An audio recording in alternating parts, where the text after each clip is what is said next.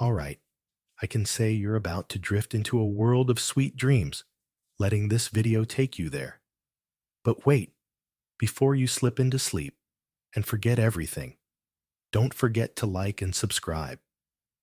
It's like magic that powers me to create more amazing videos just for you, but only if you really enjoy what I'm doing here and share your thoughts in the comments. Oh, and by the way, I'm curious. What time is it where you are, and where in the world are you watching from? Let's make your peaceful space even better together. Now relax and let's get started. Waking up in 1325. Congratulations, you've just woken up in the year 1325. The good news: you're alive. The bad news: so are the fleas. Your bed is a half-rotted straw mattress stuffed with bugs and hay that smells like a barn floor because it was a barn floor 3 months ago. There's no memory foam, no pillows, and definitely no Egyptian cotton sheets. Just a wool blanket that hasn't been washed since last winter and now weighs as much as a small cow from accumulated grime. You blink awake as the church bell clangs in the distance, an alarm clock that's louder and even less merciful than modern ones. Your home is a wooden hut with one room, no windows, and a charming open-concept floor plan where your family livestock and domestic insects all share the same space. The smell: a fragrant symphony of stale beer, human sweat, goat, and something you pray isn't mold, but deep down, you know it probably is. Scented candles haven't been invented, and even if they were, they'd just melt on your dirt floor. You try to stretch, but immediately regret it. The air is freezing, and your joints ache. You're 22 years old, which in medieval terms is roughly middle-aged. Your spine creaks like an old wooden door, and your knees sound like a bag of rocks shaken by a confused peasant. Getting out of bed is a gamble. The floor is either wet from last night's rain, which leaks through the thatched roof, or crusty from something your neighbor's chicken left behind. Either way, your bare feet are now part of the ecosystem. Oh, and privacy. What's that? Your entire family, and maybe a random cousin who never left, are waking up beside you. There's no bedroom, no curtains, no me time, just communal everything. Welcome to morning in medieval Europe, where you're never truly alone, because parasites, rodents, and 8 other people are always with you. And this is just how your day starts. It only gets worse from here. The medieval bathroom experience. You've managed to crawl out of your haystack of horrors. Congrats. Now nature calls. And it's not calling politely, it's screaming. Here's where you start missing the modern bathroom. There's no toilet, no seat, no toilet paper, no flush valve, not even a mildly resentful plunger in the corner. In the 14th century, relieving yourself is an adventure, a social experiment, and often a small public event. If you're a peasant, your bathroom is likely a wooden bucket behind the house already full, because Uncle Wolfstan had a rough night after eating bad turnips. The smell is biblical. You hold your breath, do your business, and then here's the kicker: toss it into the street. Yes, the street. You're supposed to shout something like Gardy Lou, Old French for watch out below, before dumping it. But frankly, no one moves fast enough.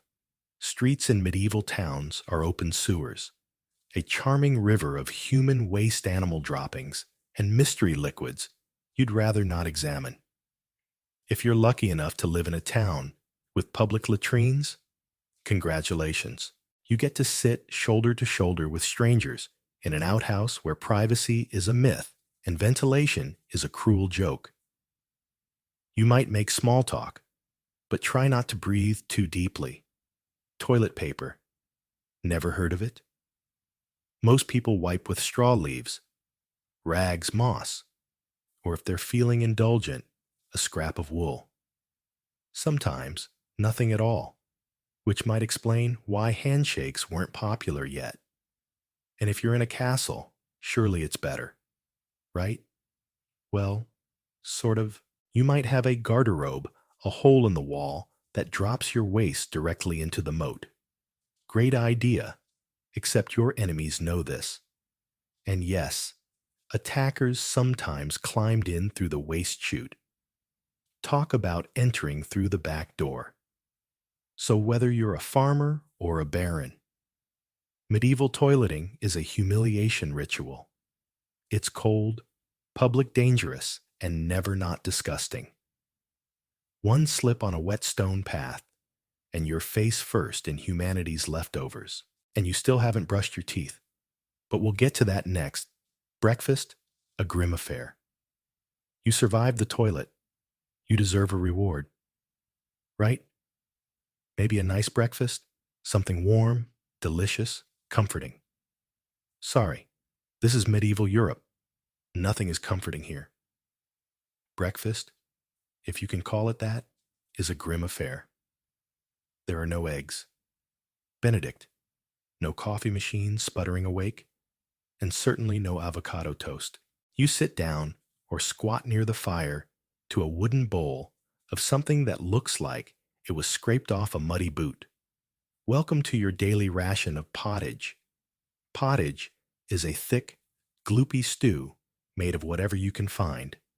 Grains, root vegetables, maybe a few beans if you're lucky.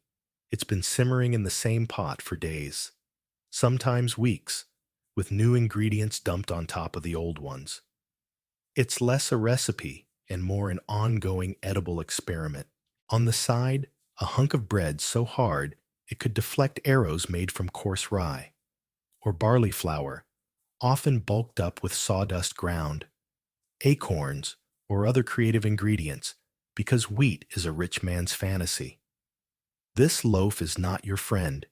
You don't slice it, you negotiate with it. What about drinks? You're not sipping orange juice or an oat milk latte. You're drinking beer. Yes, beer at 6 Neuro AM.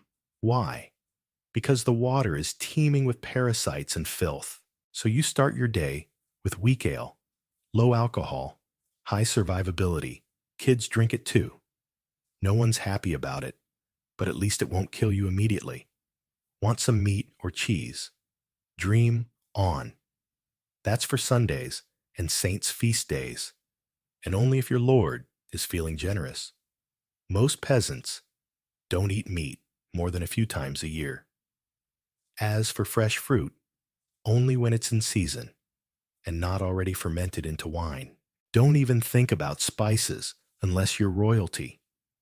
A pinch of pepper costs more than your monthly wages. Salt is valuable enough to be locked away, so you chew your gritty bread, gulp your medieval beer, and try not to think about the rat that may have nibbled your porridge in the night breakfast. Doesn't energize you. It just happens to you. And now that you're properly underfed, it's time to work. Like your life depends on it. Because it absolutely does. Getting dressed. 1. Itchy outfit. You've eaten your sad medieval breakfast, and now it's time to get dressed. Not that it'll help. Your wardrobe consists of exactly one outfit. It's a rough wool tunic or linen shift that you've worn every day for months, possibly years. There's no such thing as seasonal fashion. Just wear this until it disintegrates or gives you a fungal infection. Underwear optional. If you're lucky, maybe a linen under tunic. If not, you're going commando under layers of scratchy, sweaty wool, all lovingly stitched together by someone who probably had no idea what a seam was supposed to look like. There's also no washing machine, no soap, and absolutely no dry cleaner in sight. Your clothes are stained stiff and scented like a compost pile, marinating in a pigsty. Even if you wanted to wash them, it's not easy. you'd have to haul water from a river, or well heat it over a fire scrub, your tunic on a board, with ashes or lye, and hang it in the sun, which is out approximately 3 days a year. And don't get me started on shoes. If you own any, they're made of untreated leather, barely stitched together, and offer as much arch support as a banana peel. Most peasants go barefoot through mud dung and medieval landmines, aka sharp rocks and disease puddles. All this means one thing: your skin hates you. You itch constantly. Fleas, lice, and bedbugs live rent-free on your body. Everyone has them. Nobles, lousy monks, itchy children, walking insect farms. No one escapes.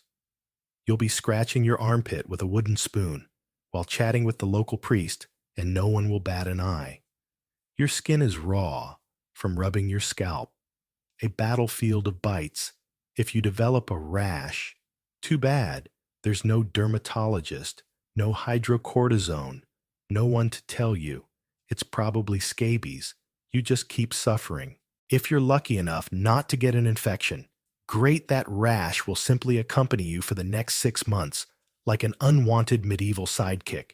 Now that you're dressed in misery and wrapped in discomfort, it's time to head outside and start working yourself to death.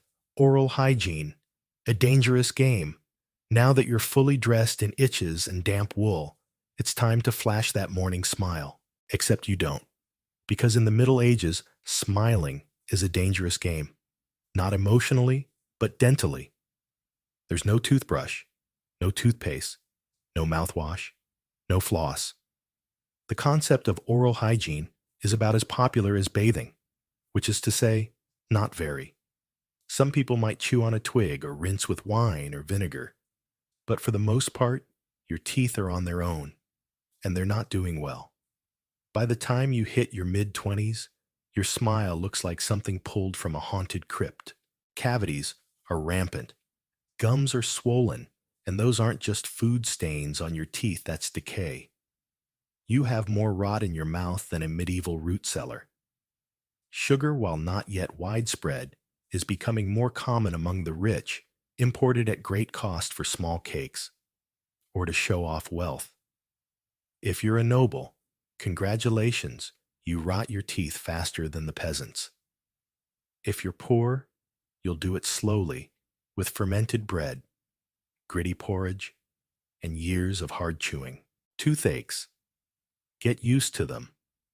They're like medieval weather, always there in the background. The kind of pain that makes you consider praying, drinking, or pulling the tooth out yourself with a pair of pliers. And that's not a joke. That was the actual treatment. Dentists didn't exist, but barber surgeons did. Yes, the same guy who cuts your hair is pulling your molars out by candlelight with an iron hook and zero anesthesia. Infected tooth. Hope you like fevers, because without antibiotics, it can easily turn into sepsis and kill you from a toothache. That's right. The same thing that sends us to a pharmacy today could be your funeral in the 1300s. And there's no relief on the social front either. Kissing good luck. Halitosis is everywhere. If you're single, you're not judged by your smile. You're judged by your land and livestock. In short, your mouth is a battlefield, and it's losing the war. Now that your teeth are throbbing, let's head outside. Because your real job, the one that will break your back, is just getting started. Work a slow-motion endurance test. Time to head to work, except there's no office, no desk, no coffee break, and no chance of promotion. Your job, if you're like 90% of the population, is simple. Don't die while laboring for someone else's comfort. You're a peasant. Congratulations. That means you work the land that belongs to a lord who probably doesn't remember your name. You rise with the sun and stop only when it disappears behind the trees. Your tools, a wooden hoe, a rusty sickle, and whatever bones are still intact in your body. There's no weekend, no clocking out, just sunrise to sunset 6 days a week. Sunday is off, but only if you're not harvesting, fighting off raiders, or praying feverishly for your infected toe to stop turning black. The work is brutal. Fields are plowed by hand or with oxen if you're rich enough to afford one. You dig ditches, sow seeds, pull weeds, and carry water until your spine begins to resemble the letter S. No one cares if you're tired. No one's asking how your mental health is doing. If you're a woman, surprise, you don't just do field work. You also care for children. Clean, cook, spin, wool, feed animals, and pretend your husband's lice infestation isn't slowly migrating to your side of the bed. Children. They start helping out around age 5. No school, no toys. Just a tiny wooden rake and a dream of one day not dying of the flu. And if you're one of the few who isn't a farmer, maybe a blacksmith, tanner, or cooper, great. You still work with fire chemicals or animal guts all day in poorly ventilated sheds. The pay, basically survival. The perks, occasional bleeding, break a bone, too bad, get a fever, drink some warm beer, and keep going. You can't afford to stop, not even for a day. Because if you don't work, you don't eat. And if you don't eat, medieval Europe has a solution for that. It's called being replaced. So you grip your shovel, ignore the blisters, and keep digging. Because in the Middle Ages, your job isn't a career. It's a slow-motion endurance test. Weather punishment from the sky. Now that your back is on fire from laboring in the fields, let's talk about the weather. In the Middle Ages, temperature is less about seasons and more about ongoing punishment from the sky. Let's start with winter. There's no insulation, no central heating, and no weatherproofing. Just wooden walls with gaps you could throw a chicken through. Your windows are covered with cloth, not glass. The fire in the hearth is nice in theory, but you don't have enough firewood to keep it going because wood is expensive and gathering it from the forest is sometimes illegal. Yes, you can be executed for picking up the wrong stick from the wrong forest. You bundle up in your one damp wool tunic huddle near the dying embers and still wake up with your nose frozen. Your feet are permanently cold, often damp. Your fingers are so stiff, they feel like tiny medieval popsicles. Frostbite isn't diagnosed, it's just called bad luck. Now fast forward to summer. Sounds better, right? Wrong. In summer, your home turns into a clay oven. There's no fan, no cross breeze, and absolutely no deodorant. You sweat through your layers, but can't remove them because showing too much skin is scandalous and invites sunburn, insect bites, and social judgment. The flies are out in full force, attracted to your unwashed body and the smell of last week's goat stew still fermenting in the corner. Mosquitoes buzz by your ear while you sleep, assuming you can sleep through the sound of your neighbors yelling and babies crying. In the fields, the sun bakes you. No sunblock, no hat, unless you fashioned one from straw, like a desperate scarecrow. The worst part, you still have to work. Heat stroke is just called taking a bad turn. So you're either shivering in your hovel, wondering if your toes will make it to spring, or sweating through your only pair of socks while your thighs chafe into oblivion. And the one thing that never changes, no matter the season, your clothes still itch, your food is still terrible, and your next job is still waiting. Welcome to climate control, medieval style. There is none. Water, a murderous gamble. Feeling thirsty, need to freshen up. Want to splash water on your face to wake up from this damp fever. dream of a life. Too bad. In medieval times, water isn't your friend. It's trying to murder you quietly. Let's start with drinking. The nearby stream looks fresh, bubbling, and clear, like something out of a fantasy movie. But spoiler alert, it's not upstream. Someone just dumped a chamber pot into it. If not that, a dead pig is probably decomposing in it. Parasites, bacteria, and the entire microbial army of medieval Europe await in every sip. That's why people drank beer? Yes, beer. Even children. But before you imagine medieval kids doing keg stands, understand, it was small. Beer, weak in alcohol, strong in survival. Brewing boiled the water, making it safer than whatever flowed through the town ditch. Wine was another option if you were rich enough to afford it and unconcerned with functioning before noon. What about bathing? Surely water was used for cleaning. In theory, yes. In practice, absolutely not. People believed bathing opened your pores and let disease in. That's right. Washing yourself was considered medically risky. You were cleaner if you never removed the protective layer of filth caked onto your skin. Communal bathhouses existed, but quickly gained reputations as places for gossip scandal, and sometimes full-on medieval extracurriculars. So naturally, the church got involved and shut many down. Even if you wanted to bathe, it was a full production. You'd need to fetch water from the well, boil it over a fire, fill a wooden tub that leaked, and pray no one else in the house used it before you. Or worse, after rainwater collected in open barrels, where birds poop, insects breed, and moss thrives. Sounds refreshing, doesn't it? So whether it's going in your mouth, on your body, or onto your crops, water in the Middle Ages is less a life source and more a gamble. One wrong gulp, and you're spending your final days sweating in a straw bed, clutching your stomach, and contemplating all your life choices. Next time you sip tap water, raise a glass to our ancestors.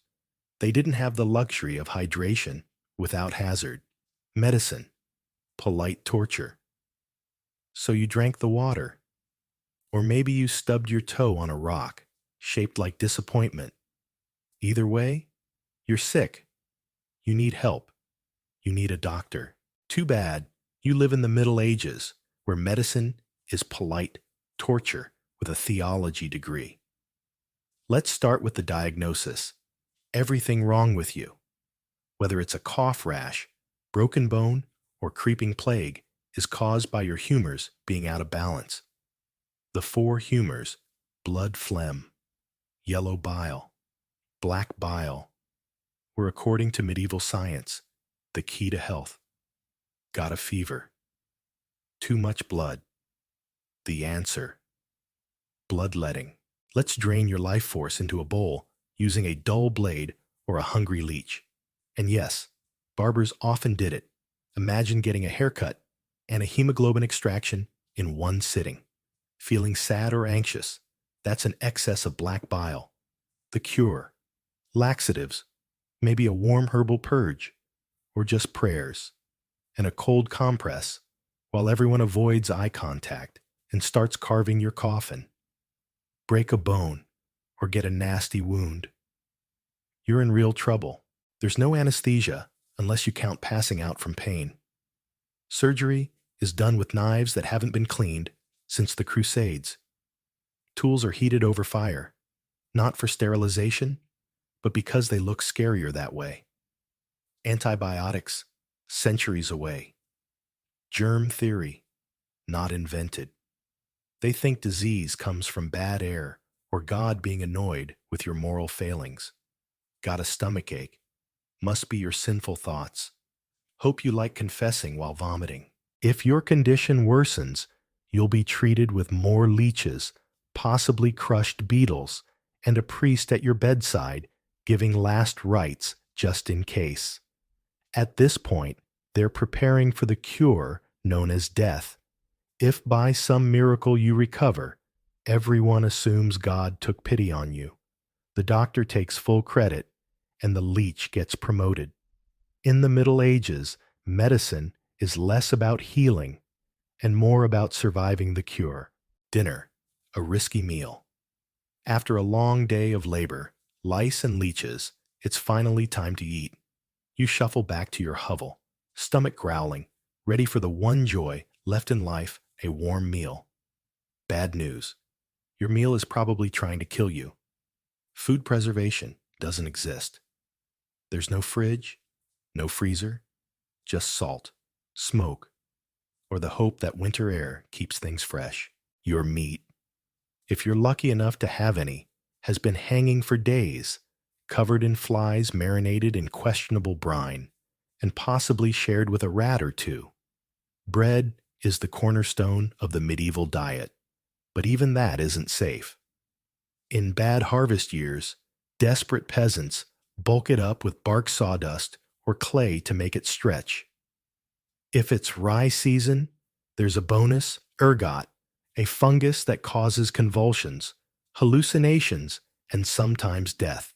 It's like eating bread, laced with LSD and tetanus vegetables. Only if they're in season, and what's always in season turnips.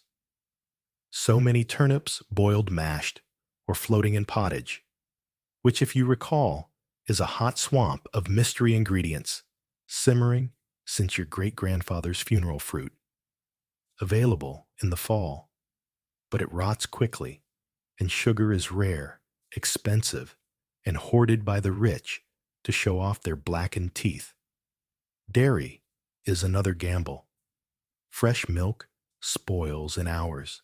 Butter and cheese fare better, but are loaded with bacteria.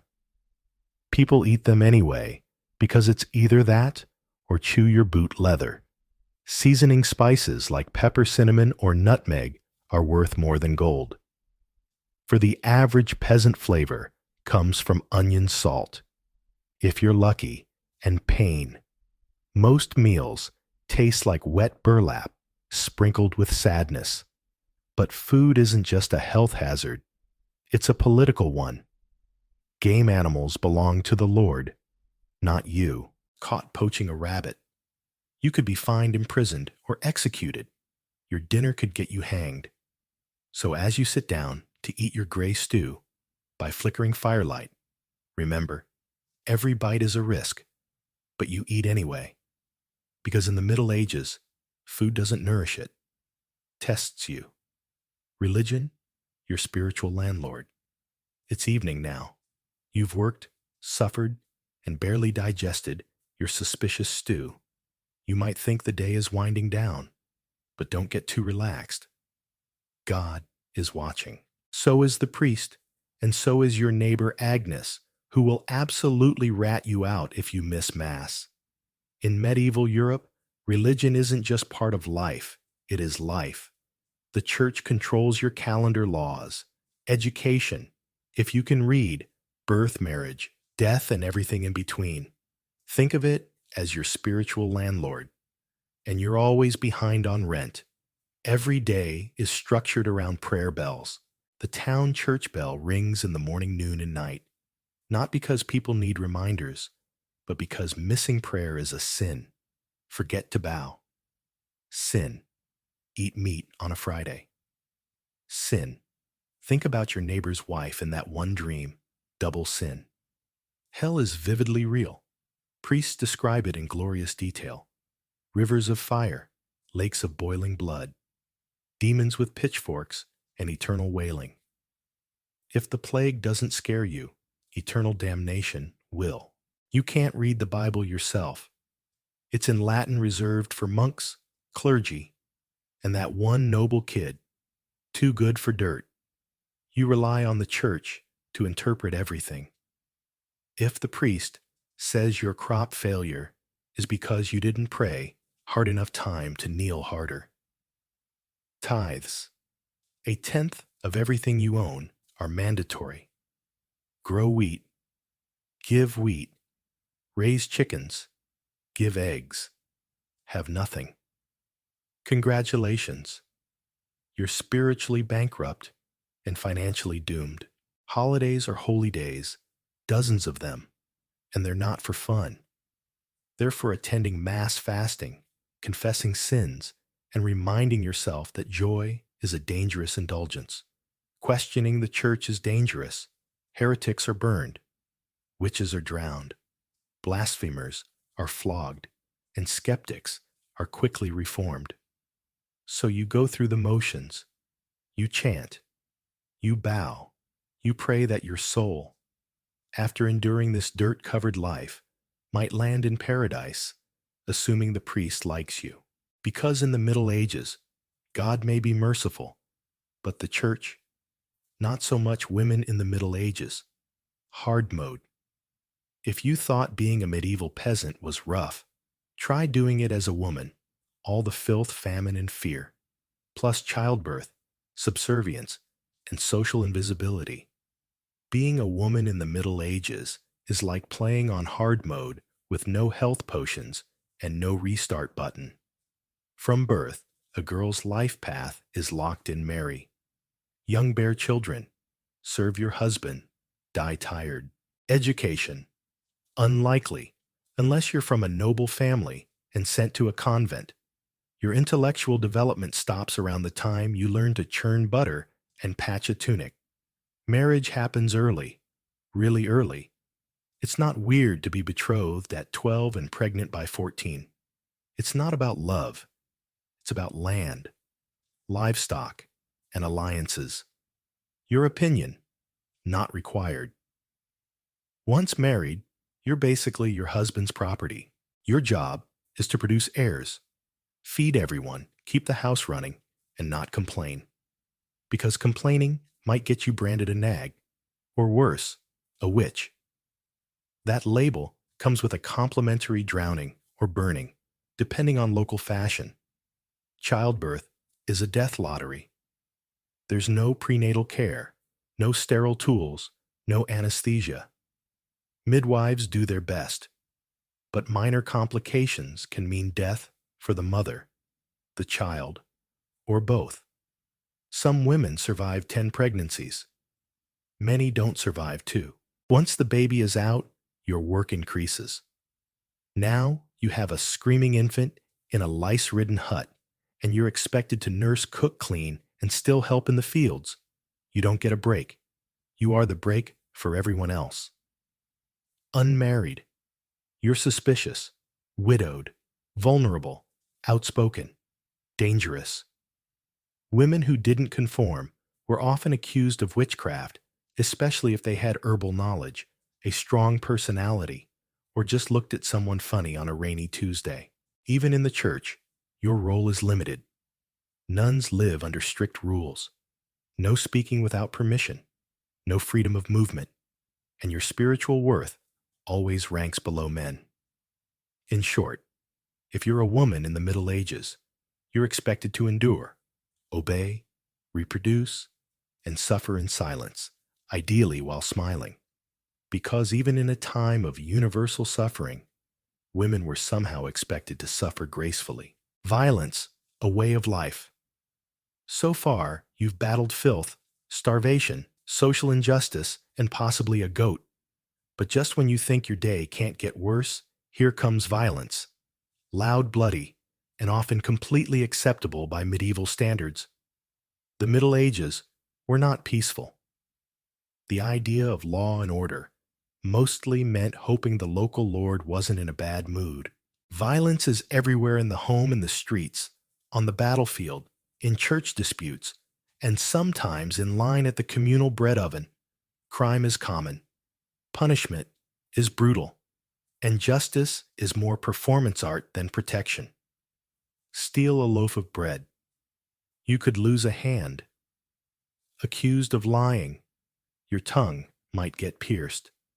Gossip too much. Meet the scold's bridle. A metal mask strapped to your head with a bar in your mouth for correction. Accused of something serious. Heresy, theft, witchcraft. Prove your innocence by being tortured. Welcome to trial by ordeal. One version, stick your hand in boiling water to retrieve a stone. If it heals without infection, in 3 days, you're innocent, if not guilty. Another option, you're tossed into a river. If you sink, you're innocent and probably dead. If you float, you're guilty and will be punished anyway. It's a medieval game show where the prize is survival and the host is rooting against you. Sentenced to death. That's a public event. Executions are performed in front of cheering crowds. Hangings, beheadings, burnings. Sometimes people bring snacks. It's the medieval equivalent of cable TV domestic violence. Completely normal. Husbands were allowed, even expected, to discipline their wives and children. Street fights. Commonplace. You could be beaten for looking the wrong way at a noble's horse. And war, always simmering. Local feuds, territorial disputes, religious crusades. Someone's always marching off to stab someone else in the name of honor, God, or boredom. Violence isn't a breakdown of society in the Middle Ages. It is society. Everyone lives with the knowledge that life is fragile, justice is arbitrary, and your neighbor might bash your head in over a pig. So walk carefully, keep your eyes down, and never trust anyone with a club. Death and early exit. You've made it through the lice leeches, laundryless misery, and the looming threat of public disembowelment. But now comes the final chapter of most medieval lives, an early and unglamorous death. If you're alive, past 40, you're practically a celebrity. Maybe even called the Old One. Less a nickname, more a statistical miracle. The average life expectancy hovers around 30-40 years, dragged down by infant mortality. Nearly half of all children die before age 5. Disease, malnutrition, or one bad winter is all it takes. No vaccines, no antibiotics, no hope. If you survive childhood, you enter adulthood already exhausted. Work begins as soon as you can walk upright, and by 25 your joints creak like a monastery door. You might be missing teeth, a finger, and most of your original optimism. Women face a deadly gauntlet: childbirth, one of the leading causes of death. No pain relief, no medical intervention, just prayer, hot water, and someone holding your hand while you bleed out on a straw-stuffed cot. For men, dangers are different, but relentless farming accidents, infections from minor wounds, a neighbor's drunken rage, a crusade gone sideways. Even walking to the market could be risky if you cross paths with a bored bandit or an angry tax collector. Death could come quietly from the plague, which turns cities into cemeteries overnight, or from famine thinning out villages for entire seasons, or from bad luck, like eating spoiled grain and spending your final hours hallucinating and screaming at the walls. Funerals. You're lucky if you get one. Bodies are buried quickly to avoid disease. No embalming, no polished coffins. Just a hole, a few murmured prayers, and a shallow mound of earth if there's space left in the churchyard. In medieval times, life is brutal short and constantly under siege by death in all its casual forms. You don't retire, you just stop showing up.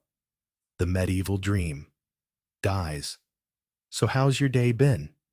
You've woken up in filth, relieved yourself into a bucket, brushed your teeth with wishful thinking, nearly passed out from hunger, worked until your spine cried for mercy, scratched your way through itchy wool, prayed to avoid the plague and barely dodged a public execution for owning a squirrel.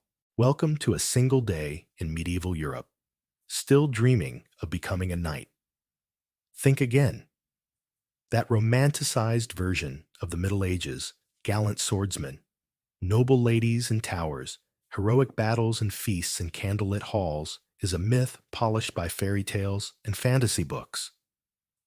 In truth, The medieval world was gritty, cruel, and deeply unfair. Hierarchy was everything born poor. You stayed poor, born rich. You had a better chance of surviving, but you were still one bad soup away from dysentery and a hasty burial. Even nobles weren't immune to misery. Castles were drafty stone refrigerators filled with fleas, smoke, and politically motivated marriages. Sure, you had a fur cloak and a goblet of wine, but also a 50% chance of dying in a skirmish, or from an infected splinter. Not exactly luxury. The simpler times weren't simple. They were relentless. Everything took longer, hurt more, and came with consequences. Life was survival, not leisure. If you found a quiet moment to think, dream, or imagine something better, there wasn't much you could do with it. No upward mobility, no modern medicine, no internet to Google. What's this weird rash? You lived, suffered, worked, and died within a 10-mile radius of where you were born. But here's the wildest part. Through all this, people still laughed, sang, told stories, fell in love, and found meaning. Not because life was easy, but because humans are stubborn like that. Even in the darkest chapters, they made space for light. So tonight, when you slip into your clean bed with indoor plumbing, antibiotics, and central heating, say a quiet thank you to the modern world and to your ancestors who fought rats, famine, and feudalism so you wouldn't have to. Catherine the Great. From Sophie to Empress. Long before she was, Catherine the Great, Empress of all Russia, mistress of reform and icon of ambition, she was simply Sophie born. Sophie, Federica Augusta von Anhalt-Zerbst, in 1729. She was the daughter of a relatively obscure German princely family. Her tiny duchy in Pomerania offered little in terms of power, but Sophie herself had something no title could provide: razor-sharp intelligence, relentless charm, and a quiet, burning hunger for greatness. Her upbringing was strict. Her mother, Johanna, was cold and calculating, not a warm, nurturing figure, but a social climber obsessed with status. Sophie's father, a Prussian officer, was more distant than disciplinary. From a young age, Sophie learned to walk the fine line between obedience and cunning. She read voraciously, spoke multiple languages, and mastered the art of observing a room before speaking, skills that would become survival tools in one of Europe's most brutal courts. When Russian Empress Elizabeth Petrovna began searching for a wife for her heir, Grand Duke Peter, she looked beyond Russia's borders. Peter, of German descent, needed a pliable, grateful foreign bride. Sophie fit the bill: noble blood, Lutheran faith, which she'd be forced to abandon, and a reputation for grace and humility. At just 14, Sophie was summoned to Russia. She arrived in the freezing capital of St. Petersburg in 1744, wearing thin German fabrics and a diplomatic smile. Her mother pushed her forward like a chess piece, but Sophie had her own game in mind. To become acceptable in Russian society, she converted to Orthodoxy, taking the name Ekaterina Alexievna Catherine. The ceremony was public, symbolic, and life-altering.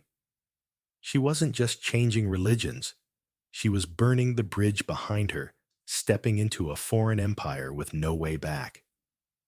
No one watching that quiet teenage girl in a fur-trimmed coat could have predicted what would come next: betrayal, revolution, enlightenment, and empire. From the moment Sophie stepped into the Russian court, she stopped being a pawn and began planning to become a queen.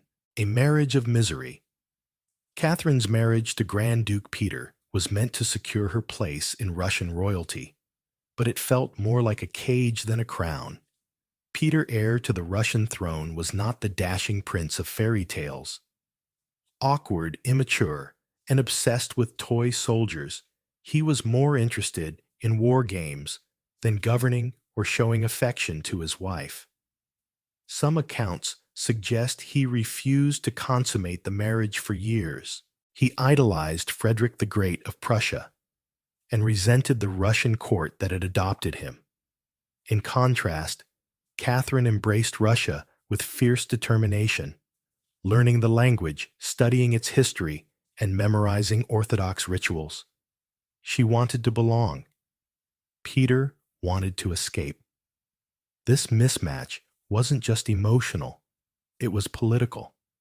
The Russian court was a viper's nest of gossip, paranoia, and brutal power games. Empress Elizabeth ruled with absolute authority, but her health was declining. Everyone knew a transition was coming, and everyone had an agenda. Catherine was watched constantly, her letters read, friendships monitored, every move scrutinized. She couldn't trust her husband, her mother still whispering on behalf of foreign interests, or even her servants. Alliances could turn into accusations overnight. But Catherine was no fool. She learned to play the court's games quietly, cultivating allies in the shadows. She charmed military officers, befriended scholars, and developed a reputation for dignity and restraint. A stark contrast to Peter's childish tantrums and open contempt for Russian traditions. Behind closed doors, she read Enlightenment thinkers like Voltaire and Montesquieu. While others saw her as a young consort, she was building a vision for herself and Russia, a nation of strength, education, and reason. But there was one problem. The longer Peter lived, the longer Catherine remained a powerless wife to a man unfit to rule. So she waited, observed, and planned. She knew the Russian throne wouldn't be inherited. It would have to be taken. The coup of 1762. In 1762, after nearly 2 decades of waiting, watching and maneuvering, Catherine saw her moment and seized it with breathtaking precision. Empress Elizabeth had died, and Peter, now Peter III, was Tsar, but his reign unraveled almost immediately. In just a few months, Peter alienated the church, offended the nobility, insulted the army, and lavished praise on Prussia, Russia's longtime enemy. He reversed key policies, humiliated the clergy, and talked openly about divorcing Catherine to marry his mistress. The court, wary of his erratic behavior, turned cold. The army, filled with generals loyal to Catherine, grumbled in corridors. Even ordinary Russians, devout and patriotic, saw Peter as a foreign puppet, mocking their traditions. Catherine, watching this unfold, made her move. In July of that year, while Peter was at his summer palace, she launched a bloodless coup d'etat, supported by key military officers, including her lover, Grigory Orlov, and his influential brothers. She rode through St. Petersburg in full regalia, was proclaimed Empress Catherine II, and won the allegiance of the powerful imperial guard. Peter, caught off guard, and without allies, surrendered within days. He was taken into custody and soon found dead under mysterious circumstances, officially from a hemorrhoidal colic, unofficially from murder. Catherine was now empress, not by birth, not by marriage, but by will, wit, and audacity. It was unprecedented. A foreign-born woman with no legitimate claim had taken the Russian throne without a single battle. But her real challenge was just beginning. Would Russia accept her? Would the nobility respect her? Could she hold the empire together without falling to the same fate as her husband Catherine understood? That power gained through intrigue could be lost just as easily. She needed to rule, not as a schemer, but as a visionary. Thus began her transformation from a careful conspirator to a reforming empress who would redraw borders, embrace the Enlightenment, and redefine what it meant to be a woman in power. A visionary empress. Catherine could have rested on her power, but she had something bigger in mind than sitting on a throne. She wanted to transform Russia, not just militarily or politically, but intellectually. While Peter idolized Frederick the Great and toy soldiers, Catherine admired Voltaire, Diderot, and the Enlightenment's bold thinkers.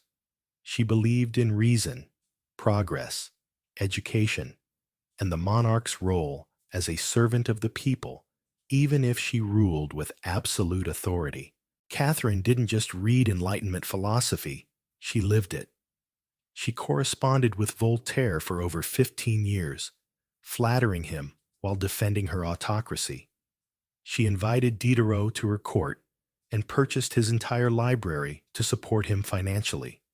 Behind closed doors, she pored over legal texts, debated reforms, and crafted policies to modernize the empire. Her early reign saw efforts to codify Russian law. In 1767, she formed the Legislative Commission, an ambitious project to rewrite Russia's legal code. Her Nakaz instruction was a political manifesto disguised as a legal document advocating equality before the law, the dangers of torture, and the ruler's responsibility to serve the common good. For an 18th century Russian empress, it was radical. But Enlightenment ideals had to survive Russia's realities, a vast, feudal, deeply conservative land ruled by nobles who liked their serfs exactly where they were beneath them. Catherine knew this. While she advocated reform, she moved carefully, abolishing some forms of torture, expanding secular education, and building schools and libraries. But she also reaffirmed the nobility's control over serfs to keep them loyal. This was Catherine's balancing act, a philosopher queen in public, a practical empress in private. She walked a tightrope between ideology and survival, between Paris's shining salons and Moscow's gritty politics. Catherine wasn't trying to make Russia European. She was making it modern on her terms. That meant reform? Yes, but with an iron hand in a velvet glove. Expanding the empire. Catherine wasn't content with reforming Russia from within. She wanted to expand it outward, making it an empire worthy of fear, admiration, and envy. Where Peter the Great opened a window to the west, Catherine knocked down the walls under her leadership. Russia's borders stretched wider than ever before. She waged wars not just to defend her crown, but to reshape Europe's map. One of her most significant campaigns was against the Ottoman Empire. These wars fought in waves through the 1760s, and 1770s weren't just about territory, they were about influence. Catherine saw herself as the liberator of Orthodox Christians under Muslim rule, and the rightful protector of Eastern Europe under generals like Alexander Suvorov and Grigory Potemkin. Russia captured key regions, including Crimea, the northern Black Sea coast, and access to warm water ports, something Russian czars had coveted for generations. These victories weren't just military. They were symbolic signaling that Russia was no longer Europe's distant backward cousin, but a continental force. Catherine also turned westward, participating in the partitions of Poland, carving up the Polish-Lithuanian Commonwealth alongside Austria and Prussia. By the Third Partition in 1795, Poland was erased from the map, and Russia claimed vast new lands and millions of subjects. But she didn't just conquer with armies. She colonized with ideas, building new cities, expanding trade routes, and inviting German settlers to cultivate Russian farmland. The empire became a mosaic from the icy Baltic to the sun-drenched Black Sea. Through it all, Catherine remained the central force. Reading reports, issuing orders and overseeing her expanding empire. Critics called her power-hungry, even imperialistic. To Catherine, expansion wasn't ambition, it was destiny. A great ruler, she believed, was measured not just by ideas, but by borders. She didn't just want to rule Russia. She wanted to remake it as a civilized empire, feared by enemies, respected by peers, and loyal to her alone, a scandalous private life. For all her brilliance, Catherine was just as famous for what went on behind palace doors, and no, not all of it was whispered in libraries. Her private life became one of the most talked about aspects of her reign. She had lovers, not one or two, but a carefully curated parade, often younger, handsome, and sometimes politically influential. She didn't hide them, often rewarding them with titles, estates, and pensions if they behaved well. If not, they were quietly dismissed sometimes with a polite thank you and a promotion. Among the most important was Grigory Potemkin, a man as brilliant as he was bold. Their relationship blurred romance, politics, and partnership. Some historians believe they married in secret. Together, they shaped military campaigns, colonization projects, and southern Russia's transformation. Potemkin wasn't just a lover. He was her co-ruler. In many ways, Europe couldn't look past the scandal. Gossip swirled and satirical pamphlets painted her as lustful, insatiable, even unhinged. After her death, rumors grew worse, including the false, grotesque tale involving a horse spread by enemies to smear her legacy. Why the obsession? Simple Catherine was a woman wielding power unapologetically in a world where female rulers were expected to be saintly virgins or tragic figures. She refused to play the role.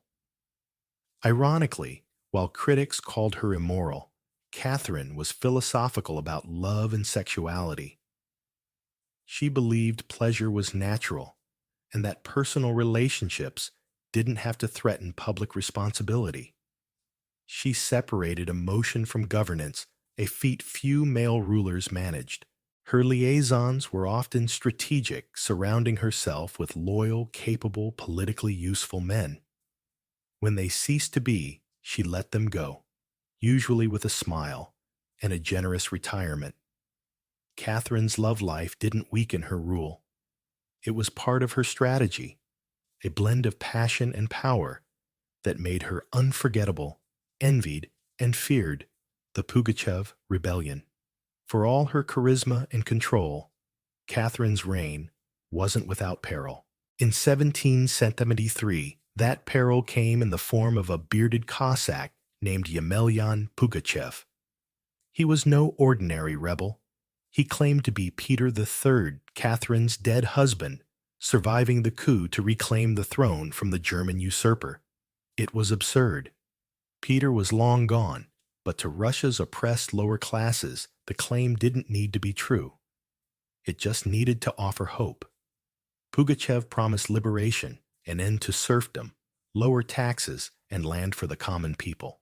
His words lit a fire across the Volga River region, especially among Cossacks, peasants, and old believers. In a time when the gap between nobles and serfs had widened brutally, his promises sounded like salvation. The Pugachev Rebellion became the largest peasant uprising in Russian history. Towns were taken, fortresses fell, nobles were slaughtered. For a moment, it seemed the empire might fracture. Catherine was shaken. This wasn't a foreign war. She could win with cavalry and treaties. It was a revolt from within. But she didn't panic. She dispatched professional military forces to crush the rebellion ruthlessly. Pugachev's forces were defeated in 1774.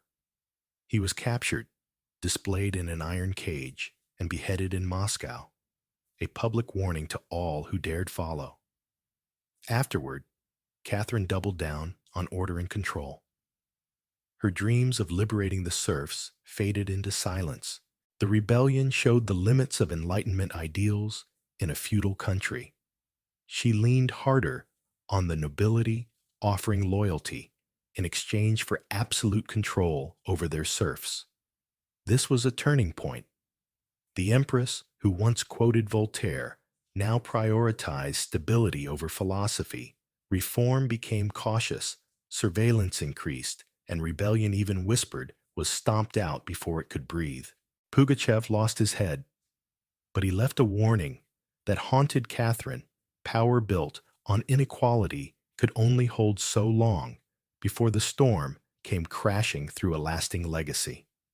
By the time Catherine approached her final years, she had ruled Russia for over 3 decades longer than any female ruler in Russian history. From the moment she seized power, she defied expectations, reshaped her empire, and redefined what a woman and monarch could be. Under her reign, Russia became a European powerhouse, expanding by over 200,000 square miles, swallowing Crimea, parts of Poland, and stretches of the Black Sea coast. These weren't just military wins.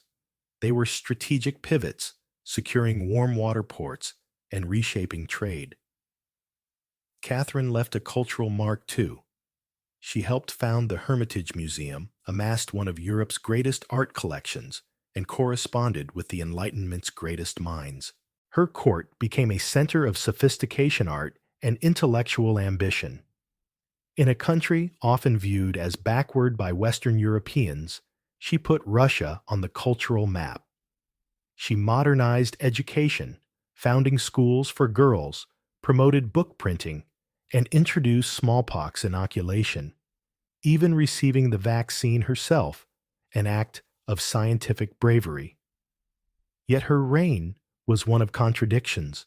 While she admired Enlightenment ideals, she never freed the serfs, extending serfdom deeper into Russia's territories. Her reforms, while impressive, were top-down, designed to polish the empire without transforming its foundations. Still, Catherine's rule brought stability and ambition. She understood power was not inherited. It was crafted, managed, and defended. She ruled not by divine right, but by will, political brilliance, and relentless calculation. She was called many things: usurper, tyrant, reformer, seductress.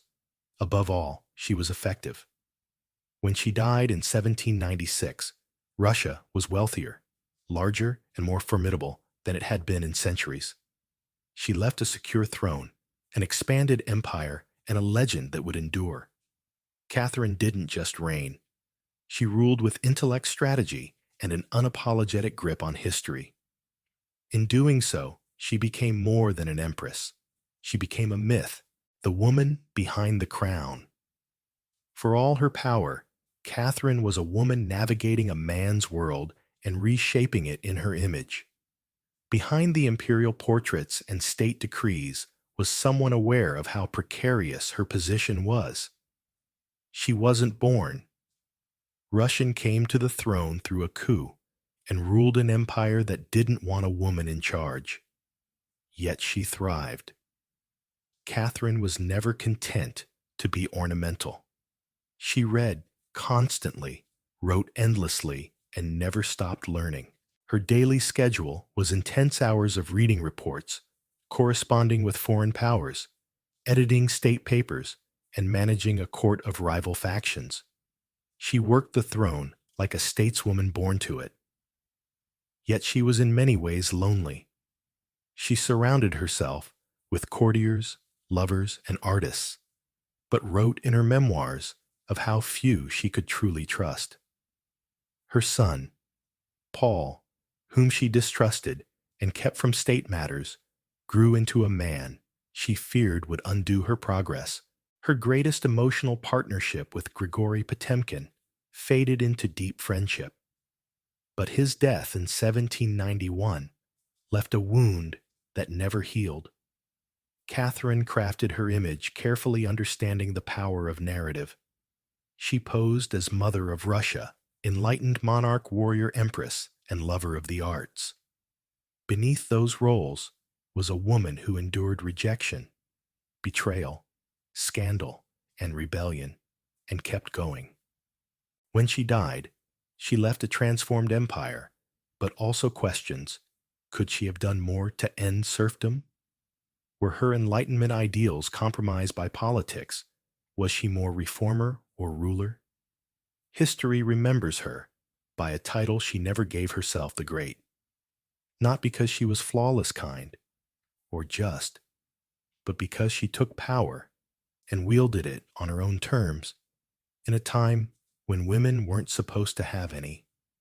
She didn't just wear the crown. She rewrote what it meant to deserve one. The Red Queen of Palenque. In the humid depths of the Chiapas jungle in southern Mexico, the ruins of Palenque whisper stories from the ancient Maya world. Towering temples rise above the canopy, their limestone faces eroded by time but brimming with secrets. In 1994, one of those secrets revealed itself.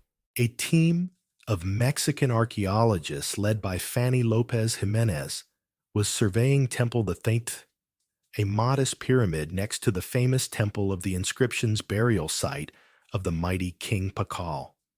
The Great Temple, they wasn't expected to hold much until they noticed a sealed, hidden chamber beneath the structure, untouched by looters pristine. When the archaeologists broke through and lowered themselves inside, they found a stone sarcophagus resting in silence. The air was heavy with centuries. As they opened the lid, red dust rose like smoke, brilliant, shocking red.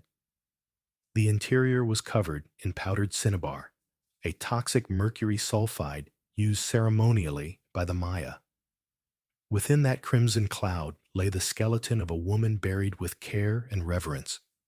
Her bones were fragile but intact, her skull wearing a jade mask, her body surrounded by offerings, necklaces, diadems, ear spools, all crafted from jade and shell. Everything screamed royalty, yet no name was inscribed, no glyphs identified her. It was one of the richest female burials in Mesoamerica, yet a total enigma. Why was she buried in red powder? Who was she, a queen, a priestess, perhaps Pakal's wife? The researchers called her the Red Queen, and the name stuck. Even with modern forensics, they couldn't say for sure who she was, only that she lived around the 7th century during Palenque's golden age.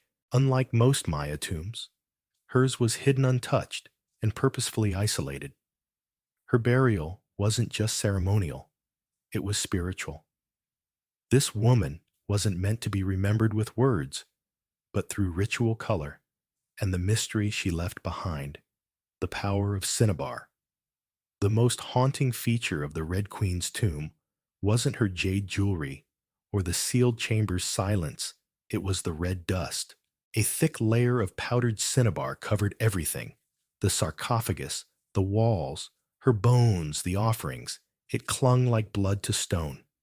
To the Maya, this was no accident.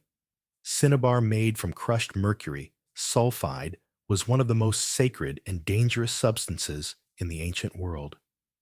Its vibrant red symbolized blood, rebirth, and the life force connecting human and divine realms. Red was sacred, the color of sunrise sacrifice, life emerging from death. It wasn't just symbolic, it was spiritual.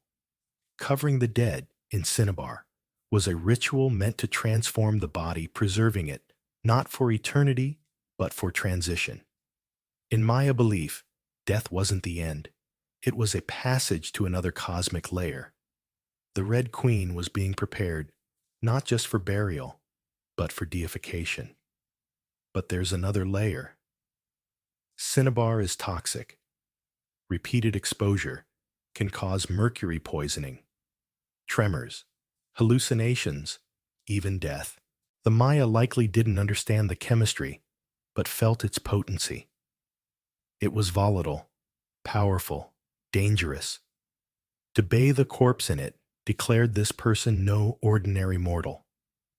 In Palenque, few were buried with cinnabar. Pakal the Great, whose pyramid dominates the site, was one his body like hers, saturated in red powder. This detail sparked speculation. Was the Red Queen his wife, his mother, or someone of equal divine status? Her skull rested on a layer of jaguar skin, another sacred symbol. Around her bone needles, obsidian blades, and miniature jade figurines hinted at rituals performed in life or in her honor at death. Every part of her burial told a story, without words, a story of power cloaked in secrecy. A woman prepared to cross into the underworld, not in silence, but in ceremony, drenched in the color of sacrifice, offerings for the afterlife. Surrounding the Red Queen's crimson remains was a world of silence, broken by the gleam of jade shell and obsidian. These weren't mere ornaments. They were offerings each chosen to accompany her to the Maya afterlife, Xibalba. At her sides were jade necklaces, heavy and cold, their polished surfaces radiant after 300 years underground. Jade wasn't just beautiful, it was sacred, symbolizing eternal life, the green of maize, the jungle's vitality, and the god's breath. Only the elite were buried with jade. For the Red Queen, it covered her chest, wrists, and ears, a sign that in life she wielded influence, perhaps divine favor. The most haunting object was the jade funerary mask placed over her face. Unlike Egypt's golden death masks, this one was subtle, constructed from dozens of tiny mosaic tiles mimicking her skull's contours. The mask served a ritual function to protect the soul-preserve identity and present her as divine in the god's eyes. Scattered near her bones were bone needles, obsidian blades, and shell artifacts, possibly tools of ritual or symbols of her status as priestess healer or royal matriarch. One bone pin was engraved faint but purposeful, a small echo of her lost voice. At her feet and along the tomb's edges were sealed ceramic vessels, likely once filled with food, drink, or incense to sustain her spirit beyond death. The Maya believed the afterlife was a dangerous journey, layered with challenges. These items weren't luxuries, they were necessities. To modern eyes, the tomb feels intimate, not overloaded, but intentional. There was no gold, no chariots, just items chosen with spiritual weight, a map for the soul. Through these treasures, we glimpse how the Maya understood death not as finality, but as a transition of power. The Red Queen wasn't buried to be forgotten. She was prepared to ascend. Who was the Red Queen? For all the grandeur of her tomb, the Red Queen left a haunting void. No name, no inscriptions on her sarcophagus, no glyphs on the walls. From the moment her tomb was open, scholars tried to connect the dots. The most compelling theory is that she was Tsakbu Ajau, wife of Kinich Janab Pakal, known as Pakal, the Great Palenque's most famous ruler. Tsakbu Ajau was more than a consort. Born into nobility, she married into Palenque's dynasty. At a young age, bore at least 3 sons who held high status and played a key ceremonial role during her husband's reign. If anyone could be buried with such honor, it was her. Supporting this theory is the tomb's location, just feet from Pakal's grand burial in the Temple of the Inscriptions. The proximity suggests a deliberate pairing, husband and wife rulers, even in death. Then there's the cinnabar. Only 2 burials in Palenque were found with such intense coverage, Pakal and the Red Queen. It's unlikely this was coincidence. DNA tests on both remains hope to confirm a connection, but results were inconclusive, showing no direct maternal link to Pakal. This didn't rule out a spousal relationship. Marriage doesn't require shared blood. Some argue she could have been Sak Kuk, Pakal's powerful mother, who ruled Palank before he came of age. Others suggest a high priestess sister or royal ancestor whose name was lost to history's erosion. The evidence points most strongly to Tsakbu Ajal, a queen by title mother of kings and spiritual counterpart to Pakal. The lack of a name may not be an oversight, but intentional.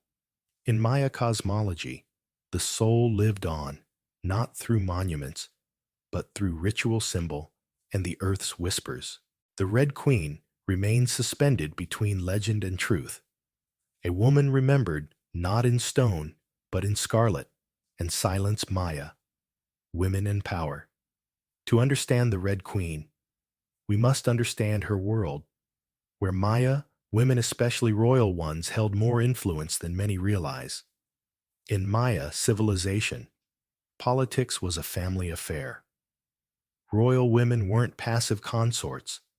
They were diplomats, priestesses, power brokers. They conducted rituals, sponsored temples, and maintained dynastic legitimacy. Their bloodlines were political capital, forging alliances and securing claims to the throne. Take Sak Kuuk Pakal's mother. When Palanke's throne was vacant, she ruled as queen regent until her son came of age, not as a placeholder, but a ruler issuing decrees and overseeing construction. She wasn't an anomaly. Across the Maya world, in Yaxchilan, Naranjo Kalakmul inscriptions show women performing ceremonies, engaging in warfare diplomacy, and sometimes ruling outright. They were portrayed in stelae and murals dressed in elaborate headdresses, standing beside kings as equals or above them. Their words were carved in glyphs, their names remembered until they weren't. By the time Spanish conquistadors arrived, much of that memory had eroded. The colonial lens saw native women as silent in a male-dominated world.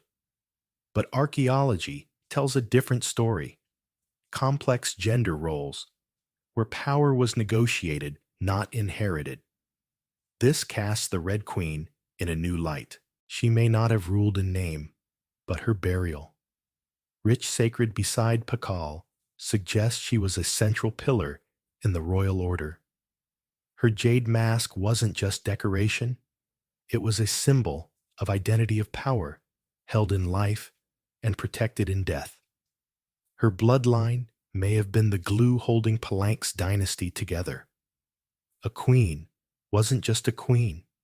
She was a keeper of sacred lineage, a voice in ceremony, a bridge between gods and men, a tomb of transformation.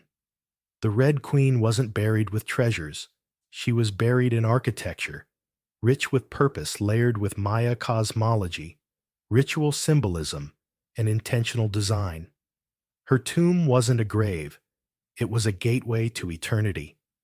Found inside Temple 3, one of Palank's smaller pyramids. Its proximity to the Temple of the Inscriptions is telling temples weren't built randomly. Their positioning was sacred, guided by astrology, myth, and dynastic legacy. Temple the Thene rises modestly, but hides an intimate secret. A sealed crypt untouched by looters, perfectly preserved, constructed deep within the temple's core, accessible only by a steep, narrow staircase. The descent feels symbolic, a ritual journey into the underworld. The chamber is stark, made of cut stone, sealed for over 1,300 years. No glyphs or murals cover the walls. No ornate carvings tell her story. Perhaps that silence is intentional, a space not for the living to interpret, but for the dead to transform. At the center, her sarcophagus sits like an altar, crafted from limestone, echoing Pakal's grand coffin next door, while Pakal's lid is engraved with scenes of cosmic rebirth. The Red Queen's is subdued, the focus inward on the body, the cinnabar, the ritual of death. Subtle architectural cues hint at meaning.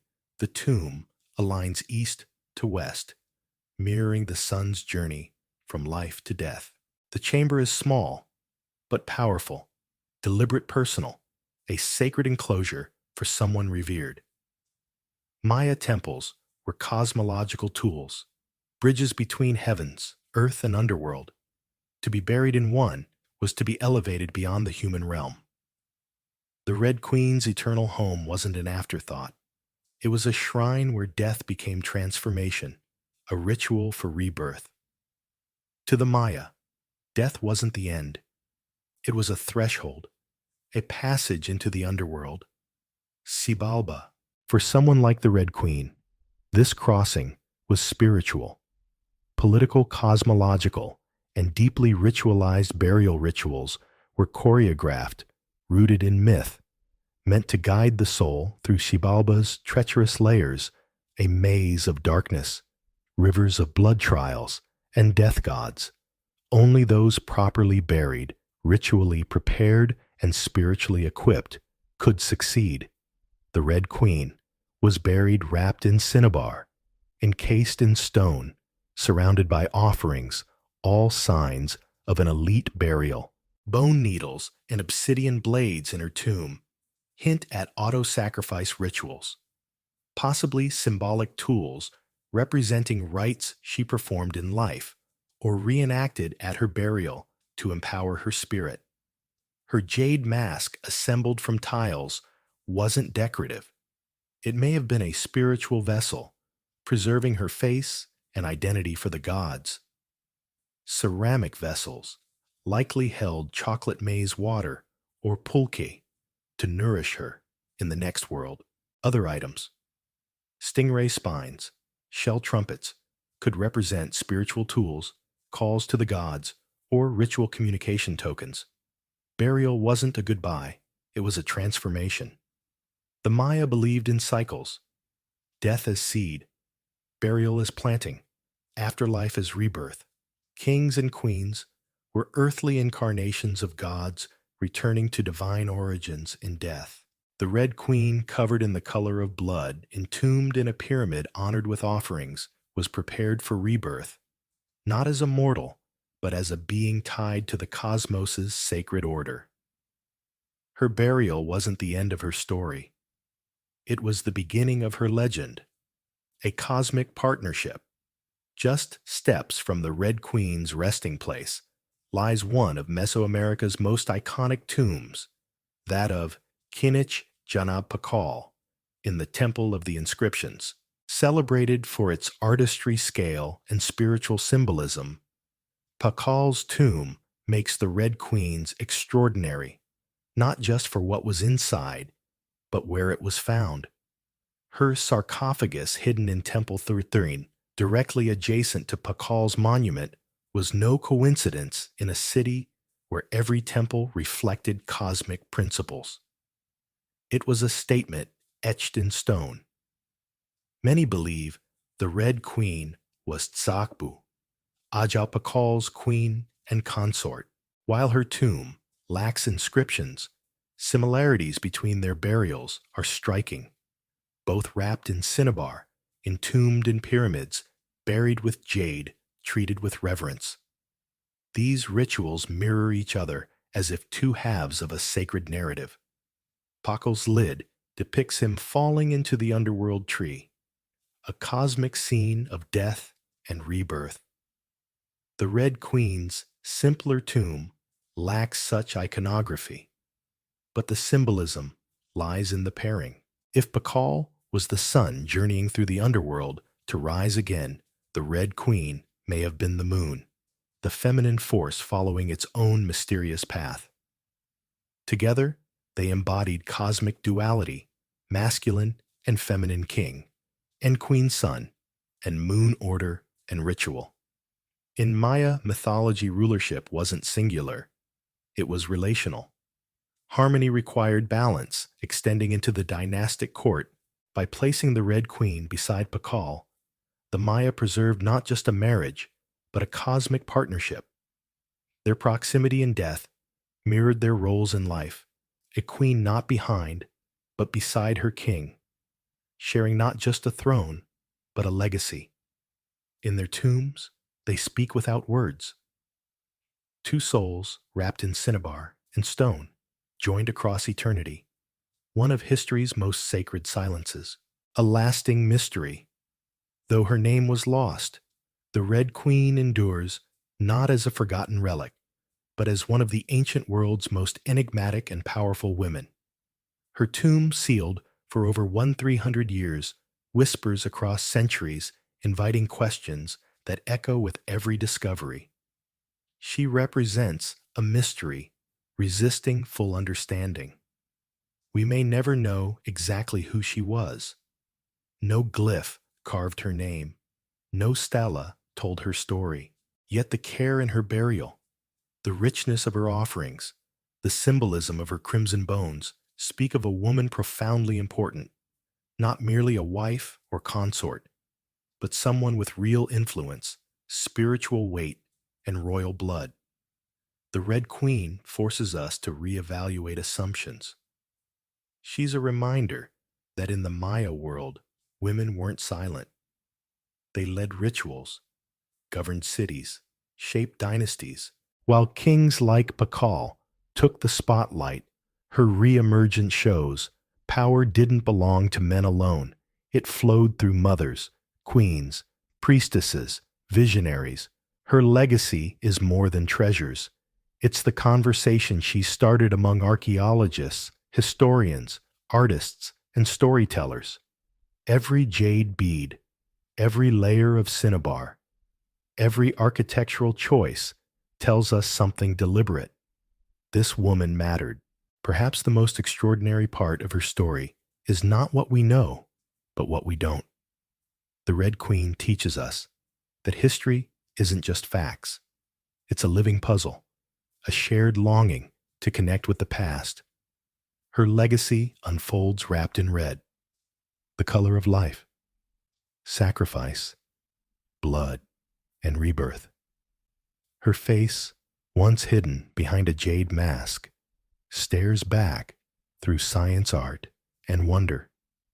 She remains nameless, but not voiceless, mysterious, but not forgotten. She may have ruled a kingdom in life, but in death she rules our imagination.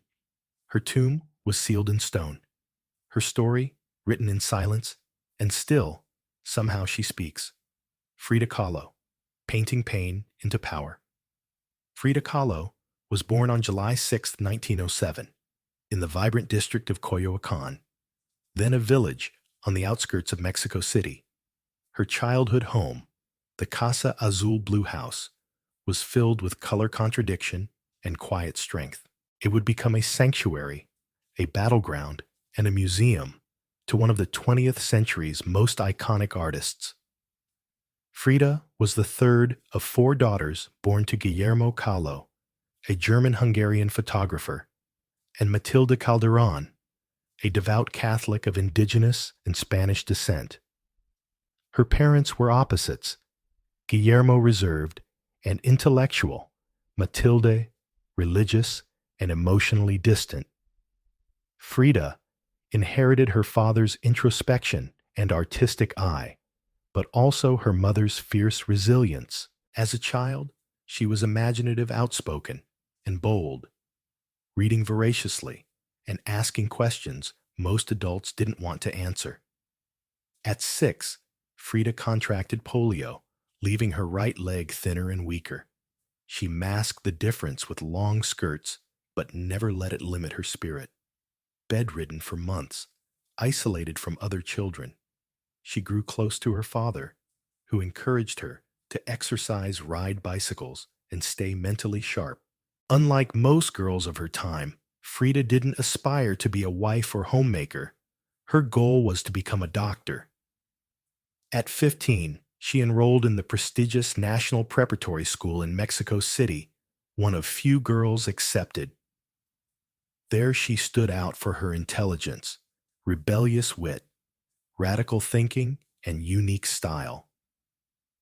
Joining the Cachuchas, a group of young intellectuals debating philosophy, literature, and politics.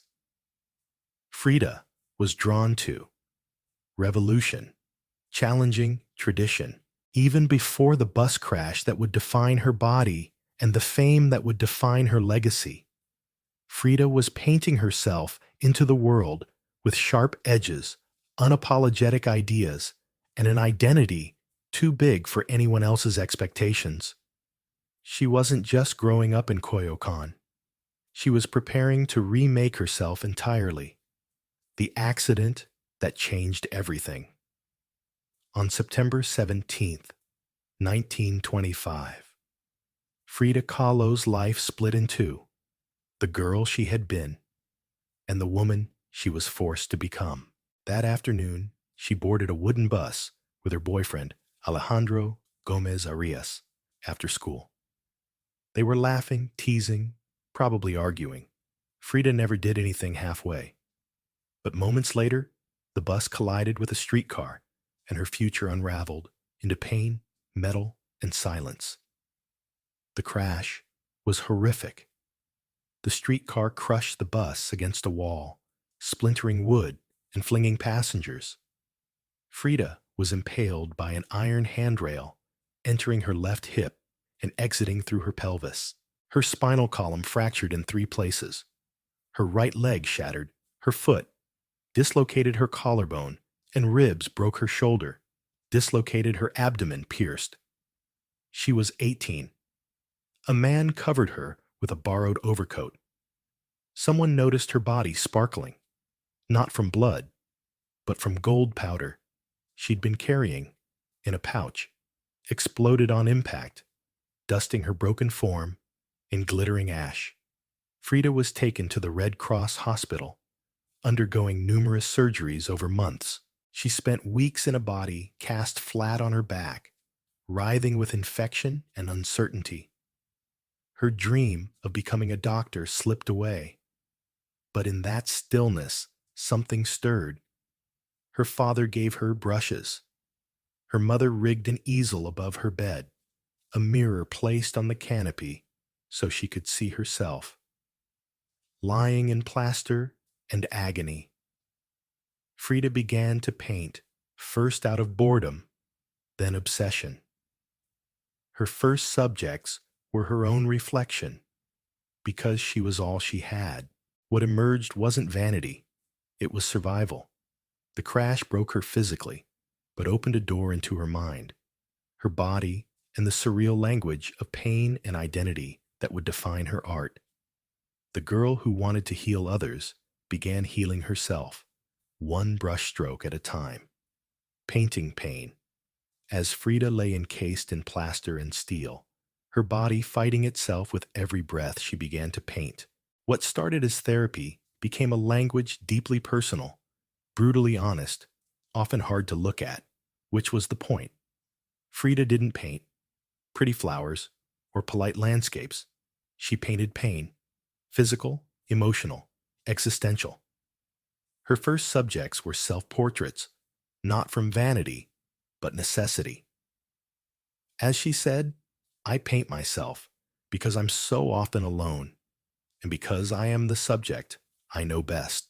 Her early works were small, painted on tin or wood panels, inspired by Mexican retablos, devotional paintings telling stories of suffering and miracles. Frida turned this tradition inward. Her body became the canvas, her emotions the altar.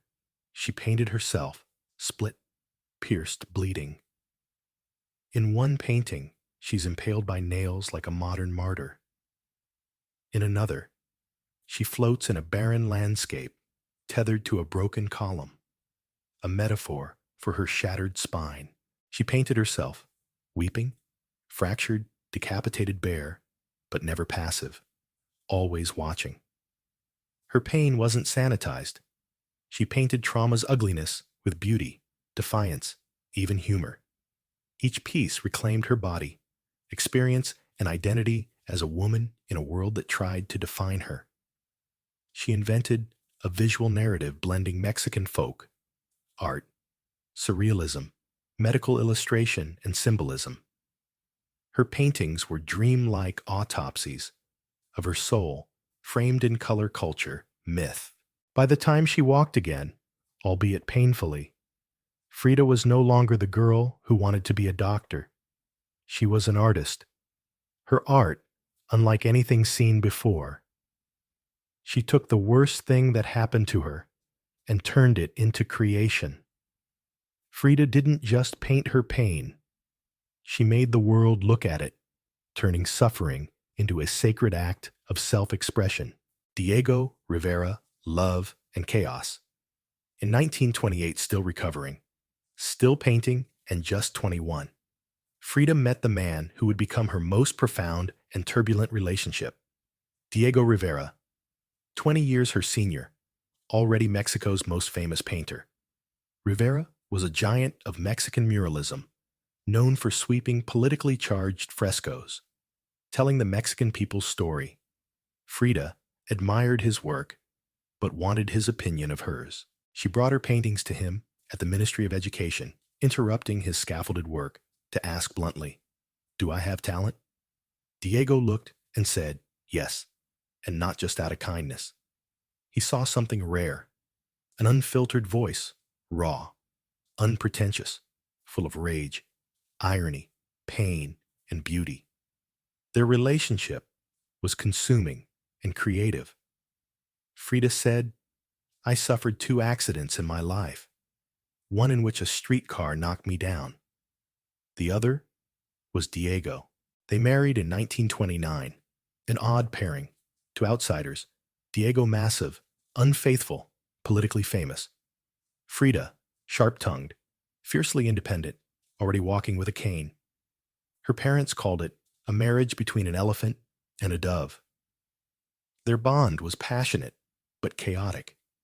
Diego supported her art, encouraging her growth as a painter, but was endlessly unfaithful, even with Frida's sister Christina.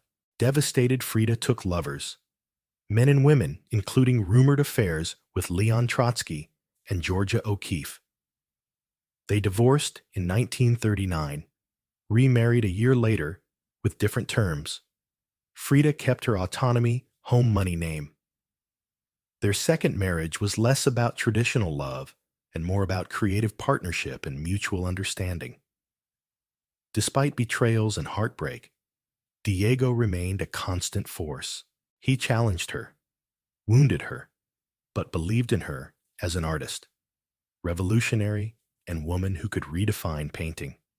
Together, they were not peaceful, but legendary, an artist abroad. In the 1930s, Frida followed Diego to San Francisco, Detroit, and New York as he completed high-profile mural commissions. These years abroad brought her face-to-face with American industrialism, wealth, and capitalism's contradictions, deepening her political discomfort. A proud Mexican nationalist, committed communist, and admirer of indigenous traditions, Frida mocked the U.S.'s materialism and obsession with appearances in letters home. She missed Mexico's grit-color contradiction. While Diego painted enormous murals on factory walls, Frida created smaller, quieter revolutions on tin and canvas. Her style solidified, sharp, surreal, emotional, intimate.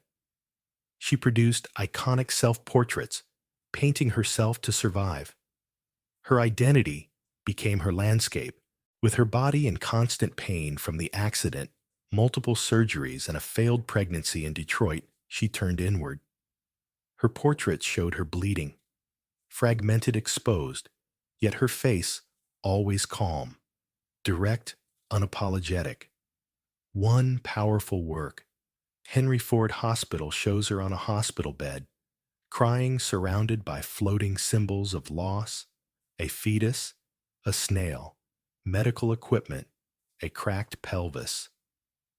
It was raw, graphic, deeply emotional, a canvas that bled truth. Back in Mexico, Frida immersed herself in leftist politics, welcoming Trotsky into their home during his exile. She wore Tehuana dresses, traditional indigenous garments, as a political and cultural statement. Her art was never disconnected from her beliefs. Her identity, body, and ideology intertwined. While Rivera painted revolution's murals, Frida painted its human, cost the body in pieces, the mind on fire, the self always staring back. In exile and illness, she became a painter of resistance reclaiming power in Mexico. When Frida returned to Mexico in the late 1930s, she was no longer just Diego Rivera's wife. She was a force, an artist whose work radiated raw honesty, surreal symbolism, and cultural identity. The Casa Azul in Coyoacan became a sanctuary of color and contradiction. Bright cobalt walls, yellow trim, Aztec statues in the garden, monkeys and parrots wandering freely. The house was a living extension of Frida's imagination, blending tradition, rebellion, elegance, and earth. She surrounded herself with pre-Columbian artifacts, ex-votos, folk art, and revolutionary books, wearing bold Tehuana dresses, weaving flowers into her hair, and painting amid the scent of copal incense and the sounds of mariachi from the streets. This period marked an explosion of creativity. Her paintings grew more intricate, symbolic, and political. Works like the two Fridas revealed a divided self, one in European dress with a bleeding heart, the other in indigenous clothing, strong and composed, an autobiography in paint, capturing love loss and heritage. In 1939, Frida exhibited her work in Paris, where artists like Picasso, Breton, and Kandinsky praised her fiercely original style. But even among the surrealists, Frida stood apart. When André Breton tried to label her a surrealist, she pushed back. They thought I was a surrealist, but I wasn't. I never painted dreams. I painted my own reality. Her paintings pulsed with Mexico, not the romantic postcard version, but the living, breathing country she adored. She used symbolism, skeletons, hummingbirds, heart's thorns, corn blood to honor her homeland's indigenous roots, while unmasking its violent past and present. Even as her artistic voice grew stronger, her health declined. Multiple surgeries, infections, and chronic pain became daily realities. Yet she painted through it, propped up in bed torso, bound in corsets, fingers clenched around the brush. Frida returned to Mexico, not to rest, but to reclaim her power through paint politics and her fearless embrace of self-defiance and decline. As the 1940s progressed, Frida Kahlo's body continued to betray her. Her spine deteriorated, her right leg was constantly infected, and she underwent over 30 surgeries, often in grueling succession. At times, she was bedridden for months, encased in body casts, or immobilized by traction devices stretching her bones apart. But she painted. Each canvas became a release and an act of resistance, growing darker, more defiant.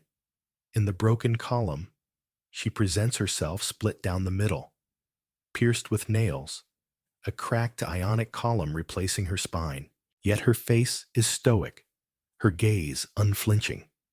Pain was no longer just a subject, it was her companion, antagonist, and muse. Her political voice grew louder. She joined the Mexican Communist Party, marched in demonstrations, wrote fiery letters, and called out imperialism and injustice. When her health prevented walking, she appeared at protests in a wheelchair, defiantly holding signs and shouting slogans. In 1953, Frida was given her first solo exhibition in Mexico, a long overdue celebration of her art. Her health was so fragile that doctors told her she couldn't attend. So she did what only Frida would do. She arrived by ambulance, carried in on a stretcher, and placed in the gallery center on her hospital bed. Dressed in traditional finery, surrounded by her work, she greeted guests with tequila laughter and that fire still burning in her eyes. Her final paintings were both childlike and harrowing. In Marxism, Will Give Health to the Sick, she painted herself in a steel corset cradled by Marx's hands, casting away oppression's symbols. Her last known work, a still life of sliced watermelons, bore the words, Viva la vida, long live life. Even facing death, she remained defiant, joyful. Political Frida's last portraits weren't just self-portraits. They were revolutionary acts painted in pain, but signed with life, an immortal legacy. On July 13th, 1954, at age 47, Frida Kahlo died in the place she was born, the Casa Azul in Coyoacán. The official cause was a pulmonary embolism, but those closest to her whispered of something deeper. She was ill, yes, but exhausted by pain surgeries and the long war with her body. Days before she attended a protest against the CIA coup in Guatemala, weak and wheelchair-bound, her clenched fist raised. Revolution was her final heartbeat. Her last diary entry read, I hope the exit is joyful, and I hope never to return. Her funeral was held at the Palacio de Bellas Artes, Mexico's most prestigious cultural institution. Her body, draped in the Mexican Communist Party's red flag, was watched over by friends, family artists, and revolutionaries. Diego Rivera was inconsolable, calling her the greatest love of his life, despite his betrayals. But after her death, something extraordinary happened. Frida refused to disappear. At first, her name was whispered in art circles. Her works too political for surrealists, too surreal for traditionalists, weren't easily categorized. But through the 1970s and 1980s, as feminist scholars and activists reclaimed forgotten voices, Frida's grew louder. She wasn't just a painter. She became a symbol of pain, turned into beauty, of feminism, born through resistance of Mexican identity, celebrated without apology, of queerness, disability, revolution, and authenticity. Her face, unibrow gaze, flowers in her hair became iconic. Her home became a museum, her diary, a sacred text. Her paintings hung in the world's greatest museums. Frida lived in Diego's shadow, but stepped forward in death. She didn't leave paintings. She left a mirror daring us to look, not with pity or fear, but with fire. Today her face is everywhere, on t-shirts, murals, dolls, memes, posters. What makes her legacy powerful isn't that people know her face, it's that they recognize the truth behind it. Frida didn't try to be flawless or fit boxes. She was unconventional and didn't care to be, in a world demanding perfection. She gave realness, raw, messy, vibrant, angry, joyful, contradictory realness. She celebrated what made her different. Her disability, queerness, politics, culture, turning it into art that transcended borders and decades. She's a global symbol of defiance, feminism, cultural pride, creative resistance. For queer communities, she's a fearless bisexual icon who lived openly in a time demanding silence. For women, she's a reminder that power doesn't require permission. For disabled artists, she's proof that pain can fuel the brush, not stop it. For Mexico, she's a daughter, reclaimed fierce folkloric forever part of the national soul. Her paintings, once dismissed as too strange or personal, are now revered. Works like The Two Fridas, Self-Portrait with Thorn Necklace and Hummingbird, and The Broken Column aren't just seen. They're felt by anyone who suffered and needed to turn suffering into something sacred. She lived in the margins and turned them into center stage, embracing contradiction, a communist who wore gold, a woman betrayed who loved again, a body in pieces with an unbreakable soul. Frida painted with conviction, telling her truth, and in doing so, the truth for millions who'd never seen themselves in art. When we see her face, we see courage, color resistance. Frida isn't gone, she's immortal. What a real medieval tavern was actually like, forget the cozy fantasy versions. Imagine walking into a dim, smoky room where every sense is immediately assaulted. These weren't just drinking spots. They were the raw, unfiltered centers of medieval social life, where history unfolded with every raised mug. The moment you stepped into a real medieval tavern, your senses would be put to the test. First came the smell, a pungent cocktail of unwashed bodies, spilled ale soaked into wooden floorboards for decades, and something vaguely rotten that you couldn't quite identify, the floor beneath your feet. Sticky, very sticky rushes were scattered across it to soak up mud vomit and spills, but they weren't changed nearly often enough. In busier places, the floor might actually squish underfoot a medieval version of surround sound. Tavern furnishings were crude. Rough-hewn planks balanced on barrels served as tables, and wobbly three-legged stools tipped over easily when patrons got too rowdy. Lighting was so dim, you could barely see what you were touching. Often, this was intentional. Poor lighting made the drinks look clearer and hid suspicious stains on the walls. Medieval taverns were loud.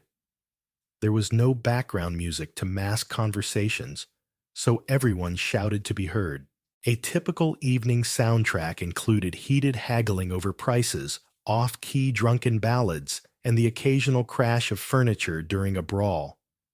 Layouts were generally simple, but varied by region. Most had a central hearth, with smoke escaping through a hole in the thatched roof, creating a permanent haze. Taverns in larger towns might have 2 floors, drinking and socializing below sleeping quarters above. These upper rooms were usually just large common spaces, where travelers slept side by side on straw mattresses. Furnishings were minimal and built to withstand abuse. Tables were just boards on trestles, easy to move or dismantle during fights. Benches provided most seating. Stools were for regulars or those willing to pay. Extra decorations were almost non-existent.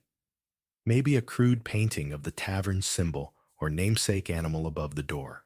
Windows, if they existed at all, were tiny and often covered with oiled paper or thin animal hide instead of glass, keeping the interior dim even in daylight.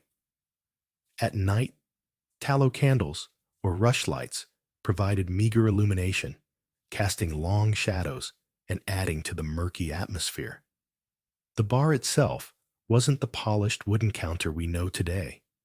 It was typically a simple plank or half barrel where drinks were poured straight from casks.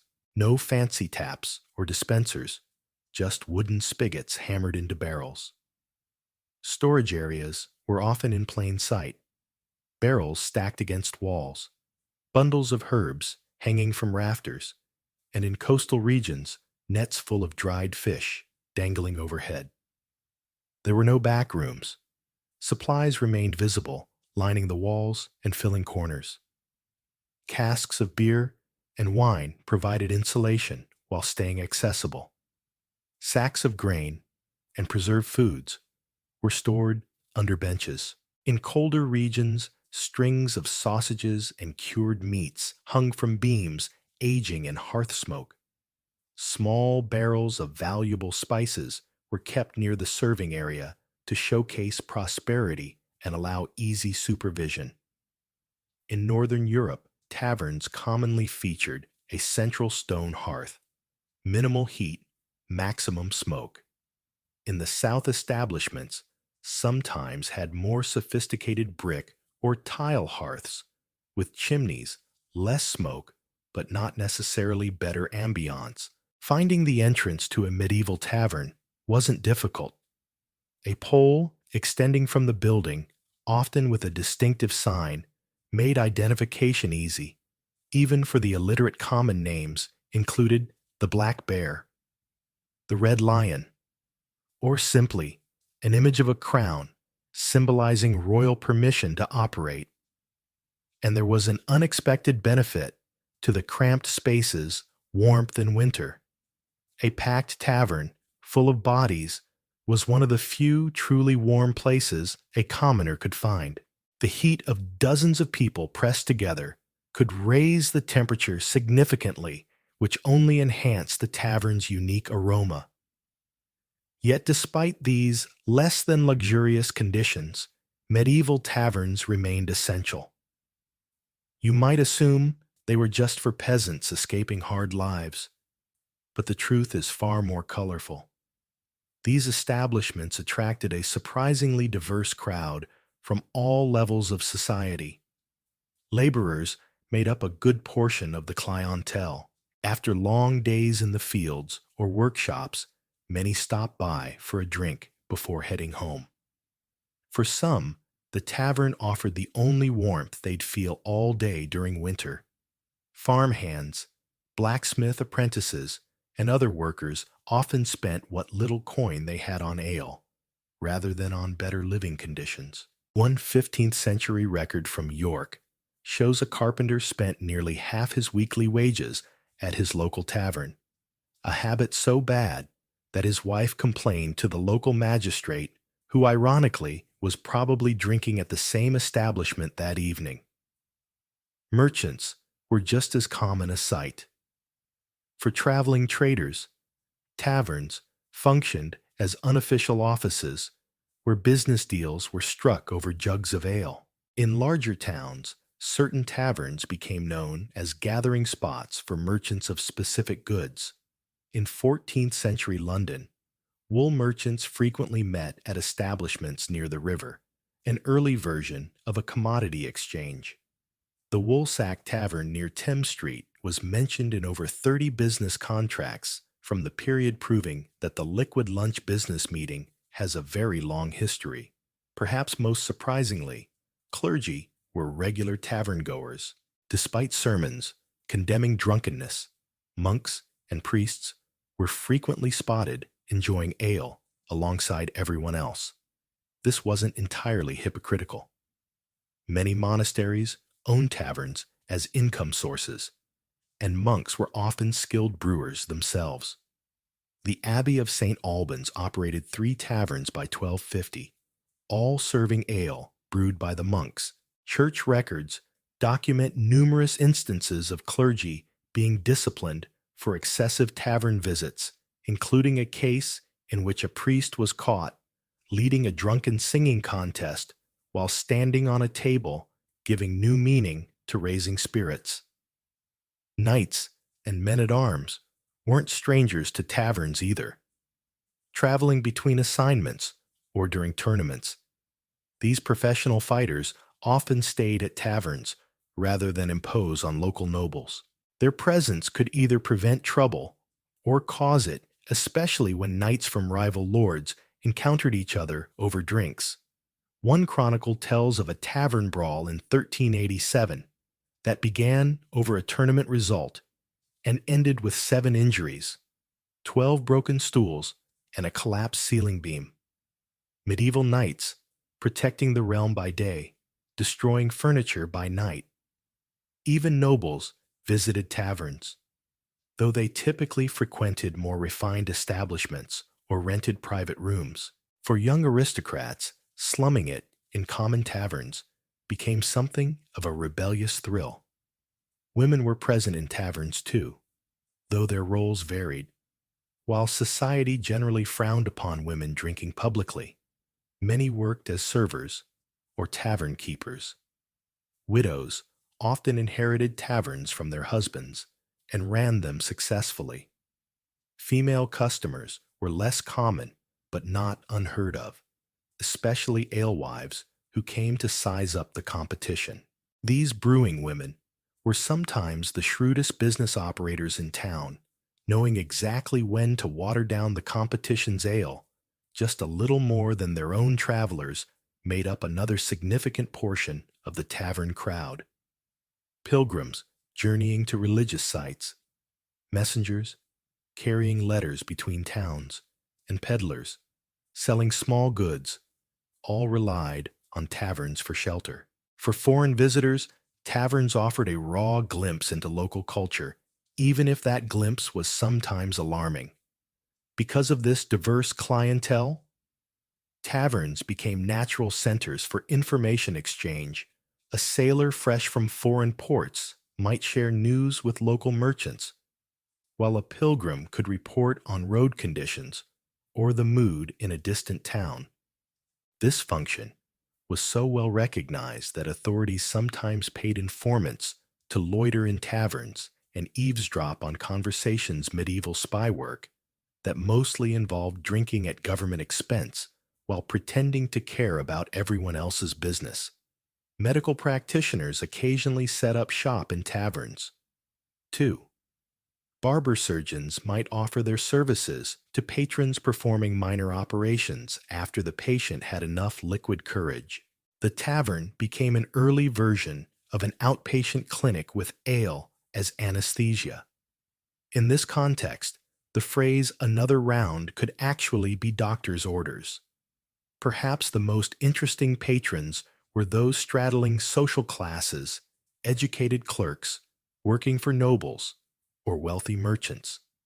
These individuals occupied a blurry space in the social hierarchy, neither full commoners nor fully accepted by the elite.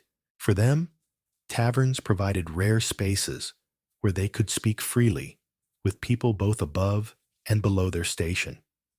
They became informal networking hubs where secrets were shared, careers were made or ruined, and friendships forged over shared mugs of ale.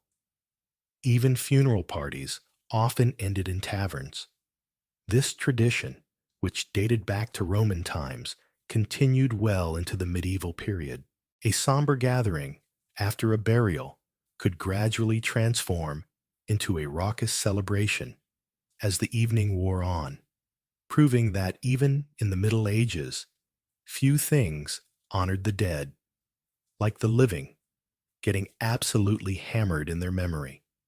Now that we know who was crowding into these rowdy establishments, let's talk about what kept them coming back, despite the chaos. If you walked into a medieval tavern, hungry after seeing the diverse crowd we just met, you'd better have a strong stomach and very low expectations. The food served in these establishments would make modern health inspectors walk out immediately. Pottage dominated the menu, a catch-all term for a thick stew, made from whatever ingredients were available. Unlike the carefully crafted dishes of noble kitchens, tavern pottage followed a simple rule: boil everything in one pot until it was edible. That pot might simmer for days, with new ingredients tossed in continuously. Farm to table was less of a concept and more like floor to table. Dropped food was often retrieved and reused quickly and without much fuss. Most pottage had a base of grains, barley oats, or the cheapest local staple mixed with vegetables, herbs, and if you were lucky, bits of meat. But the meat often came with a warning sign. In 1444, a London ordinance banned taverns from serving meat of suspicious origin after multiple incidents involving missing local pets. That didn't stop the practice. It merely drove it underground. Don't ask, don't tell, especially when it came to the meat in your stew. Meat pies were another staple popular because they could be made in advance and sold throughout the day. The crusts weren't soft, buttery pastry. They were thick, hard, and often nearly inedible. These coffins, as they were called, served more as containers than food. What went inside varied widely. Decent taverns might offer mutton or beef. Less reputable ones relied on true mystery meat. Mystery not because of secret spices, but because no one could identify what animal it came from. Freshness wasn't a concern. Without refrigeration, preservation meant salting, smoking, or pickling. These strong flavors had a practical bonus. They masked the taste of meat starting to turn. Spices weren't added to enhance taste, they were used to fight it. Bread was common in medieval taverns, though not the fluffy kind we enjoy today. It was dense dark and often several days old. Truly stale bread became trenchers, flat bread used as edible plates. After a meal, soggy trenchers weren't thrown away. They were given to the poor or fed to animals. Some taverns used 200 trenchers per day, feeding the leftovers to local pig farmers who paid for the privilege, creating disturbing food cycles where pigs ate bread soaked in the juices of other pigs. Cheese was a tavern, regular mostly because it traveled well and lasted longer than meat. Hard cheeses could survive for months, but quality varied. One town complaint described tavern cheese as more suitable for shoe soles than sandwiches. Some cheeses were so solid they might serve as emergency building material. Eggs offered a safer option. Easy to cook and hard to fake, they were among the more trustworthy foods available. The medieval phrase, good as an egg, partly reflected the rare pleasure of knowing exactly what you were eating. As for fruits and vegetables, they were seasonal and usually cooked. Raw produce was seen as dangerous, ironically, the opposite of modern dietary advice. Apples, pears, turnips, and carrots might appear in hot pottages or be served stewed with spices. Eat your vegetables wasn't parental advice. In the Middle Ages, it was more of a dare. For wealthier travelers, higher-end taverns sometimes served more elaborate meals. Game birds fish, or imported delicacies on special occasions. This was the beginning of what we now call fine dining, where the portion size was inversely proportional to the price. Interestingly, tavern keepers understood the relationship between food and drink sales. Saltier foods encouraged more drinking. A clever tavern might offer salted nuts or bread for free, not out of kindness, but to boost ale purchases. The first one's free model has very ancient roots in tavern culture. When it came to drinks, ale and beer dominated, but medieval taverns served a wider range of beverages depending on location and clientele. Wine was available throughout Europe, though its quality varied wildly. Mead, fermented honey, was found in some regions, and cider was common in areas with apple orchards. But water, rarely served. Contemporary medical advice actually warned against drinking it, since untreated water could carry dangerous diseases. Ironically, this wasn't entirely wrong. Brewing ale killed harmful bacteria, making it genuinely safer to drink than water in many places. Most tavern ales were brewed locally, often by the tavern keeper, or neighboring alewives. These weren't the clear carbonated beers we know today. Medieval ale was cloudy flat and significantly lower in alcohol content. It also spoiled quickly. Without preservatives or refrigeration, ale had to be consumed within days. Drink fresh wasn't a marketing slogan. It was a health advisory. Watering down drinks was so common that laws were created to punish tavern keepers caught doing it. In London, repeat offenders might be locked in the pillory, a wooden public restraint where they were pelted with rotten food and insults.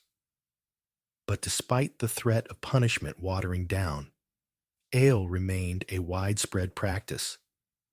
Many tavern keepers perfected the art of pouring with one hand and diluting with the other, while maintaining an innocent expression. So with questionable food and even more questionable drinks on the menu, how did people distract themselves from what they were consuming? Despite the risks, medieval taverns were packed night after night because they offered something priceless: entertainment games, and gambling topped the entertainment menu at any tavern worth its salt. Dice games were especially popular, with various versions played all across Europe.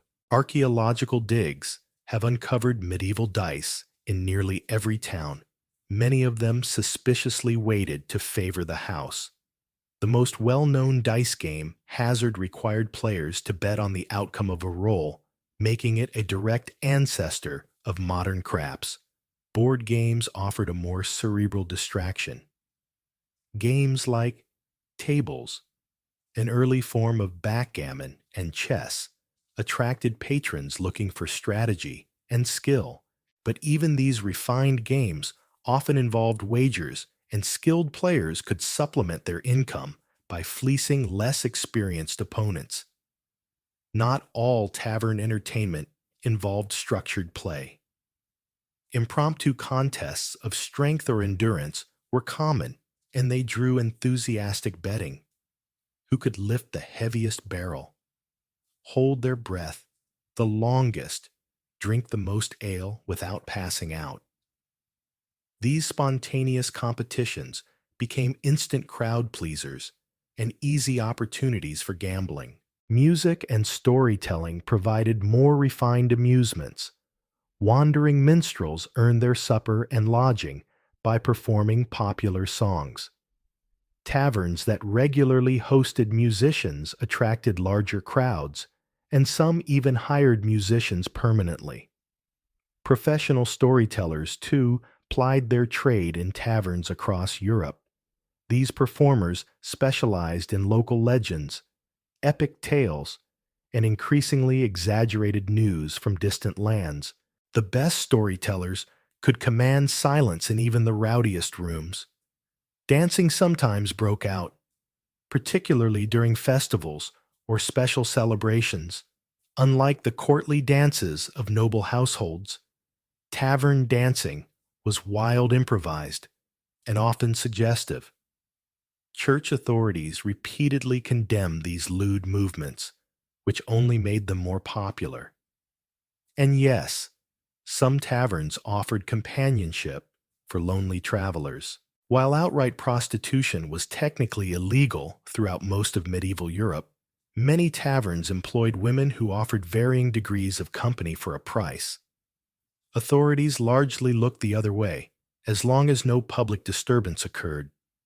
With all that drinking, gambling, and noisy fun fights were inevitable. Tavern brawls were so common that they spawned their own slang.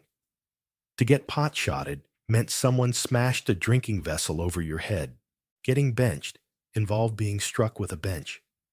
These fights rarely remained between the original parties, often expanding until whole sections of the tavern were caught in the chaos. Weapons of choice included anything within reach: mugs, stools, table legs, even eating utensils.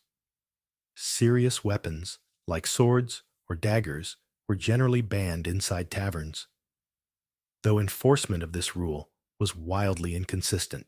With all this chaos happening nightly, you might wonder, did medieval taverns have any rules at all? Surprisingly, yes, and there were plenty of them. Medieval authorities were obsessed with trying to control taverns, resulting in a patchwork of regulations that were often more symbolic than strictly enforced curfews were among the most common restrictions. In many towns, taverns were required to close at a specific hour, usually signaled by the tolling of a church bell. In London, the infamous curfew bell rang at 9 p.m. in summer and 8 p.m. in winter, at which point tavern keepers were expected to usher everyone out. Whether they actually did is debatable. Drink limits also existed, at least in theory. several English kings tried to restrict how much ale a person could buy at once. One famously decreed that no tavern should serve more than a penny's worth of ale to a single customer. The rule was so widely mocked that tavern songs were written about it. The practical workaround. Customers simply rotated through different taverns once they hit their limit. Weapons bans proved somewhat more effective. Many towns prohibited patrons from bringing swords, daggers, or other serious weapons into taverns. In theory, customers had to surrender their arms at the door where they were stored until departure. This didn't prevent violence entirely, but it did reduce the likelihood of lethal encounters, downgrading them from deadly to bruising. Price controls were another major concern.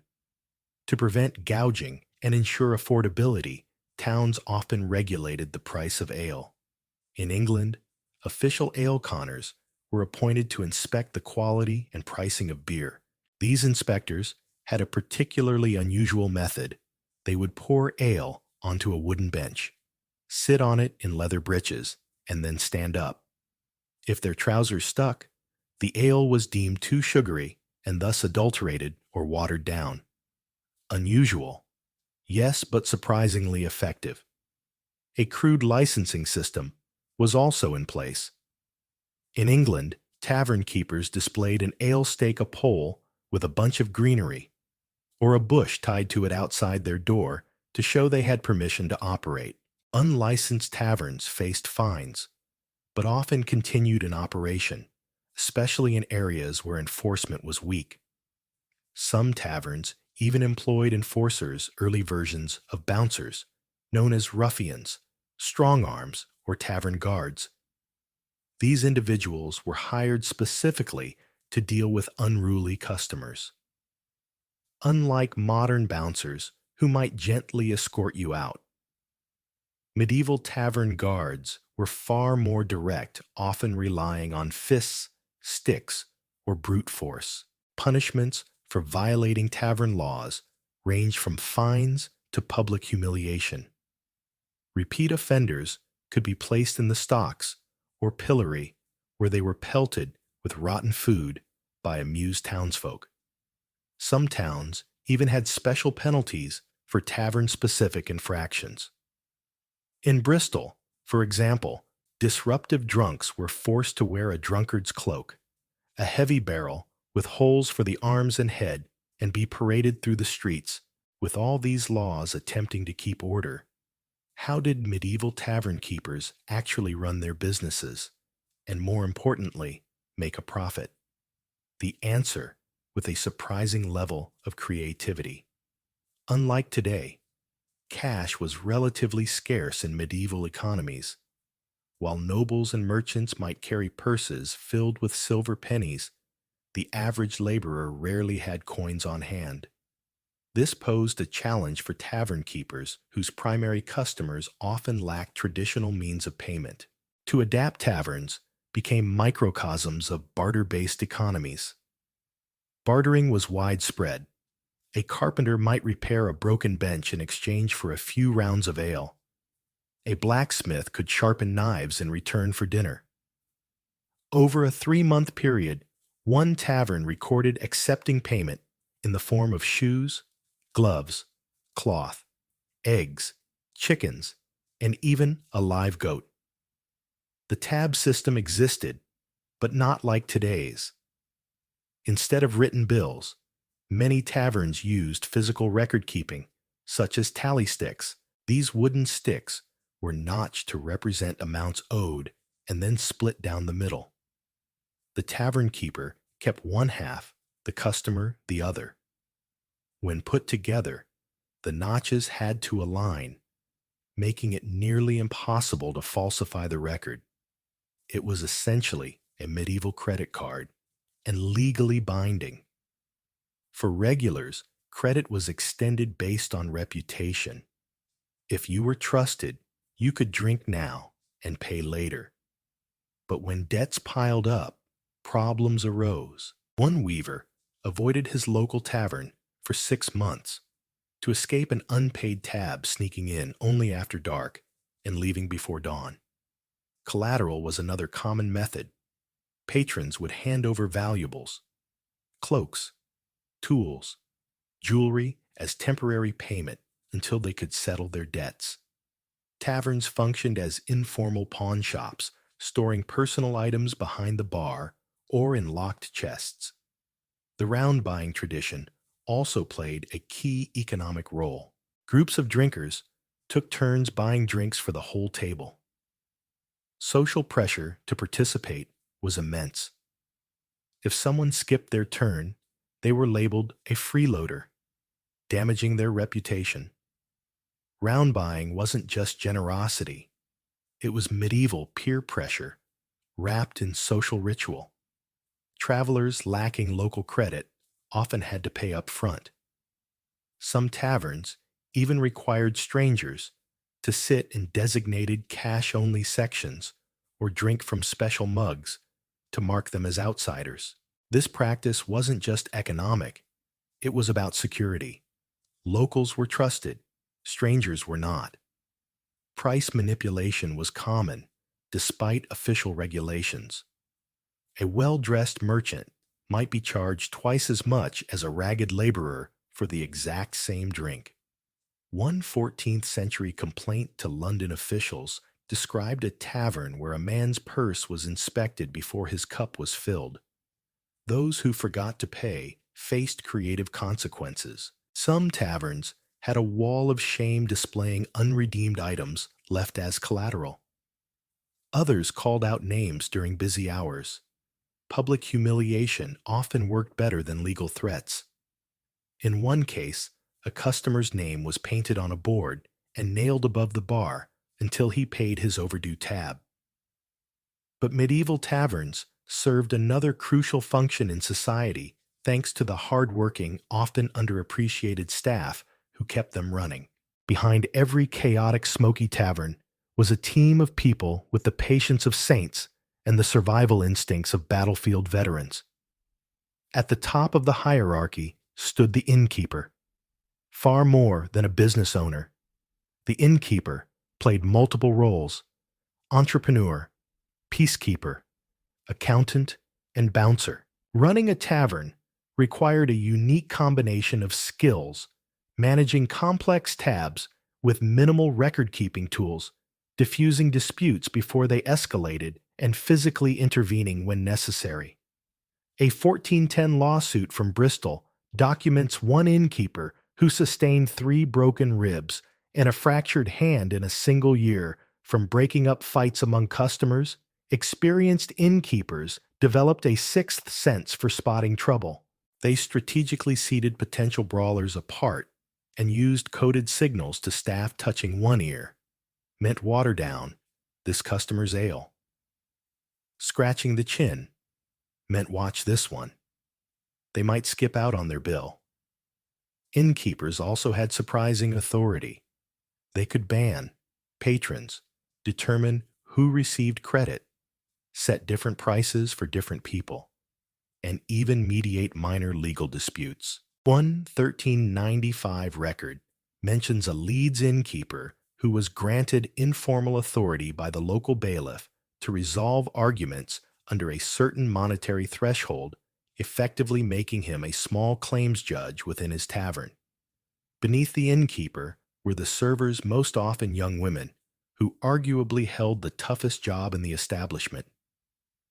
Their role combined food, service crowd, control, debt collection, and personal defense all in one.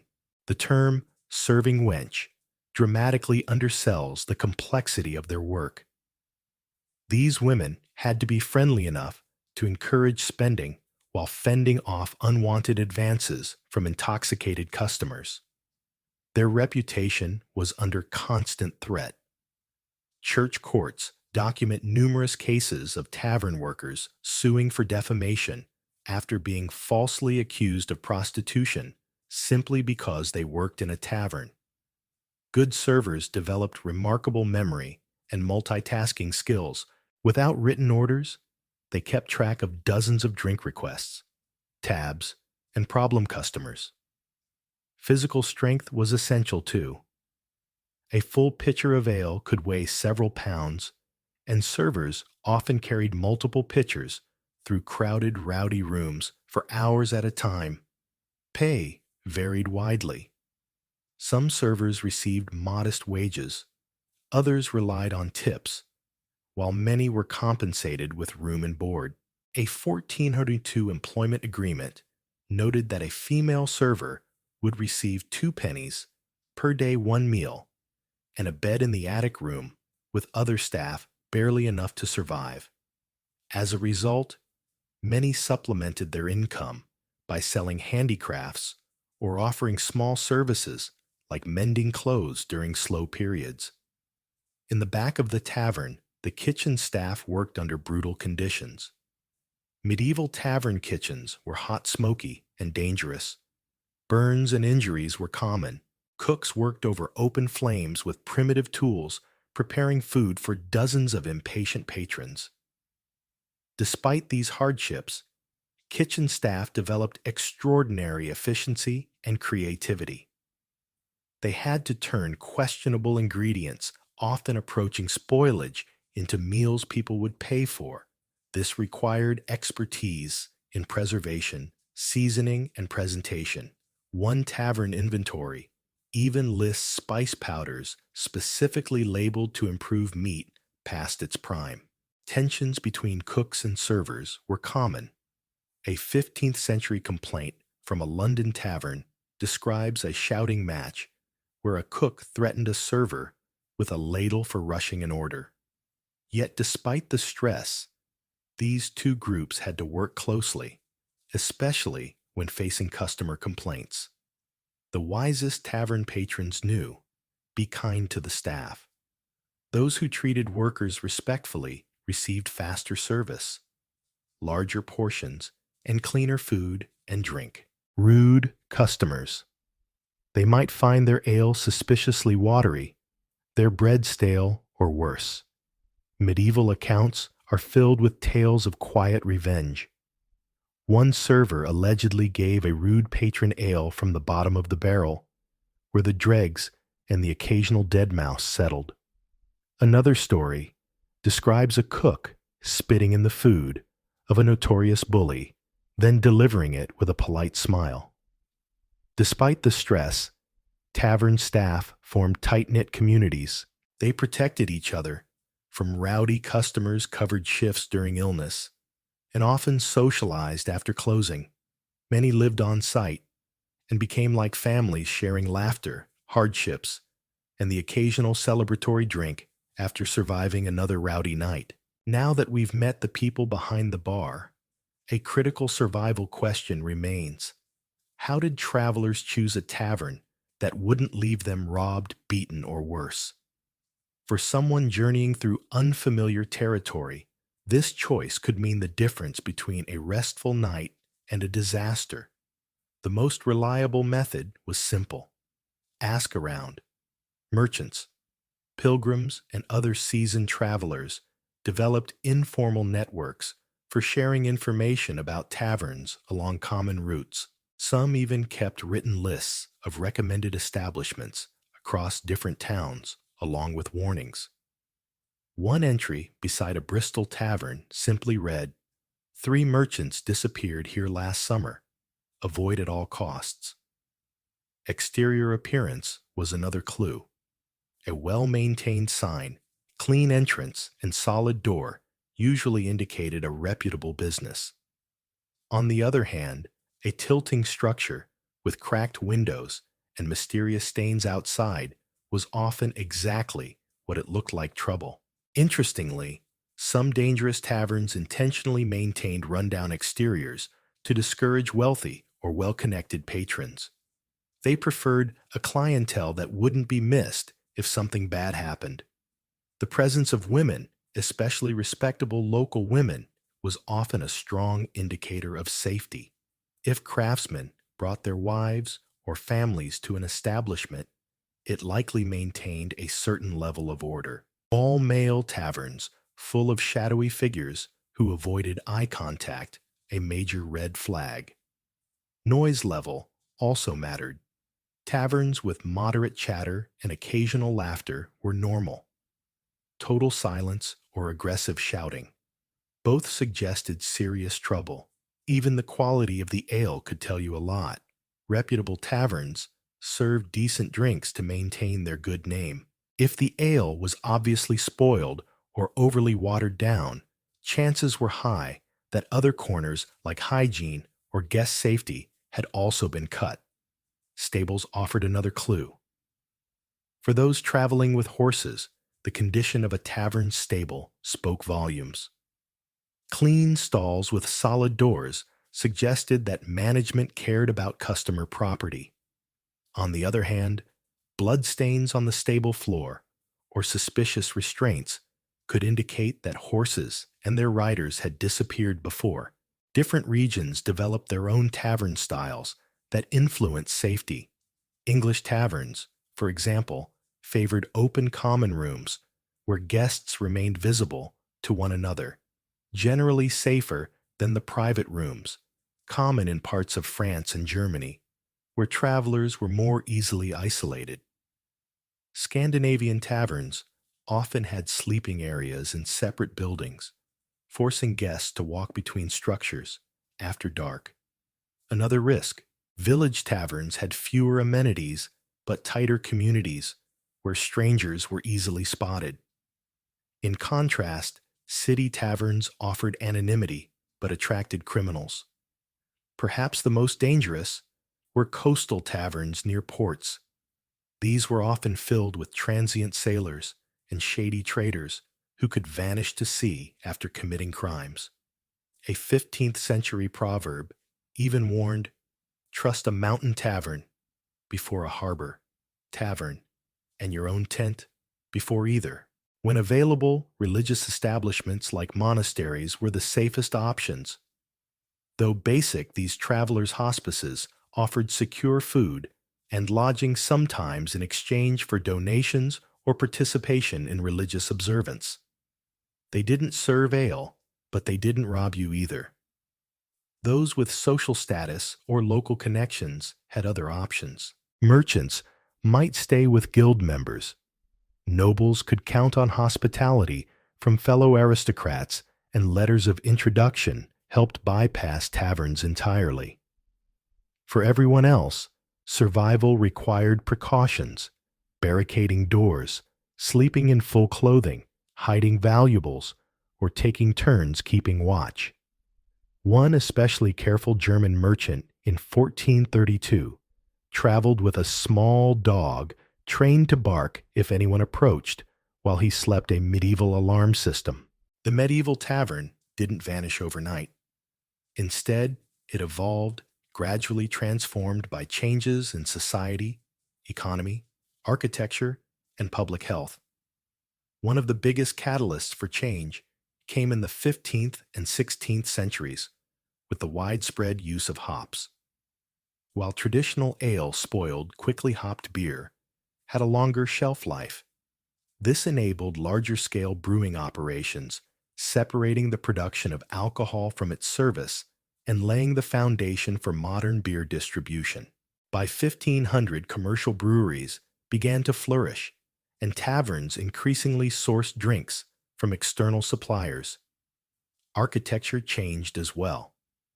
The open hall, with a central hearth, gave way to compartmentalized spaces offering more privacy and control over clientele. Chimneys replaced smoke holes, improving air quality. Glass windows became more common, and with them came more light and better sanitation. Cities began enacting health regulations. Taverns were required to clean their premises regularly. Floor rushes were phased out and replaced with wooden floors that could be scrubbed. In Bristol, a local law required tavern floors to be washed weekly and banned visible human waste. It was rudimentary progress, but progress nonetheless. Food service also became more structured. Communal stews gave way to fixed menus, and taverns were subject to food inspections. Health officials were empowered to confiscate and destroy meat deemed unfit for Christian consumption. Even drinking vessels changed. Communal wooden cups gave way to individual glassware. At first, a luxury glassware became more common by the late 16th century, making it harder to hide poor quality drinks and easier to maintain hygiene. Social regulations also tightened. The loose oversight of medieval times gave way to detailed ordinances. In 1552, England passed the Licensing Act, requiring ale sellers to obtain official permission and adhere to strict standards. Similar laws spread across Europe, and enforcement became increasingly effective. As specialization grew, so did classification. The all-purpose medieval tavern evolved into distinct establishments. Alehouses served primarily beer and simple meals. Taverns offered wine and more refined fare. Inns provided lodging, full meals, and often a higher social atmosphere. Different venues catered to different social classes. Coffee houses began to emerge in the 17th century, drawing professionals and merchants. The tavern, once a site of cross-class mingling, became increasingly class-segregated. Yet despite all these transformations, the spirit of the medieval tavern survives.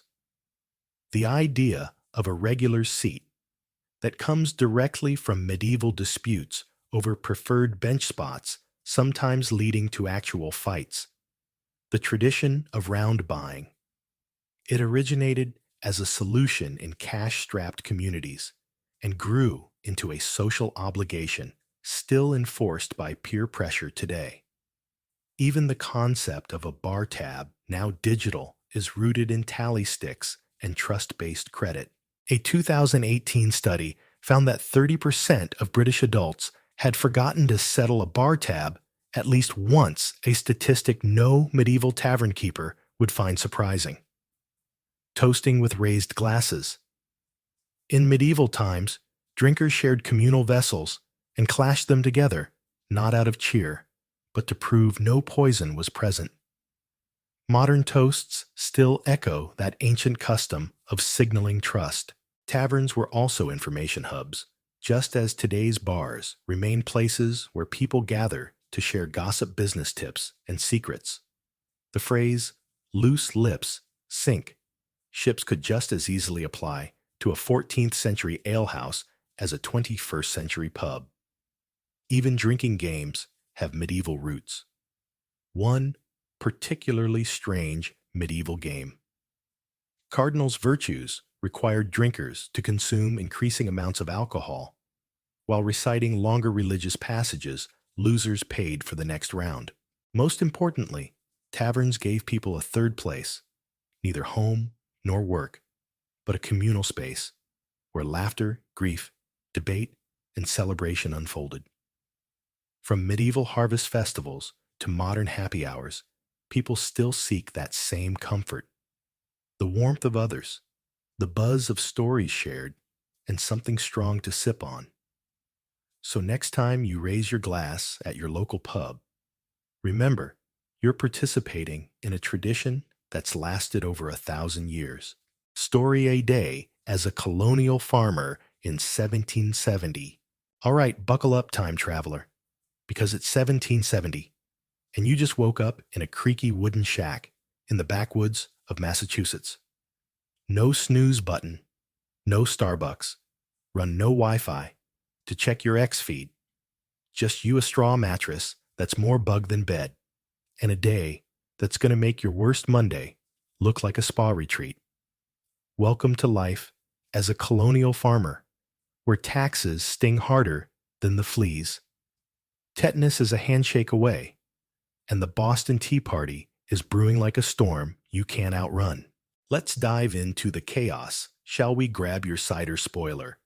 It's all you're getting for breakfast, and let's see if you can survive till sundown. The first thing that hits you is the smell. Oh man, it's not just a smell. It's a full-on assault, a fragrant punch to the face that could knock out a skunk. Imagine damp hay that's been marinating in a swamp, mixed with the sharp tang of cow dung from the barn 10 feet away, and a lingering whiff of last night's boiled cabbage that's still haunting the air like a culinary ghost. This isn't some Yankee candle scent called rustic charm.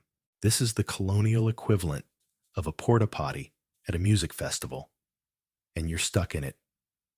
You blink, trying to shake off the fog of sleep, but the air is so thick you're practically chewing it. Your shack calling it a house would be generous. Has no windows, just gaps in the wooden walls where the wind sneaks in like an uninvited guest. The roof, a patchwork of shingles, and hope leaks when it rains, which is basically every other day in this soggy corner of New England. You're not living the little house on the prairie dream, buddy. You're in a survival sim, and the difficulty's set to why am I here. You shift on your bed, and ouch, something bites your leg. Not a mosquito, not a spider, but a flea. Because your mattress is basically a 5-star resort for every parasite in the county. This isn't memory foam or Egyptian cotton. It's a lumpy sack of straw stuffed with bugs and regret that smells like it was dragged through a barnyard and left to fester. You're pretty sure it was a barnyard 3 months ago, before your cousin Josiah swore it was good as new and traded it for a half-dead chicken. The straw crunches under you, poking through the thin linen sheet that's more holes than fabric. Your blanket, a wool monstrosity, heavy as a wet dog, and just as fragrant, hasn't been washed since last winter. It's caked with grime and sweat, weighing down on you like the collective disappointment of the British Empire.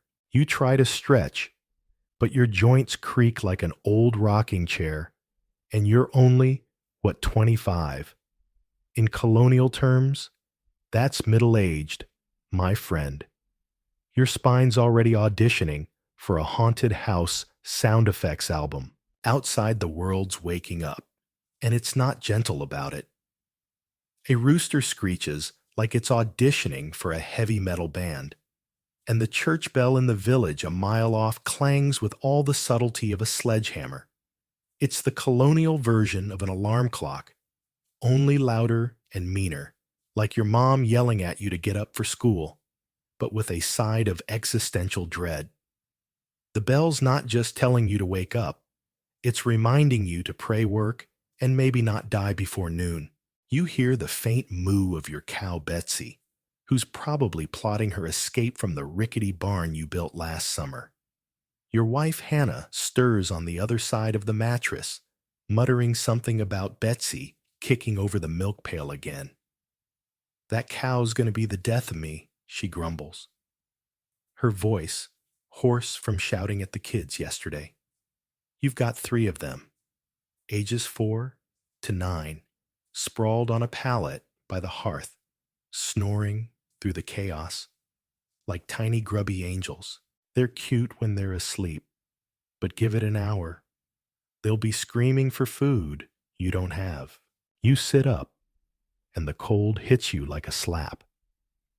The shack's walls are about as insulating as a paper towel, and the morning chill sneaks through every crack, turning your breath into little clouds. You're wearing a linen shirt that's more stained than fabric and breeches that haven't seen soap since the Stamp Act got repealed. Socks. Yeah, those are a luxury for rich folks in Boston. Your feet are bare calloused and already dreading the muddy yard outside. You glance at the hearth in the corner, where a sad pile of embers is all that's left of last night's fire. No central heating, no electric blanket, just a smoky fireplace that's better at choking you than warming you.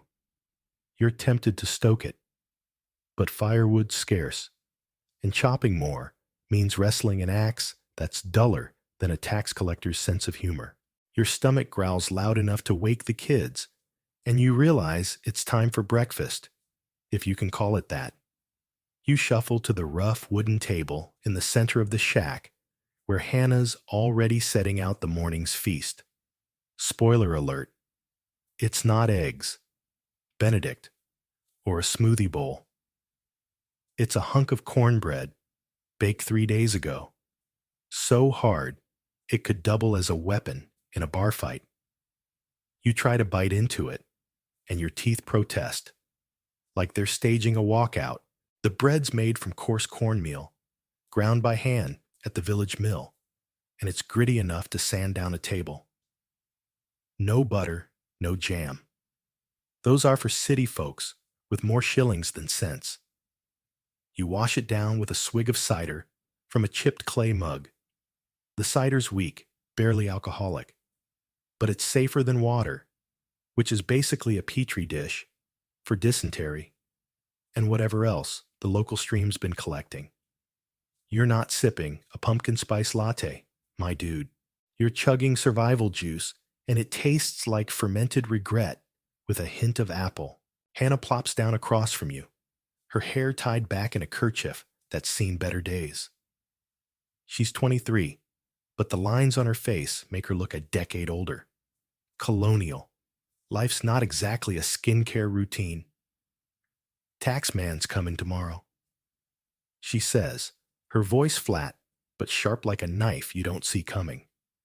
Says we owe for the glass in the lantern. You groan. The Townshend acts those sneaky British taxes on glass tea, and half the stuff you need to live are bleeding you dry. The lantern's your only light source after dark, and it's not even fancy.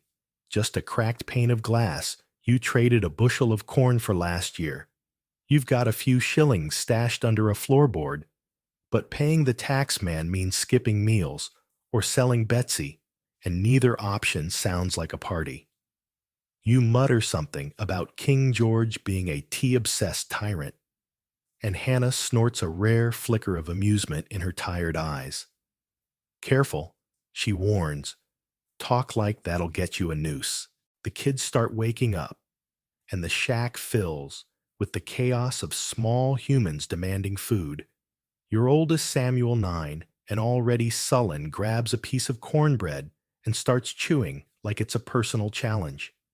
The twins, Mary and Abigail, 4 years old, and stickier than a molasses barrel toddle over whining for milk. Betsy kicked the pail again. Hannah sighs, and you know that means no milk today. You try to distract the twins with a story about a fox in the woods, but they're not buying it.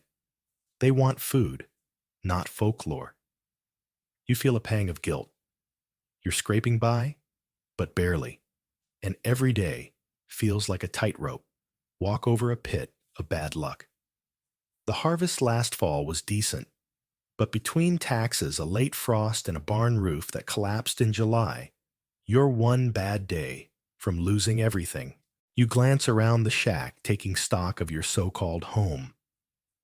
It's one room, maybe 15 feet by 20, with a dirt floor that turns to mud when it rains.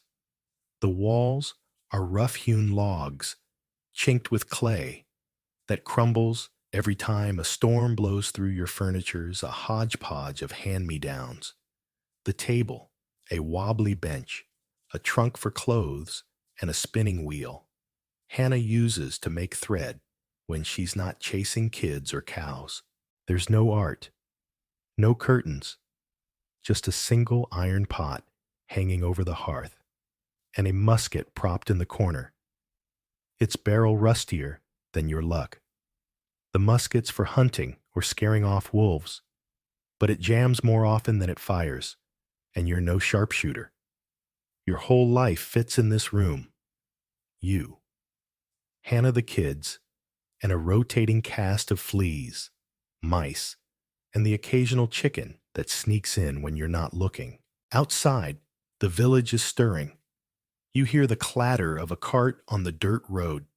Probably Old Man Jenkins hauling firewood to sell in Boston.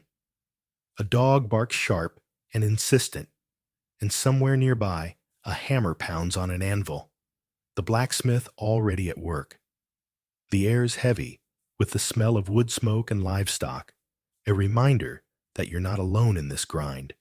Your neighbors are farmers like you, scratching out a living on rocky soil, dodging taxes and whispering about rebellion.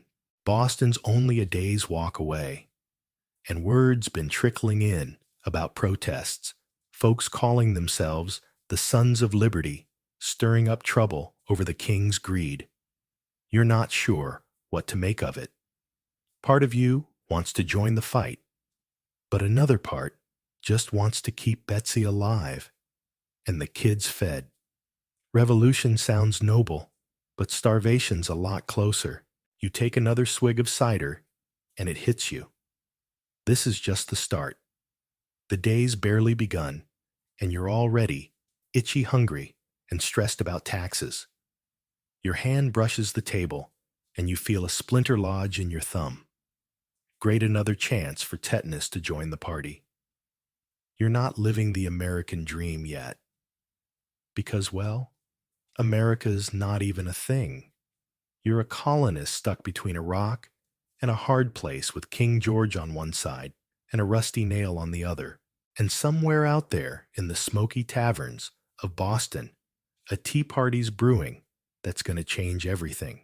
So you've survived the wake-up call from hell in your flea-infested shack in 1770 Massachusetts. Congrats, you're not dead yet. But don't get cocky. The day's just getting started, and colonial life's about to throw you into the deep end of a muddy, manure-filled pool. You've choked down a brick of cornbread, dodged a splinter, and listened to Hannah grumble about taxes and that no-good cow Betsy. The church bells still echoing in your skull, and the kids are starting to bicker over the last crumb of breakfast. But there's no time to sit around dreaming of a colonial TikTok to distract you. The fields are calling, and by calling, I mean screaming at you to get your butt outside and start plowing before the sun decides to make your life even worse. Welcome to morning chores, farmer. Grab your hoe, pray your ox doesn't hate you. 2. Much. And let's see if you can make it to lunch without tetanus gate crashing the party. Spoiler. It's going to be a grind, and not the kind that gets you Instagram likes. You push open the shack's door, which creaks like it's auditioning for a horror movie, and step into the yard. The morning air slaps you with a damp chill, like someone tossed a wet towel in your face. The ground's a soupy mess of mud, chicken droppings, and mystery puddles. You're pretty sure aren't rainwater. Your bare feet, because shoes are a luxury for Boston. Big wigs sink into the muck, and you feel it squish between your toes like nature's worst spa treatment. The yard's a chaotic patch of dirt, surrounded by a rickety fence you built last spring.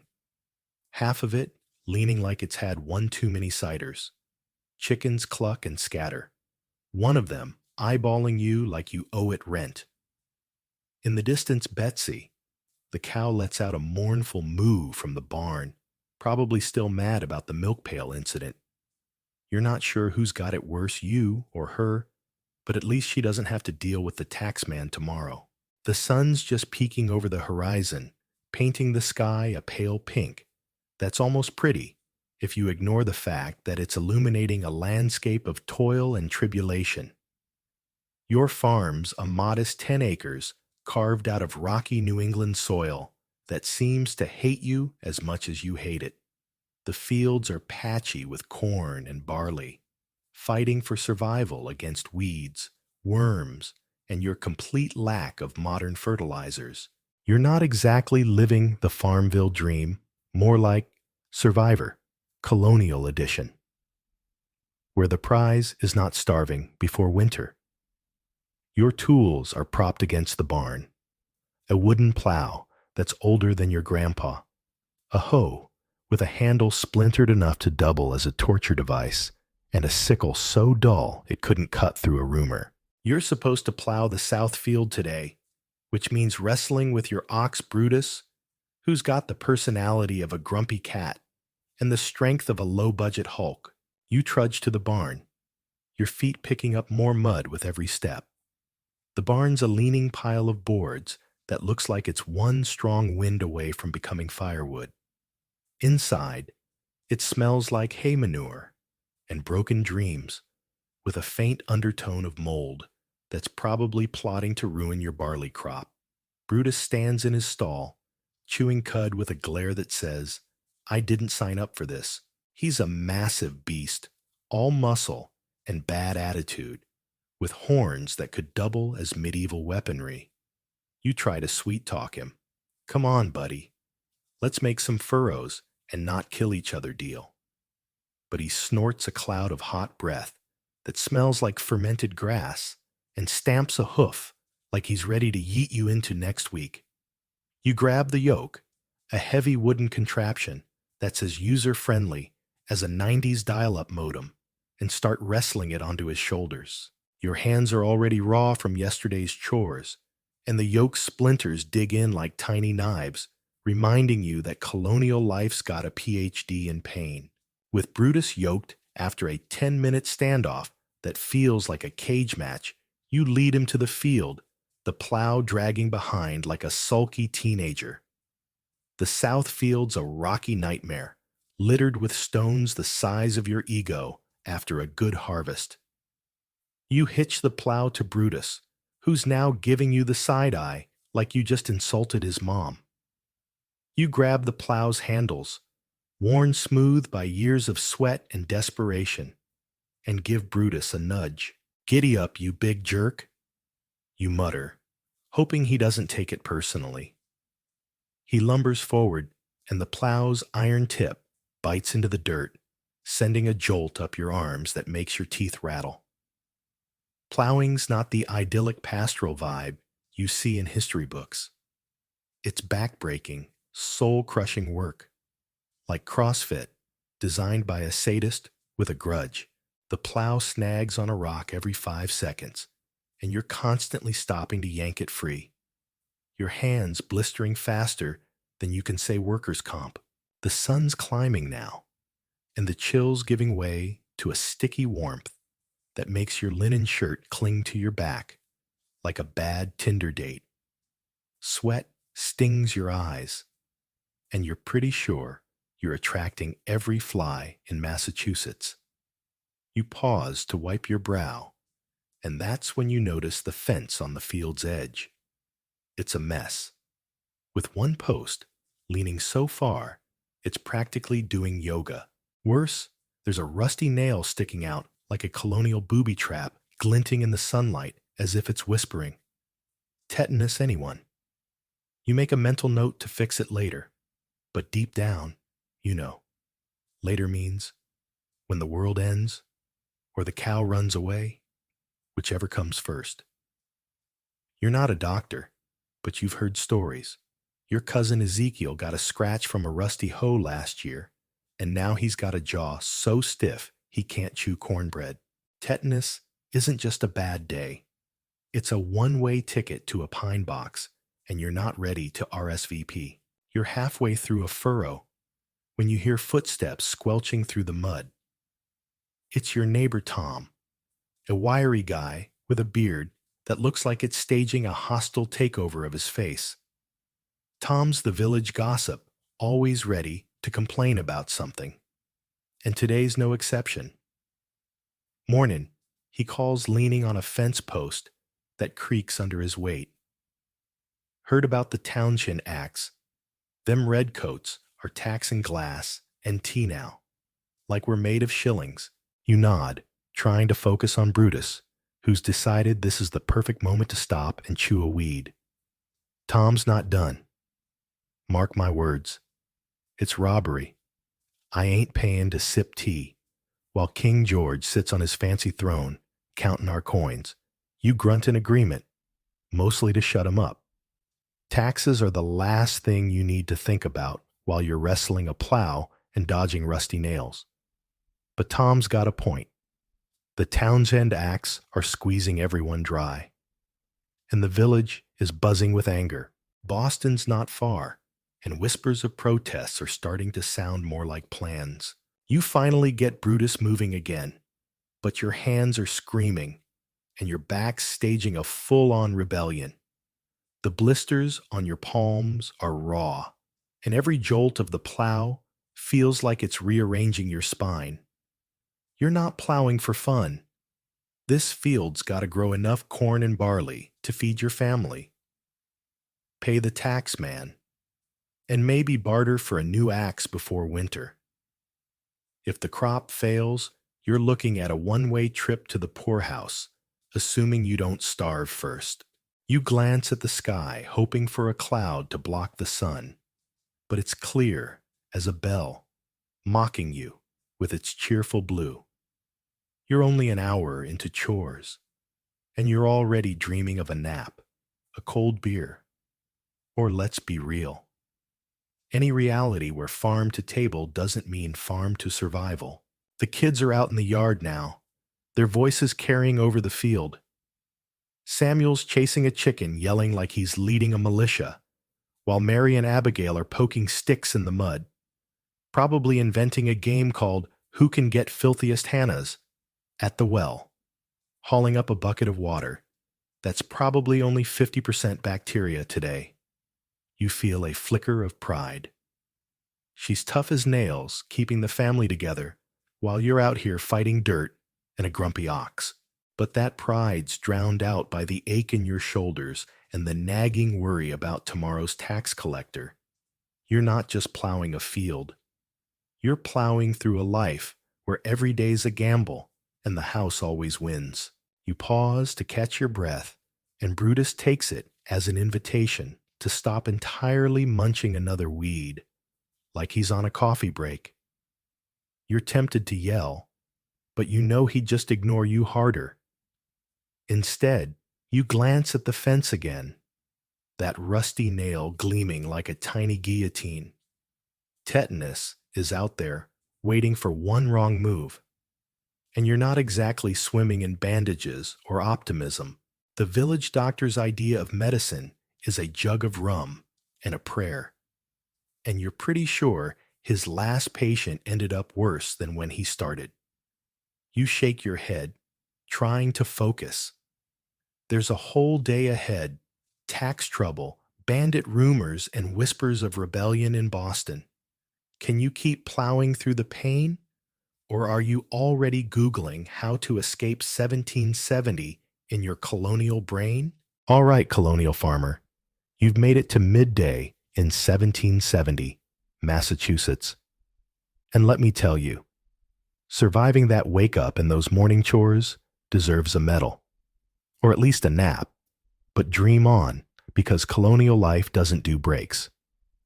You're still reeling from the flea rave in your shack, that sad excuse for breakfast, and a plowing session with Brutus the Ox, who's got more attitude than a reality TV star.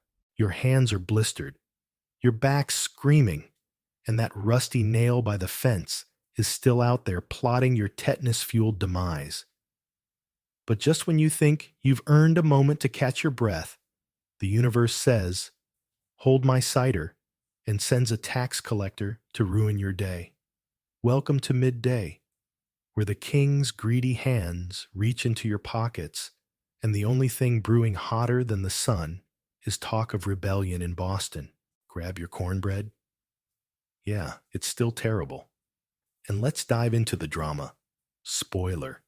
It's about to get messier than a colonial outhouse after a rainstorm. You're in the south field, leaning on your plow, like it's the only thing keeping you upright when the sun hits its peak.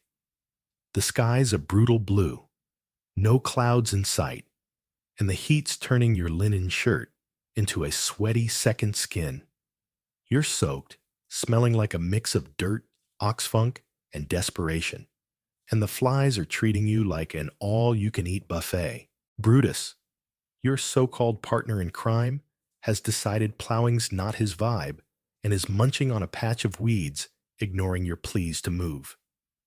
Your blisters are throbbing, each one a tiny reminder that colonial life's got a personal vendetta against you. You're dreaming of shade, a breeze, or let's be real, a time machine to zap you back to a world with air conditioning and Advil. But noon's calling, and that means lunch or whatever passes for it in a world where farm to table means farm to barely edible. You unhitch Brutus, who snorts like he's dismissing you from a board meeting, and trudge back to the shack. The yard's a swamp of mud and chicken chaos, with Samuel, your 9-year-old, chasing a hen that's flapping like it's auditioning for a Hitchcock flick. The twins, Mary and Abigail, are smearing mud on each other's faces, giggling like they've invented the world's grossest makeup tutorial. Hannah's by the well, hauling up another bucket of questionable water, her kerchief slipping as she wipes sweat from her brow. You catch her eye, and she gives you a look that says, "If Betsy kicks that pail one more time, I'm turning her into stew." You nod, too tired to talk, and duck into the shack, where the air's a stifling mix of smoke mildew and last week's cabbage ghost still haunting the place like a culinary poltergeist. Inside, Hannah's set out lunch on the wobbly table, and surprise, it's not exactly a Michelin star spread. You get another chunk of cornbread, 3 days old and hard enough to chip a tooth, paired with a carrot that's so shriveled it looks like it's been through a colonial midlife crisis. No salt, no butter, just the bare minimum to keep you from keeling over. You're pretty sure this meal could star in a Depression-era rom-com titled Love in the Time of Scurvy. You sit the bench creaking under you and take a bite of the cornbread, which crunches like gravel and tastes like disappointment with a side of grit. The carrot's no better, stringy bitter, and probably mad at you for digging it up. You wash it down with a gulp of cider, the same weak sour stuff from breakfast, because water's still a bacterial roulette wheel. You're not eating for joy, my friend. You're eating to survive, and every bite feels like a negotiation with your stomach. Hannah slides onto the bench across from you, her hands red from scrubbing pots. Samuel broke a hoe handle this morning. She says, her voice low but sharp, like she's tallying up your problems. And the miller's raising his fee again. You groan, rubbing your temples. The miller's the only guy in town who can grind your corn into meal, and he knows it charging rates that make you wonder if he's secretly working for the British. You're already scraping by with taxes looming, and a barn roof that's one storm away from collapse. The kids tumble in muddy and loud grabbing scraps of cornbread like it's a Black Friday sale. Abigail's got a smudge of dirt across her cheek, and Mary's whining about a splinter in her finger. You fish it out with a callous thumb, muttering, "Keep it together, kid, or you'll end up like Uncle Ezekiel and his tetanus jaw." They giggle, oblivious to the fact that colonial splinters aren't just annoying, they're potential death sentences. You're halfway through your sad lunch when you hear it, the crunch of boots on the path outside, followed by a sharp rap at the door. Your stomach drops. Nobody knocks in this village unless they're bringing bad news, and you're betting it's not a neighbor with a fresh-baked pie. Hannah's eyes narrow, and she whispers, "Tax man." You curse under your breath, a colonial classic that'd make a sailor blush, and haul yourself up. The door creaks open, and there he is, a tax collector decked out in a red coat, so pristine it's practically screaming, "I don't belong here." He's got a powdered wig perched on his head, curls bouncing like he's ready for a ball at Buckingham Palace, and a smirk that says he enjoys his job way too much. His boots are polished, a stark contrast to the mud-caked yard, and he's clutching a leather-bound ledger like it's the Bible of bureaucracy. You're pretty sure this guy's the IRS, a Disney villain, and your high school bully rolled into one.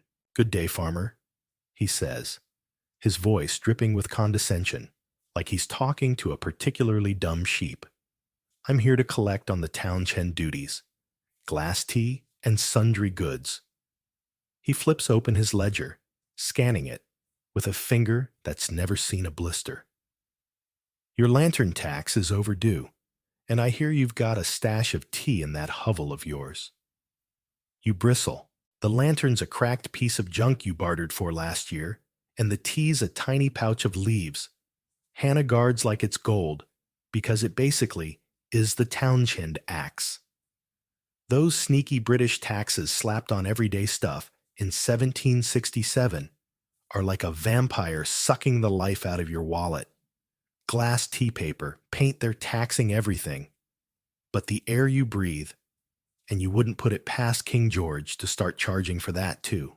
You step outside, closing the door to keep the kids from hearing.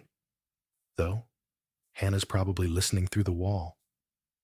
We paid last month, you say, trying to keep your voice steady. But it's hard when your blood's boiling. The tax man raises an eyebrow, his smirk widening. Did you now? My records say otherwise. He taps his ledger, and you're tempted to shove it somewhere. The sun don't shine. 2 shillings for the lantern, and another for the tea. Pay up, or I'll have to seize that cow of yours. Your heart skips a beat. Betsy's not just a cow. She's your family's lifeline. The only source of milk, and a potential trade. If things get dire, losing her would be like losing your Wi-Fi in a Zoom meeting. Catastrophic. You clench your fists, nails digging into your blisters, and mutter, "You're robbing us blind." The tax man chuckles a sound that makes you want to punch something, preferably his wig robbery. No, this is the king's due. Perhaps if you colonists weren't so fond of smuggling, you'd have coin to spare. He's talking about the rumors of black market tea and goods slipping past British customs. But you're no smuggler, just a farmer trying to keep your kids from starving. You reach under a loose floorboard inside, pulling out a small pouch with your last few shillings, each one feeling like a piece of your soul. You hand them over, and he counts them with a sneer, his polished boots sinking slightly into the mud. Barely enough, he says, pocketing the coins. Next time have it ready, or Betsy's mine. He turns, strutting back to his horse, like he's the star of a colonial. Mean Girls. Reboot. Leaving you standing there, broke and fuming. You slam the door hard enough to make the kids jump. Hannah's staring at you, her eyes a mix of worry and rage. "We can't keep this up," she says, her voice barely above a whisper. "They're bleeding us dry." You nod, too angry to speak. The Townshend Acts aren't just taxes. They're a chokehold, squeezing every colonist until they snap. You've heard whispers in the village, talk of protests in Boston. Folks calling themselves the Sons of Liberty, who aren't afraid to fight back. Part of you wants to join them to march into town and tell King George where he can shove his taxes. But another part, the part that sees your kids' muddy faces and Hannah's tired eyes, knows rebellion's a risk you can't afford. Not yet. You slump back onto the bench, the cornbread sitting like a rock in your stomach. The shack feels smaller, the air heavier, like the weight of the British Empire's pressing down on you. Outside the village, hums with life. Jenkins' cart, rattling the blacksmith's hammer, clanging a dog barking somewhere down the road. But it's not just life you hear. It's anger simmering under the surface, ready to boil over. Boston's a day's walk away, and the rumors of tea dumping and riots are starting to sound less like gossip and more like a plan. You're no hero, but you're starting to think maybe you could be. Or maybe you're just delirious from hunger and heat stroke. You're still fuming, standing in the doorway of your ramshackle hut in 1770 Massachusetts. The tax collector's smug smirk burned into your brain like a bad TikTok stuck on repeat. That red-coated leech just waltzed off with your last shillings, threatening to snatch Betsy the cow if you don't cough up more for King George's tea fetish. Your stomach's churning not just from rage, but from that sad lump of cornbread and a shriveled carrot that passed for lunch.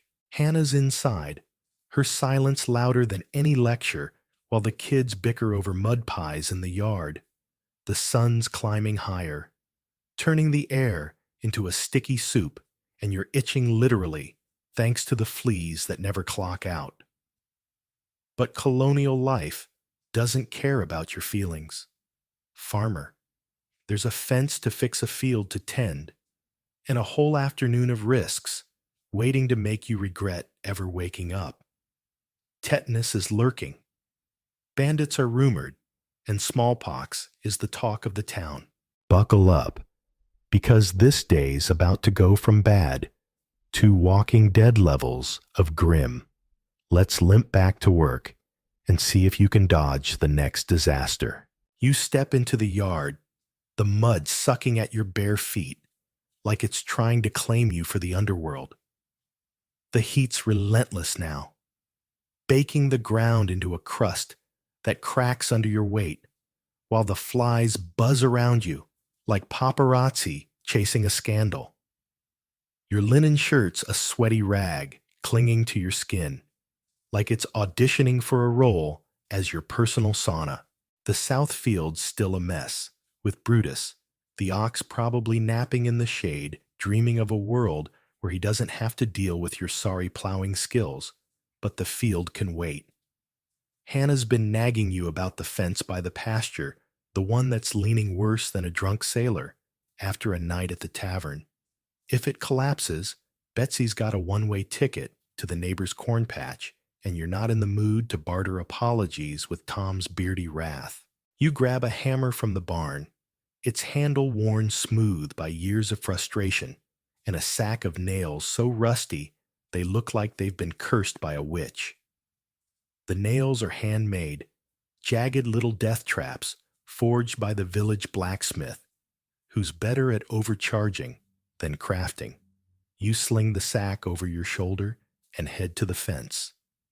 A rickety line of posts that's more suggestion than structure.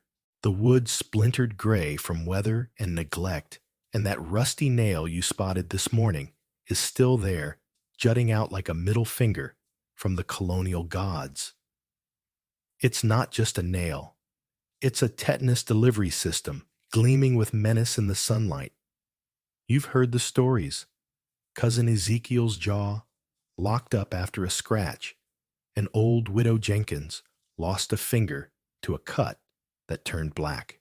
No antibiotics, no urgent care, just you, a rag and a prayer that the Grim Reaper's too busy to notice. You kneel by the fence, the ground hard and unyielding, and start prying out the loose post. The wood groans, splintering under your hammer, and you're sweating buckets, each drop stinging the blisters on your hands. You're careful, or at least you try to be, but colonial life's got a way of punishing good intentions. You swing the hammer, miss the post, and yep, there it is, the rusty nail. Slices your hand, a quick hot sting that makes you hiss like a kettle on the boil. Blood wells up a bright red bead against your dirt-caked skin, and your heart skips a beat. This isn't a paper cut you can slap a Band-Aid on. This is 1770, where a scratch can turn into a fever, a locked jaw, and a one-way trip to the churchyard. You drop the hammer, clutching your hand, and mutter a string of curses that'd make a pirate blush. The nail's still there, mocking you, its rusty surface glinting like it's laughing at your life choices. You stumble back to the shack, your hand throbbing with every step. The yard's a blur of mud and chickens, and you're half expecting Hannah to chew you out for bleeding on her cleanish dirt floor. Inside, she's stirring a pot over the hearth, the air thick with smoke and the faint smell of onions. Luxury for a day like this. She takes one look at your hand and sighs. Not the "I'm worried" sigh, but the "why do I marry this guy" sigh. Sit. she orders, grabbing a rag that's seen more action than a bar towel at a Boston tavern. She dabs at the cut, her touch rough but steady, and you wince as the rag scrapes your skin. You're lucky it's not deep, she says, but her eyes flick to the door, like she's checking for the village doctor's grim shadow. The doctor's a quack named Silas, who thinks leeches and a shot of rum cure everything from smallpox to a broken heart. His last patient, poor Amos the Cooper, went in for a toothache and came out with a fever that sent him to meet his maker. You'd rather take your chances with Hannah's rag than Silas's medicine. She wraps your hand in a strip of linen torn from an old shirt, the fabric stiff with age and questionable hygiene. Keep it clean, she warns, or you'll end up like Ezekiel, chewing air for the rest of your days. You nod, but clean is a fantasy in a world where soap's a luxury and the well water's a bacterial soup. You're already picturing your jaw locking up, your body seizing, and Hannah carving a headstone that reads, "Here lies an idiot who fought a nail and lost." You shake off the thought, but it's hard when every throb in your hand feels like a countdown. Tetanus isn't the only ghost haunting you.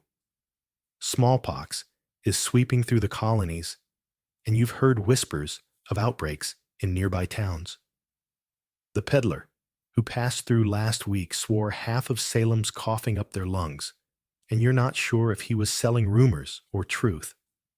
Either way, disease is a shadow you can't outrun, and your shack's about as sterile as a pigsty.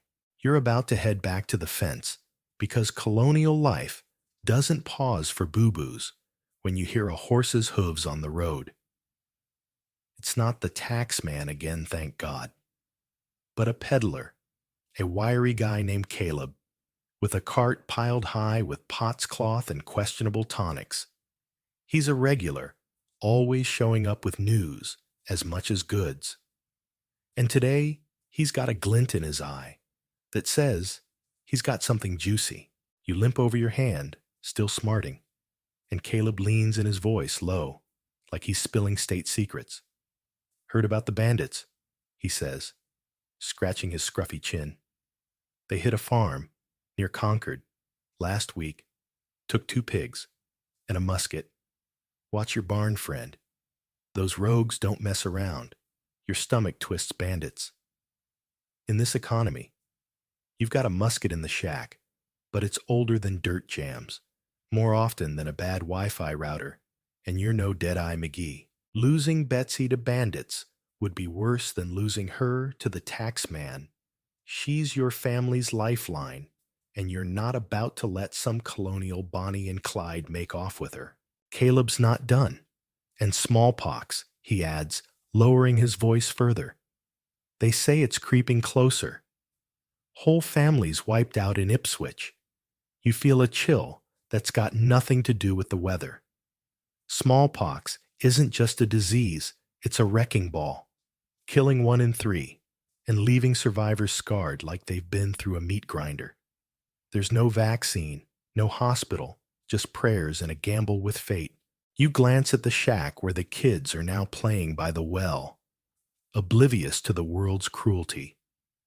Samuel's tossing a stick, and the twins are giggling, their muddy faces lit up with innocence.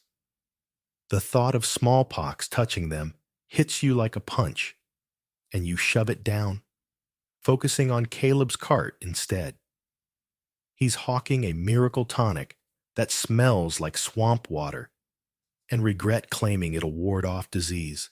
You pass your shillings are gone, and you'd rather trust Hannah's rag than Caleb's snake oil. You head back to the fence, your mind a tangle of worries. Tetanus bandits, smallpox taxes. The hammer feels heavier now, each swing sending a jolt through your wounded hand. You're careful to avoid the rusty nail, but every creak of the wood feels like a threat, every shadow a potential bandit.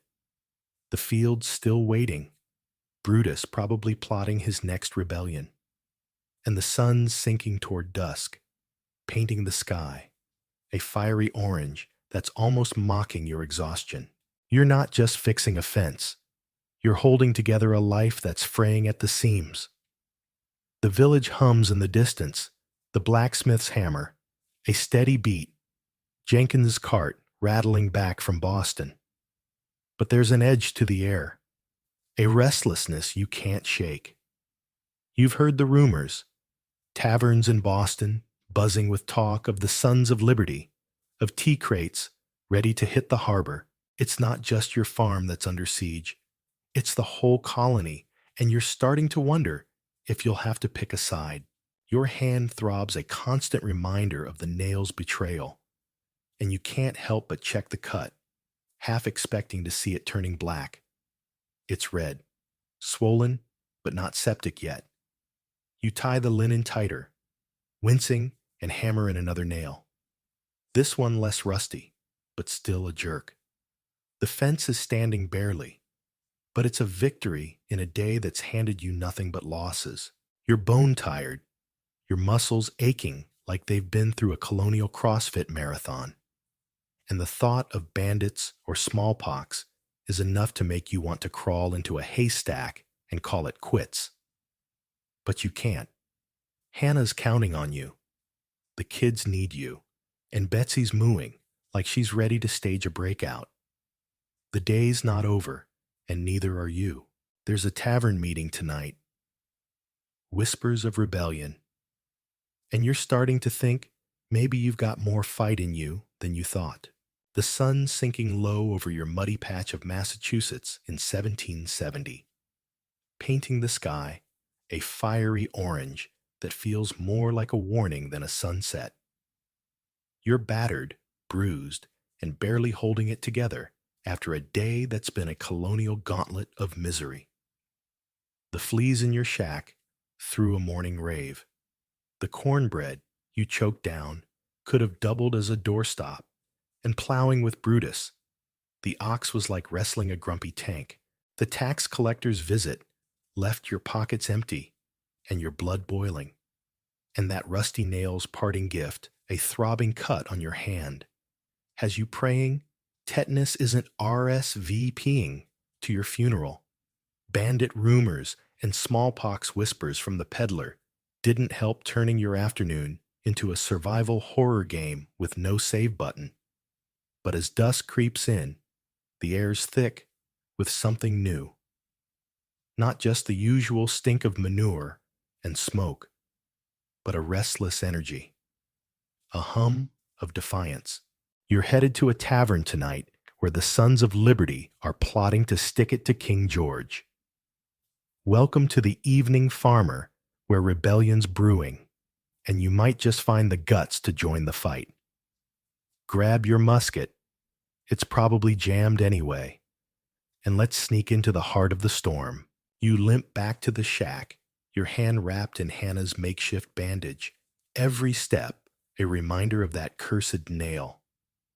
The yard's quieter now, the kids finally worn out from their mud pie masterpiece. Samuel sprawled by the well, whittling a stick with a dull knife, while Mary and Abigail are curled up on a blanket, whispering secrets only 4-year-olds understand. Betsy's mooing softly from the barn, probably plotting her next milk pail tantrum.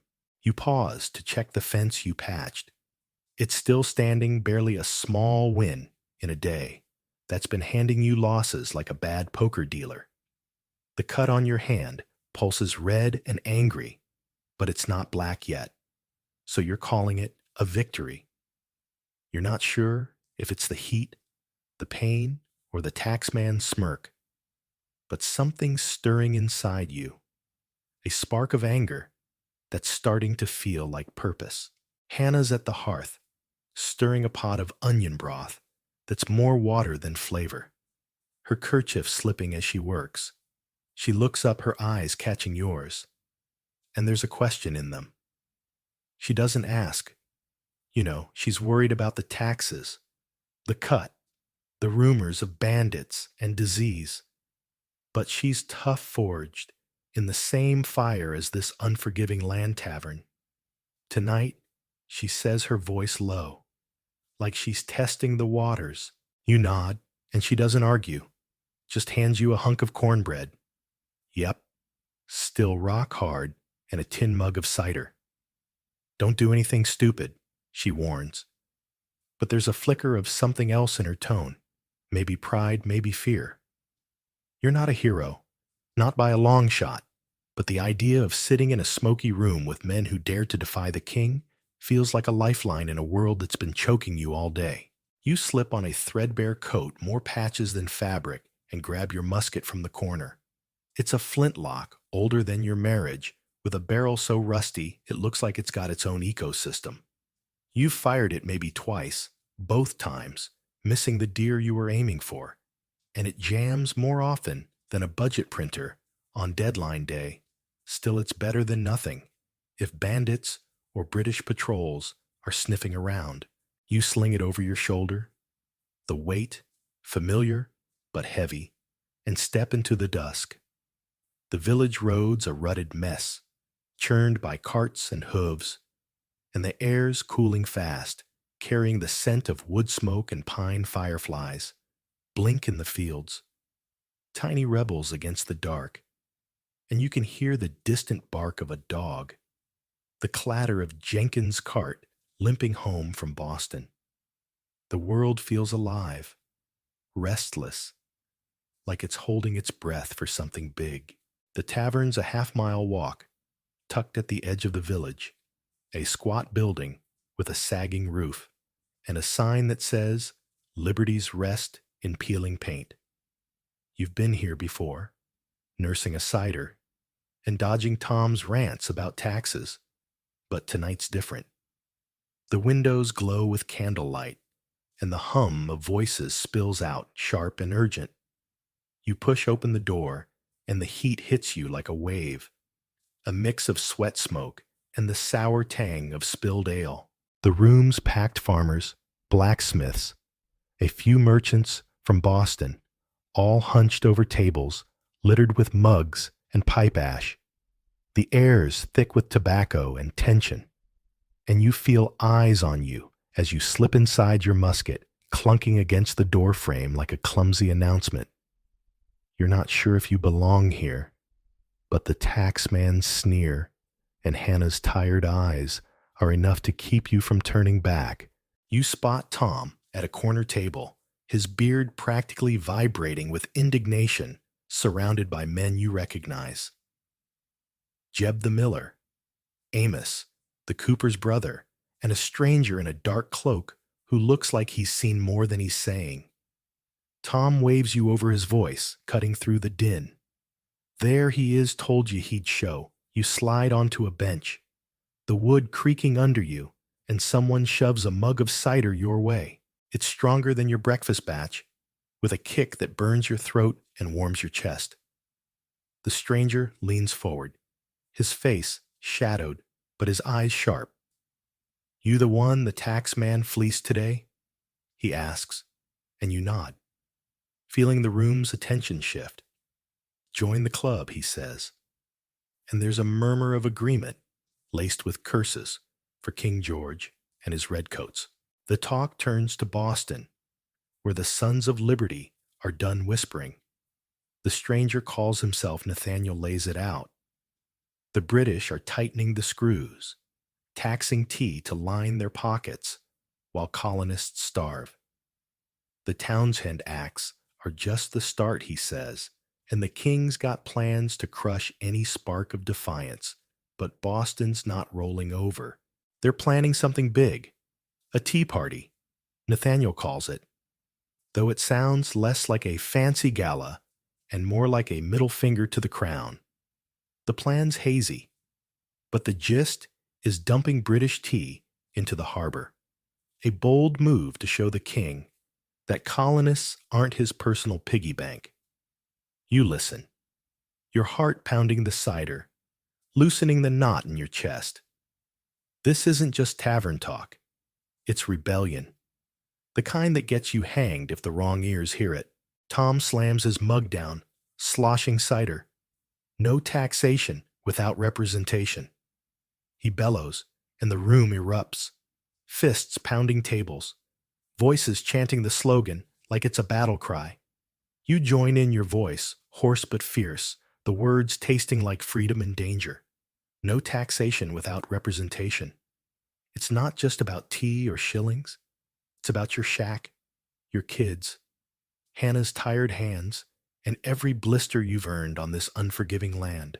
The tax man's smirk flashes in your mind, and you're not just shouting, you're promising.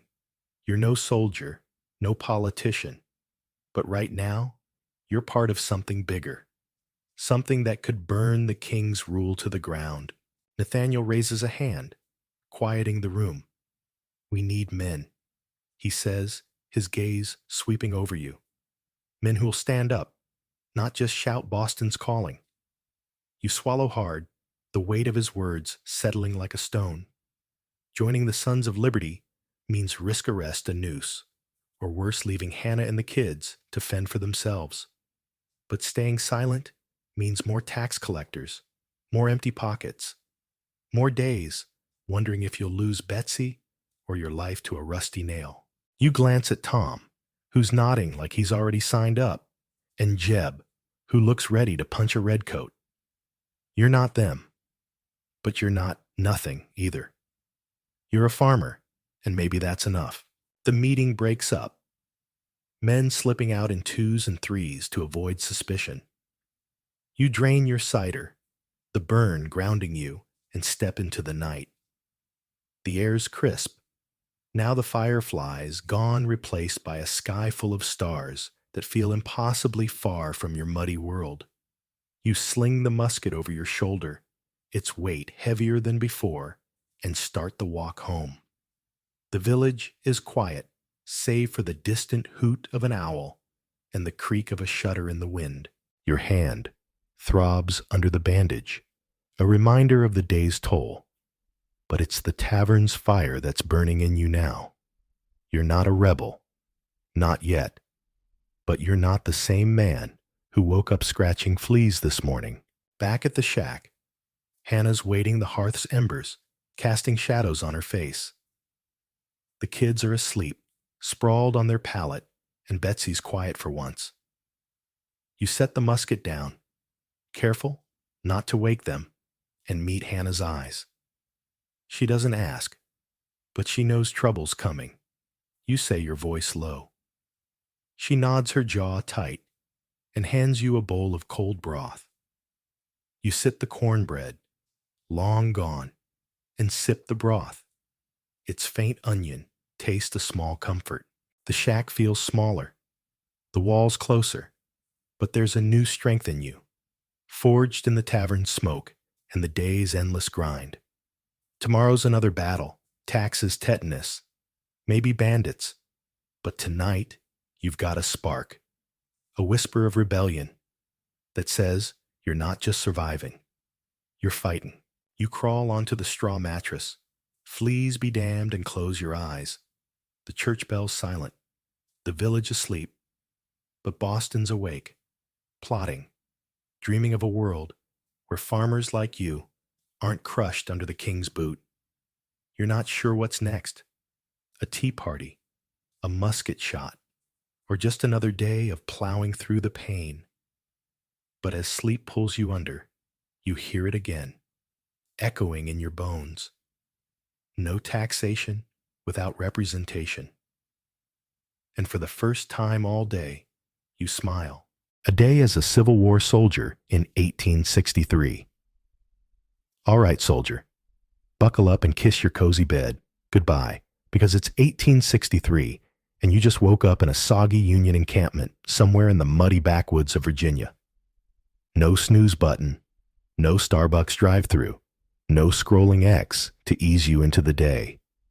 Just you, a pile of damp straw that's pretending to be a bed, and a world that smells like it's been marinating in despair. Welcome to life as a Civil War grunt, where mud's your best friend, muskets are your worst enemy, and missing home hits harder than a rebel cannonball.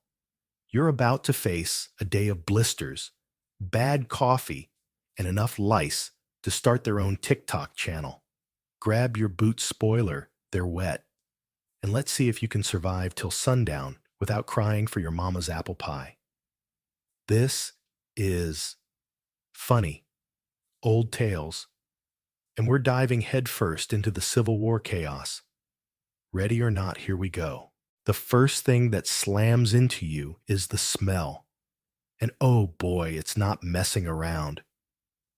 Picture a gut punch blend of wet mud gunpowder and feet that haven't seen soap since Lincoln grew his beard. It's like someone bottled a swamp tossed in a gym locker and called it eau d'encampment.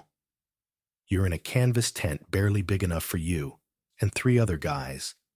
Its walls sagging like they're as tired as you are. The tent leaks worse than a bad Netflix plot, and every raindrop from last night's storm has turned your bed into a soggy sponge. That bed, it's a pile of straw on the ground covered with a blanket so moldy it's practically growing its own ecosystem. You're pretty sure there's more mold than fabric at this point. And the lice, oh, the lice are throwing a full-on rave, crawling over you like you're their personal Airbnb. This isn't glamping, my friend. This is Survivor Civil War Edition. And the prize is not getting dysentery before lunch. You blink, trying to shake off the fog of sleep. But the air's so thick, you're practically chewing it. Your tent mates aren't helping. Private Jimmy, a scrawny kid from Ohio, is snoring like a chainsaw with a side gig as a foghorn, while Corporal Dan, a grizzled Vermonter, mutters curses in his sleep about rebel sharpshooters. The third guy, a quiet fellow named Tommy, is curled up like a sad burrito, clutching a letter from his sweetheart that's so worn it's falling apart. You'd feel bad for him, but you're too busy scratching the lice bites on your neck. Each one a tiny reminder that personal hygiene is a pipe dream. In 1863, your skin's a battlefield, and the lice are winning staging daily assaults that make you long for a shower, a bar of soap, or let's be real, just one day without feeling like a walking bug buffet. Outside, the camp's stirring, and it's not gentle about it. A bugle blares shrill and merciless, like a cat got stuck in a trumpet and decided to make it everyone's problem. It's the Union Army's version of an alarm clock, and it's got all the charm of a drill sergeant screaming in your ear at 5 a.m. The bugle's not just waking you up, it's reminding you to march fight, and maybe not die before the Confederacy gets a chance to take a shot. You roll off the straw, your joints creaking like an old rocking chair, and you're only, 22?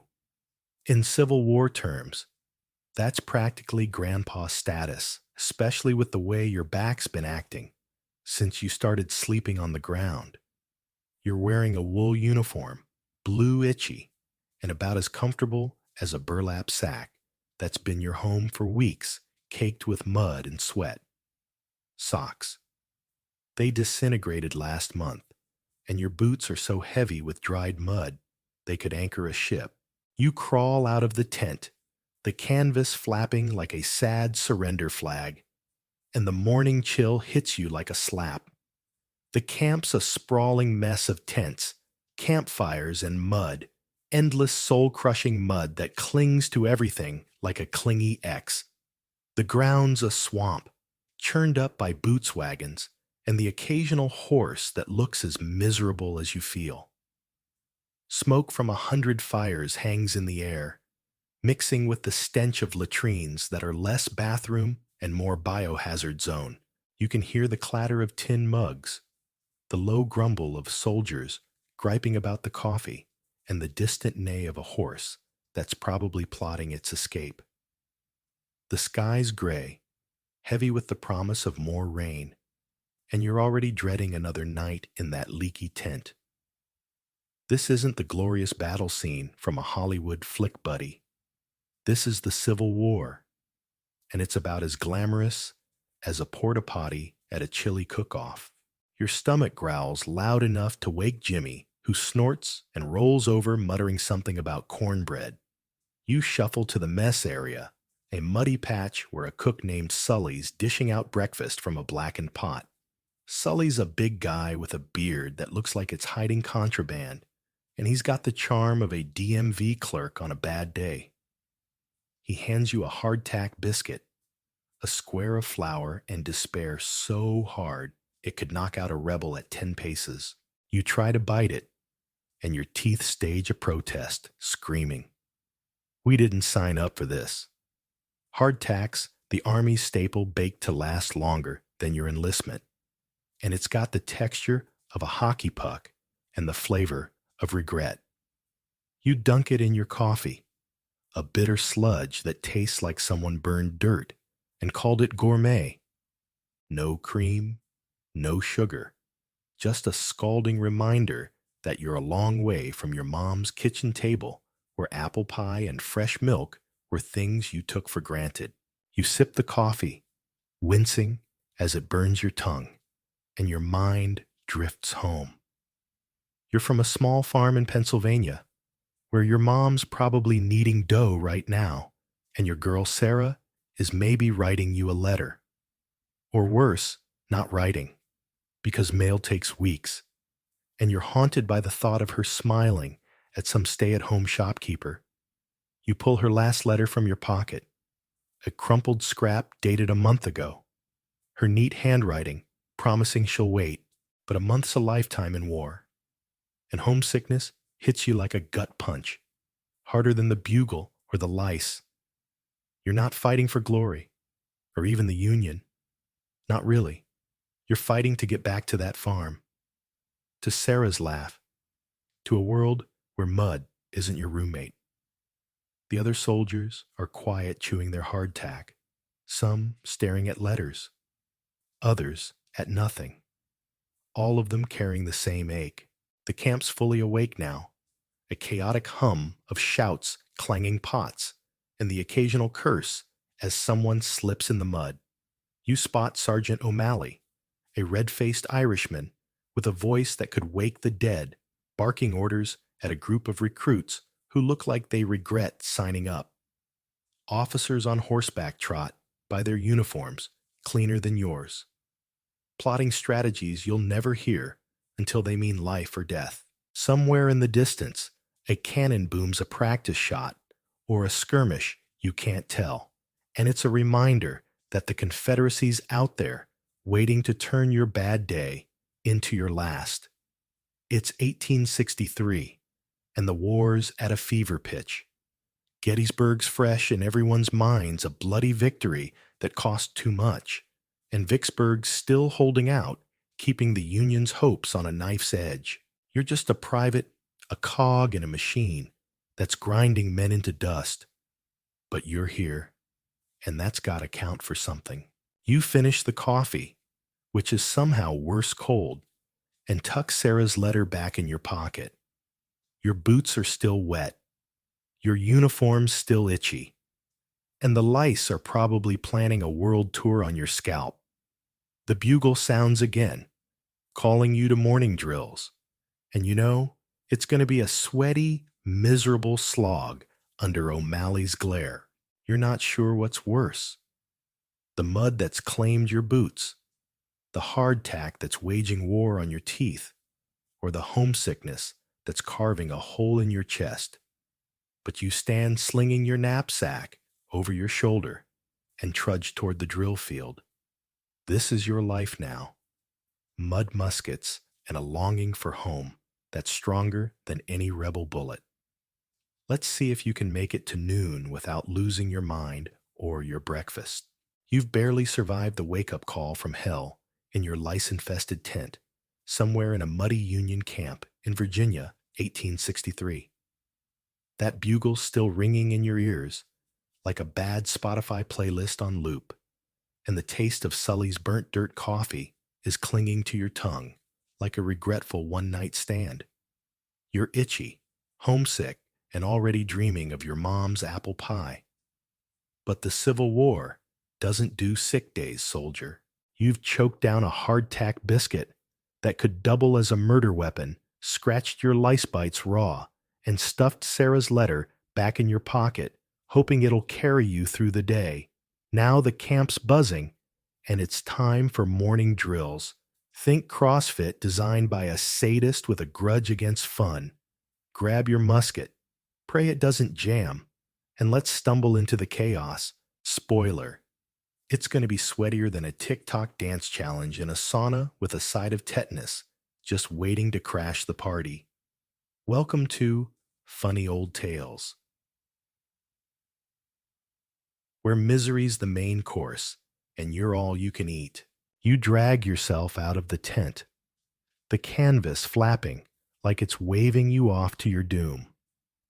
The mud's still there, sucking at your boots, like it's got a personal vendetta each step, a squelching reminder that you're not in Pennsylvania anymore.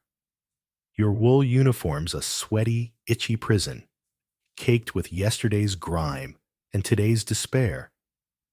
And the lice are staging their morning encore crawling up your neck like they're auditioning for a horror flick. The camp's a swampy mess tents, sagging under the weight of last night's rain. Campfires spitting smoke that stings your eyes. Soldiers shuffle past some clutching tin mugs of that god-awful coffee. Others cursing as they slip in the muck. The air's thick with the stench of unwashed bodies. Latrines and gunpowder, a cocktail that could knock out a skunk and make it apologize. You're not sure what's worse, the smell, or the fact that you're starting to get used to it. The bugle blares again, sharper this time, and you hear a voice that could shatter glass. Sergeant O'Malley, a red-faced Irishman with a beard like a bramble patch and a temper that makes a grizzly look cuddly. "Move it, you lazy maggots," he bellows his voice, carrying over the camp like a sonic boom. O'Malley's the kind of guy who'd yell at a rock for not marching fast enough, and he's got his sights set on you and your sorry platoon.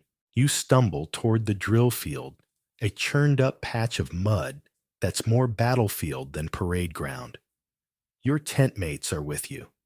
Jimmy the scrawny Ohio kid, who's still half asleep, Dan the Vermonter, who's muttering about rebel snipers, and Tommy clutching his sweetheart's letter like it's a lifeline.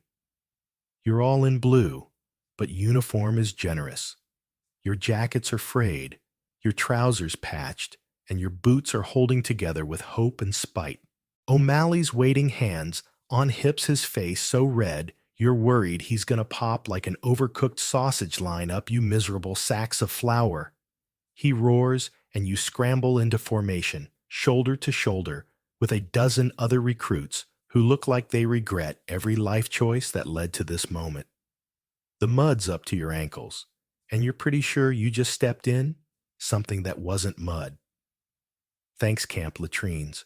O'Malley paces his boots, somehow cleaner than yours, spitting insults like he's got a PhD in verbal abuse. You call that a line. My granny's knitting straighter, and she's blind. You try to stand tall, but your knapsack's digging into your shoulder, and the itch from those lice is making you twitch, like you're in a bad dance video. Someone hands you a Springfield musket, the Union's go-to weapon, and it's heavier than a gym dumbbell after leg day.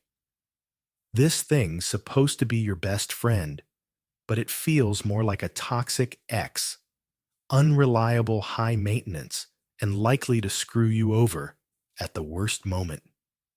The musket's a long, clunky beast, its barrel scratched and stock splintered with a bayonet that's duller than a rom-com sequel. You sling it over your shoulder, wincing as the strap bites into your skin, and notice a splinter sticking out of the stock sharp and menacing like it's whispering. Tetanus? Anyone you've heard, the horror stories. Private Amos got a splinter last month, and now he's got a fever that's got 1 foot in the grave. No antibiotics, no hand sanitizer, just you a dirty rag, and a prayer that the camp doctor's not in a leech mood today. O'Malley's drill kicks off, and it's a sweaty, miserable slog that makes you long for the relative peace of your lice-ridden tent. "March, you idiots!" he shouts, and you lurch forward, trying to keep in step with Jimmy, who's tripping over his own feet like he's auditioning for a slapstick comedy. The mud's like quicksand pulling at your boots, and every step feels like you're fighting a losing battle with gravity. O'Malley's not impressed. "You're moving like a herd of drunk cows," he yells, and you're pretty sure he's talking to you. You try to focus, but the musket's bouncing on your shoulder, the splinter grazing your hand, and you're one bad move from adding infected wound to your growing list of problems. Next up is musket drill. And if you thought marching was bad, this is a whole new level of torture. Load and fire. O'Malley barks, and you fumble through the steps. Ramrod powder ball cap, like you're trying to solve a Rubik's Cube in a hurricane. The Springfield's finicky, and your hands are shaking from the coffee. Or maybe just fear. You pour in the powder, shove in the ball, and pray you didn't mess it up, because a misfire could blow your face off, or worse, earn you O'Malley's wrath. You aim at a straw target, pull the trigger, and nothing. The musket jams, because of course, it does like a dollar store flashlight when you need it most. O'Malley's on you like a hawk. You call that soldiering. My dog could shoot better, and he's got no thumbs. You mutter an apology, yanking out the ramrod, and try again. Your hands slick with sweat, and a fresh splinter now lodged in your thumb. Grate another tetanus invitation. The drill drags on a blur of marching loading, and O'Malley's insults, each one sharper than the last. You're slower than molasses. In January, he shouts, and you're too tired to argue. That molasses sounds pretty good right now. The sun's climbing, turning the camp into a steam bath, and your uniform's soaked, clinging to you like a bad Tinder match. Your feet are blistered, your boots heavier with every step, and the lice are staging a full-on world tour across your scalp. Jimmy trips again, landing face first in the mud, and Dan pulls him up, muttering, "Kid, you're going to get us all killed." Tommy's silent, his eyes fixed on the horizon, probably dreaming of his girl back in Maine. You're all a mess, but there's no quitting. O'Malley's watching, and the Rebs aren't far. Their scouts probably lurking in the woods, ready to turn a bad drill into a bloodbath. You pause to catch your breath, the musket feeling like a lead pipe on your shoulder. The drill field's a churned-up nightmare. Mud and sweat mixing into a paste that's claiming your boots and your dignity. You glance at the splinter in your thumb, a tiny traitor that's already red and angry. Tetanus is out there waiting for one wrong move, and the camp doctor's cure whiskey and a prayer sounds about as helpful as a WebMD article titled How to Die in 1863. You're supposed to be training to fight the Confederacy, but right now, your real enemies are the mud, the musket, and O'Malley's vocal cords. The bugle sounds signaling the end of drills, but there's no relief, just a march back to camp and a promise of more hardtack for lunch.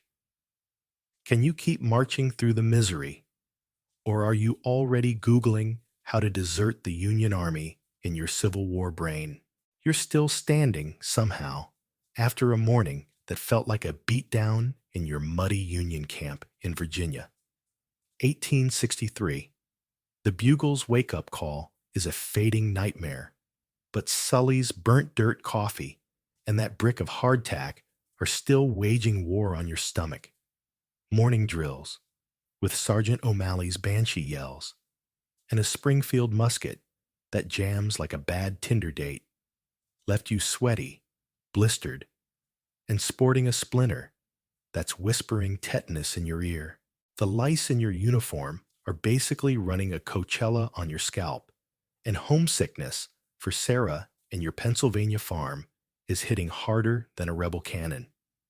But the Civil War doesn't hand out timeouts. Soldier, it's noon and lunch is calling, if you can call it that, when it's greasier than a fast food fryer and twice as likely to kill you.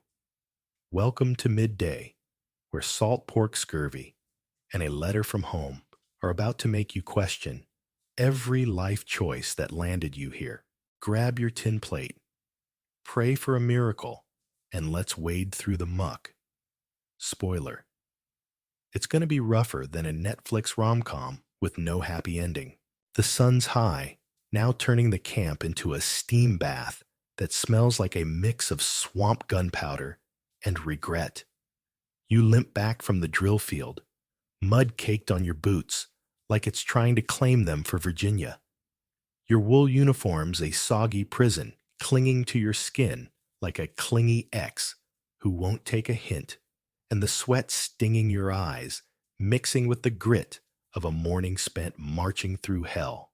The camp's a chaotic sprawl of tents, campfires, and latrines that are less facilities and more biohazard zones, their stench wafting over like a toxic cloud. Soldiers slump around you, some nursing blisters, others swatting at flies that seem to have a personal vendetta. Jimmy, the scrawny Ohio kid, is wiping mud off his face, muttering about how he'd rather face a Reb than O'Malley's drills. Dan's sharpening his bayonet, grumbling about snipers, and Tommy's staring at his sweetheart's letter like it's the only thing keeping him from deserting. You're all a mess. But there's no quitting, not with O'Malley's eyes everywhere, and the Confederacy just a bad day's march away. You shuffle to the mess area, a muddy patch where Sully the cook's dishing out lunch from a pot that looks like it's seen more battles than you have. Sully's beard is still hiding secrets, and his apron so greasy it could double as a slip and slide. He slaps a slab of salt pork onto your tin plate, a glistening hunk of fat and gristle that's tougher than a biker bar bouncer, and smells like it's been aging since the Mexican-American War. You're pretty sure it's less food and more survival challenge, but you're too hungry to care. Next to it, Sully tosses another hardtack biscuit, a square of flour and despair that could chip a tooth or star in a YouTube fail compilation. You try to bite it, and your teeth scream. We're out, like they're staging a walkout. Hardtack's the Army's go-to bake to last longer than your enlistment, but it's got the texture of a cinder block and the flavor of a broken dream. You dunk it in a tin mug of coffee, same burnt dirt sludge from breakfast, because Sully's culinary creativity starts and ends at boil it till it cries, no salt, no sugar. Just a scalding reminder that you're a long way from anything resembling a balanced diet. You plop down on a log, the wood damp and splintery, and start chewing the salt pork, which fights back like it's got a personal grudge. Your gums ache, and you notice a faint metallic taste, blood not from the pork, but from your own mouth. Scurvy's, knocking that sneaky Civil War sidekick that creeps in when fresh fruit's a fantasy, and your diet's all grease and grit. Your gums are swollen, bleeding a little, and you're starting to worry about your teeth, jumping ship like rats on a sinking boat. You've heard the stories. Private Zeke in the next company lost half his choppers to scurvy, and now he's sipping broth, like a sad grandpa. No oranges, no potatoes, just hardtack and pork until your body decides it's done. You glance at Jimmy, who's gnawing his hardtack like it's a personal challenge, and wonder if he's noticing the same ache. Dan's muttering about dysentery, the camp's other uninvited guest, with latrines overflowing and rumors of half the regiment hugging a bucket. You're not sick yet, but every bite feels like a gamble, and the odds aren't in your favor. The camp's a swampy hellscape, the mud sucking at everything, the flies buzzing like they're filming a sequel to The Swarm. The latrines are a nightmare. Their stench so bad, you're pretty sure it's a Confederate secret weapon. You try to focus on your plate, but the pork's grease is coating your fingers and the hardtack's turning to paste in your mouth. You're hungry, but eating feels like a chore, like you're fueling a machine that's running on fumes. You're not sure what's worse, the food, the scurvy, or the fact that you're starting to forget what a real meal tastes like. Back home, your mom's table was a spread of roasted chicken, mashed potatoes, and apple pie, with Sarah's laugh making every bite sweeter. Now you're chewing misery and washing it down with regret, and the memory of home is a knife twisting in your chest. Just when you think the day can't get any heavier, you hear a shout from the camp's edge. It's the mail wagon, a rare sight that sends a ripple of hope through the soldiers. You wipe your greasy hands on your trousers because napkins are for officers and join the crowd, your heart pounding like you're waiting for a Powerball number. The mail clerk, a wiry guy with a mustache that looks like it's planning a coup, calls your name, and you nearly trip over Jimmy to grab the letter. It's from Sarah. Her neat handwriting, a lifeline in a sea of mud and muskets. You tear it open, ignoring the grease smudge you leave on the envelope, and devour her words. She's safe. She misses you. She's baking bread with your mom. But the letter's dated 6 weeks ago, and the gap between then and now feels like a lifetime. What if she stopped writing? What if she's smiling at that shopkeeper in town, the one who stayed home while you marched off to war?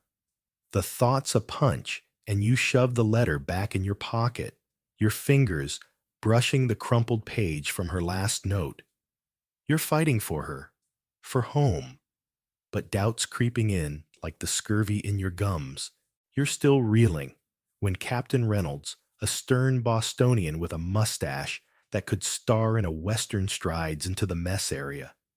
His uniform's cleaner than yours, his boots somehow untouched by the mud, and his voice cuts through the chatter like a bayonet. Listen up, men. He barks, and you snap to attention, your hardtack forgotten. We're marching tomorrow. Scouts report, Reb activity 10 miles south. Could be a skirmish, could be bigger. Be ready. The camp goes quiet. The weight of his words settling like a fog. A skirmish could mean a few shots and a quick retreat, or it could mean another Antietam bodies piled like cordwood blood soaking the earth. You've heard the stories, seen the haunted eyes of veterans who survived that slaughter. Your stomach knots, and it's not just the pork fears mixing with hunger, and you're not sure which is worse. Jimmy's gone pale. Dan's gripping his bayonet, and Tommy's staring at his letter like it's a shield. You're all scared, but saying it out loud's not an option. You slump back to your log, the coffee cold and bitter now. The camp's buzzing again. Soldiers whispering about the march, some bragging to hide their nerves, others praying under their breath. The mud's still there, the flies still circling, and your gums are still bleeding.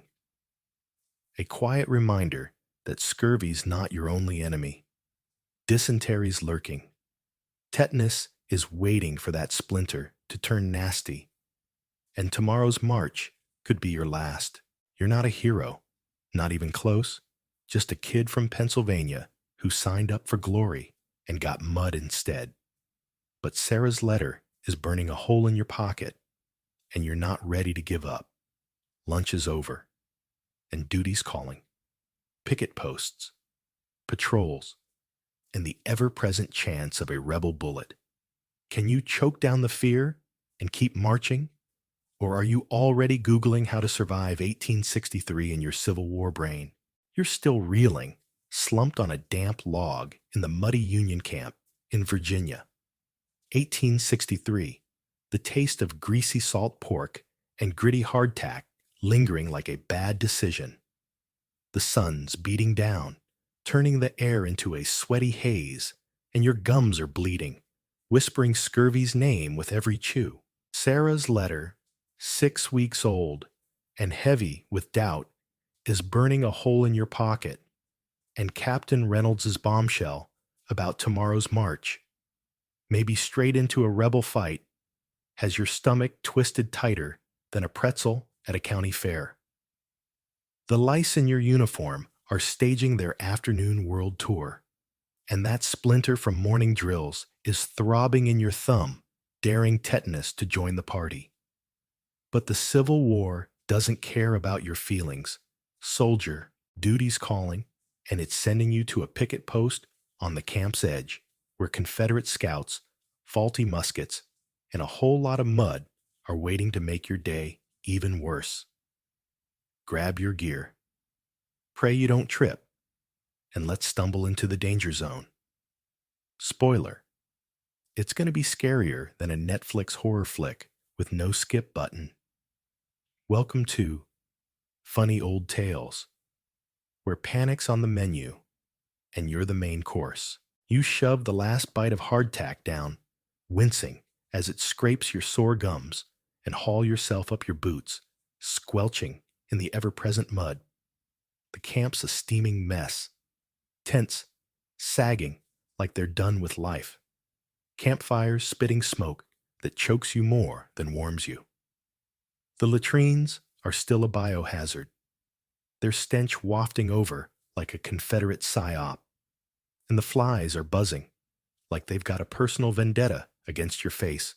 Your wool uniform's a soggy torture device caked with mud and sweat.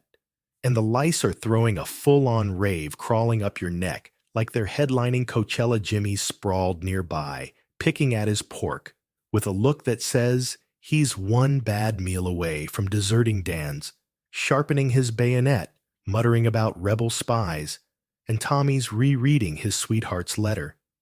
His eyes glassy, like he's already halfway back to Maine. You're all beat, but Sergeant O'Malley's voice cuts through the haze sharp as a whip.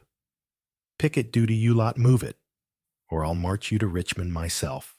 You grab your Springfield musket, that clunky jam-prone beast, that's less lethal weapon and more lethal paperweight, and sling it over your shoulder. The splinter in your thumb pulses a tiny traitor that's red and angry, and you're half convinced it's plotting with the lice to take you down your bayonets tied to your belt, duller than a bad TikTok trend, and your knapsack stuffed with ammo, a tin cup, and Sarah's letter, which feels heavier than all of it combined. O'Malley points you to a picket post on the camp's edge, a lonely spot where the field meets a dense wood, all shadows and whispers. Keep your eyes peeled for Reb scouts. He growls, his beard twitching like it's got its own agenda. One wrong move and you're buzzard food. You nod your mouth dry and trudge off the mud, sucking at your boots, like it's trying to swallow you whole. Picket duty's no joke. You're the camp's first line of defense, a human tripwire for Confederate snipers or cavalry looking to ruin your day. The picket post is a shallow ditch, barely deep enough to cover your knees, surrounded by tall grass and a few scraggly trees that look like they're ready to retire. The woods loom ahead, dark and quiet, every branch a potential hiding spot for a Reb with a sharpshooter's rifle. You crouch in the ditch, your musket propped against the dirt, and try to look alert. But the heat's making your head swim, and the flies are staging a full-scale invasion. Your uniform's soaked, clinging to you like a bad blind date, and the mud's crept into your boots, turning your feet into a swampy science experiment.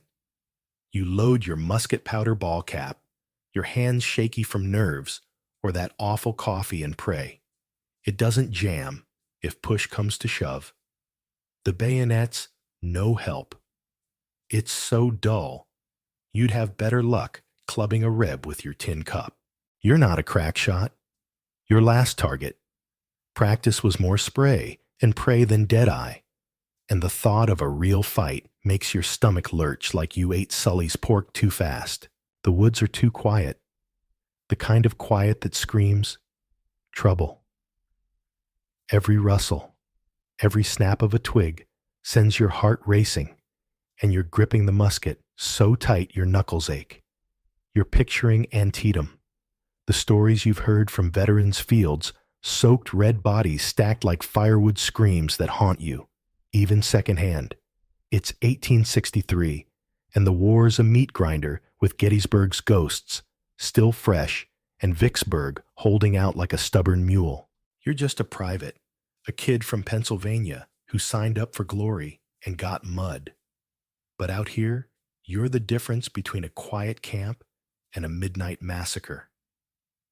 You scan the trees, your eyes burning from sweat and smoke, and try to remember O'Malley's drills. But all you can hear is your own pulse, hammering like a drum line at a homecoming game. Then it happens a rustle louder this time, and a flash of movement in the brush. Your breath catches, and you swing your musket up, finger twitching on the trigger. Who's there? You hiss your voice, cracking like a middle schooler's. No answer, just another snap. And you're sure it's a Reb Scout, maybe a whole squad, ready to turn your picket post into a shooting gallery. You aim heart-pounding, ready to fire, and a deer bolts out all legs and panic vanishing into the woods like it's late for a Zoom call. You exhale your knees, wobbling, and lower the musket, cursing yourself for jumping at a glorified Bambi. But the scare's not over. You shift your weight, and yep, there it is. You trip in the mud, your foot catching on a jagged rock that slices your hand. A hot, sharp sting that makes you yelp like a stepped-on puppy. Blood wells up, mixing with the dirt, and you're staring at a cut that's screaming tetanus louder than O'Malley at drill. You stumble back, clutching your hand, the musket clattering into the ditch. This isn't a paper cut. You can slap a Band-Aid on. It's 1863, where a scratch can turn into a fever, a locked jaw, and a one-way ticket to the hereafter. You've seen it happen. Private Amos, with his splinter-turned sepsis, is barely hanging on, and the camp doctor's cure whiskey and a dirty bandage sounds like a bad Yelp review waiting to happen. You rip a strip from your already tattered shirt, wrapping the cut as best you can. But the cloth's about as clean as the latrine, and every throb feels like a countdown. The splinter in your thumbs still there, red and swollen. And now, it's got a buddy making you wonder if you're collecting infections, like Pokemon cards. You're not a doctor, but you know enough to be scared. And the thought of leaving Sarah a widow before you've even kissed her again is enough to make your chest ache worse than your hand. You haul yourself up, grabbing the musket, and try to focus on the woods. But your nerves are shot, and the deer scares left you jumpy as a cat in a thunderstorm. The picket post feels like a trap. Now, the ditch too shallow, the trees too close. You hear a shout from the camp, another picket calling out a false alarm, and your heart still racing. The adrenaline mixing with the fear of that cut going south, words trickling in from runners. A skirmish happened 10 miles away. Rebs hitting a Union patrol, leaving bodies in the dirt. It's not your fight, not yet, but tomorrow's march could put you square in the crosshairs, and the stories of Antietam's carnage are playing on loop in your head. You're not just fighting Rebs. You're fighting the mud that's stealing your boots, the infection that's eyeing your hand, and the panic that's clawing at your gut. The sun's dipping, now casting long shadows that make every tree look like a sniper. Your hands throbbing the bandage already soaked with sweat and blood, and you're starting to feel lightheaded heat hunger, or maybe just the weight of a day that's been kicking you while you're down. The camp's still buzzing, soldiers drilling officers barking, But out here, it's just you, the musket, and a woods that's holding its breath. You're supposed to be a soldier, but right now, you're a scared kid, missing Sarah, your mom's pie, in a world where a cut didn't mean game over. Duty's not done. There's more pickets, maybe a patrol, and that march looming like a storm. Can you keep your eyes on the woods and your nerve intact? Or is that rock's little gift gonna send you running for the camp doctor's whiskey? The sun's dipping below the horizon, painting the Virginia sky a bruised purple that feels like a lullaby after the hell you've endured in this muddy Union camp. 1863. You're battered, barely standing, your hand throbbing from a jagged rock's tetanus-tainted cut, layered over that splinter from morning drills that's still screaming infection. The lice in your uniform are headlining their evening Coachella.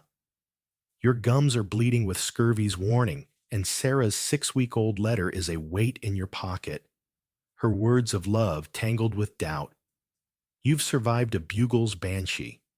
Wake up, O'Malley's drill field, tirades a lunch of salt pork, greasier than a fast food fryer, and a picket post scare that had you aiming at a deer like it was Jefferson Davis himself.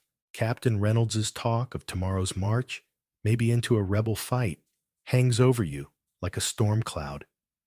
But as dusk settles, the camp's fires flicker to life, and you're drawn to a campfire where laughter stories and a fiddler's tune might just keep the darkness at bay.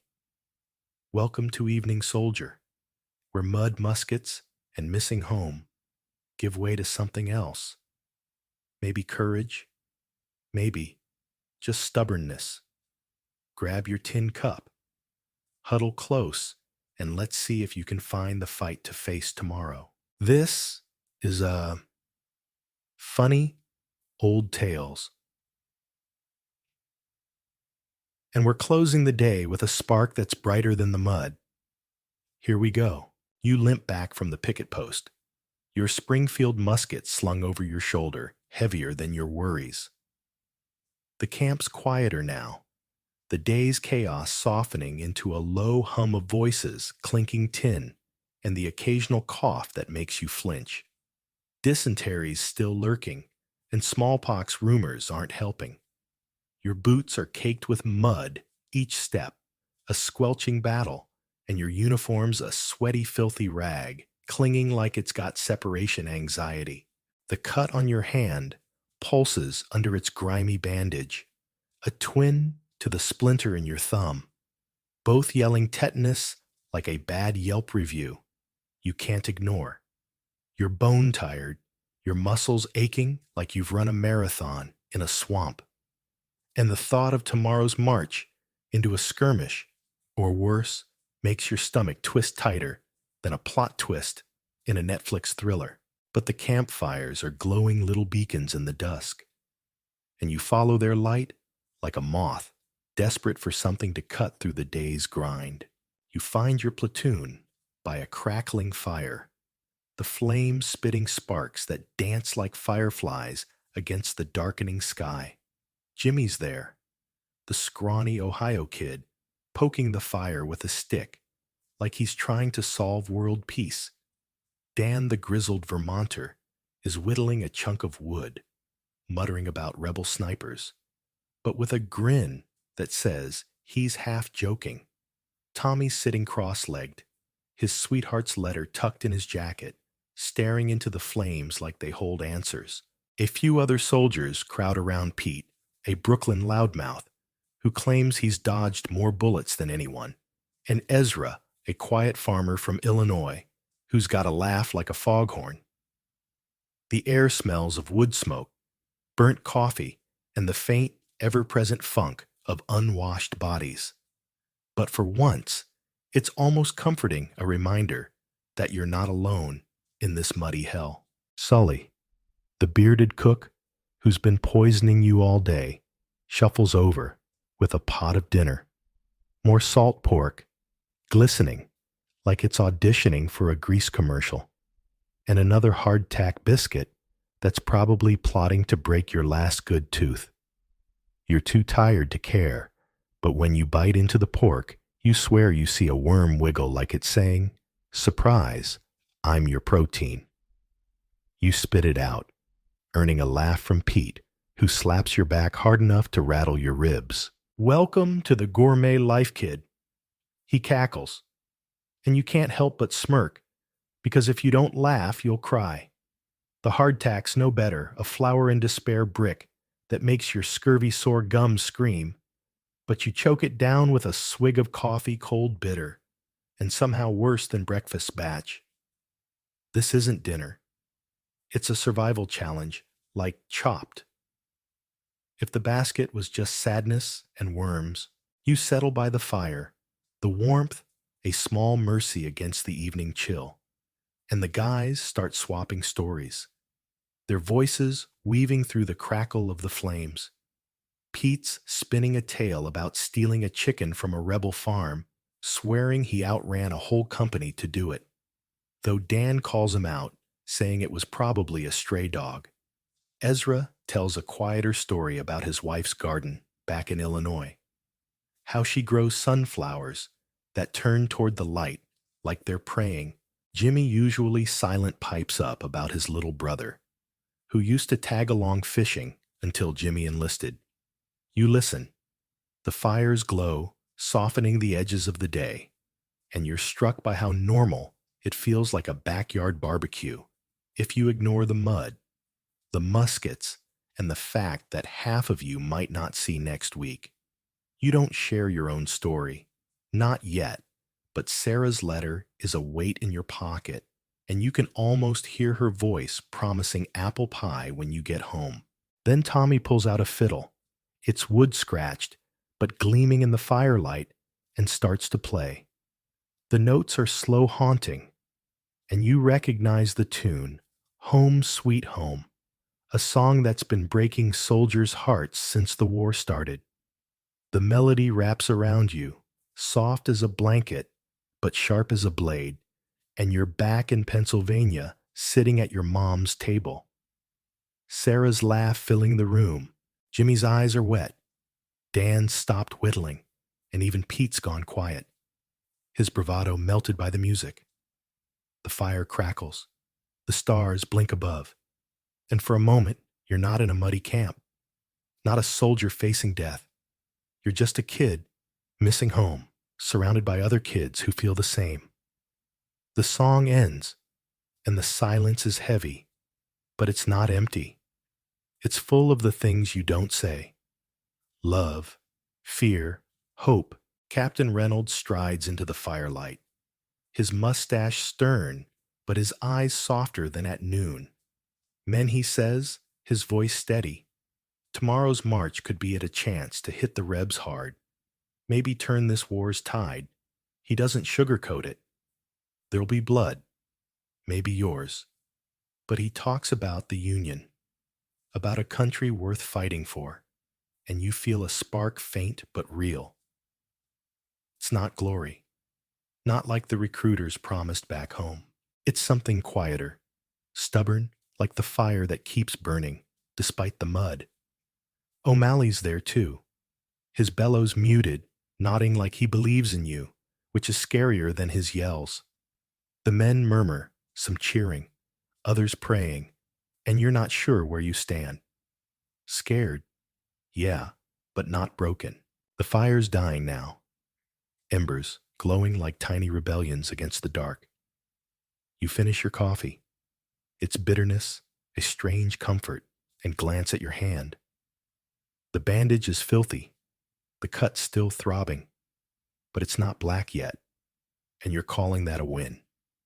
The lice are still partying, your gums still aching, but the fiddler's tune and the guy's laughter have stitched something together inside you. You're not a hero, not even close, but you're here surrounded by men who've got your back.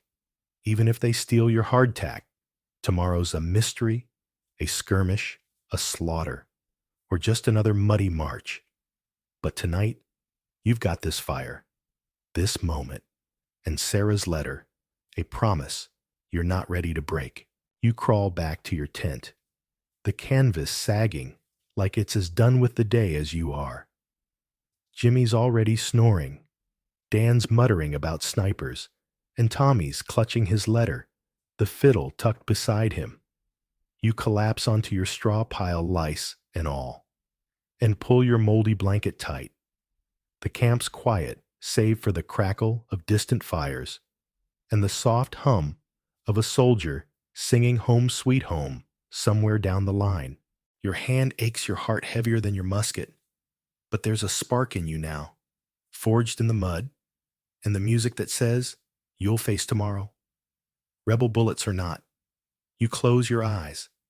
Sarah's face. The last thing you see, and slip into sleep. Not a soldier. Not yet, but something close. Someone who's still fighting for home, for hope, for one more day.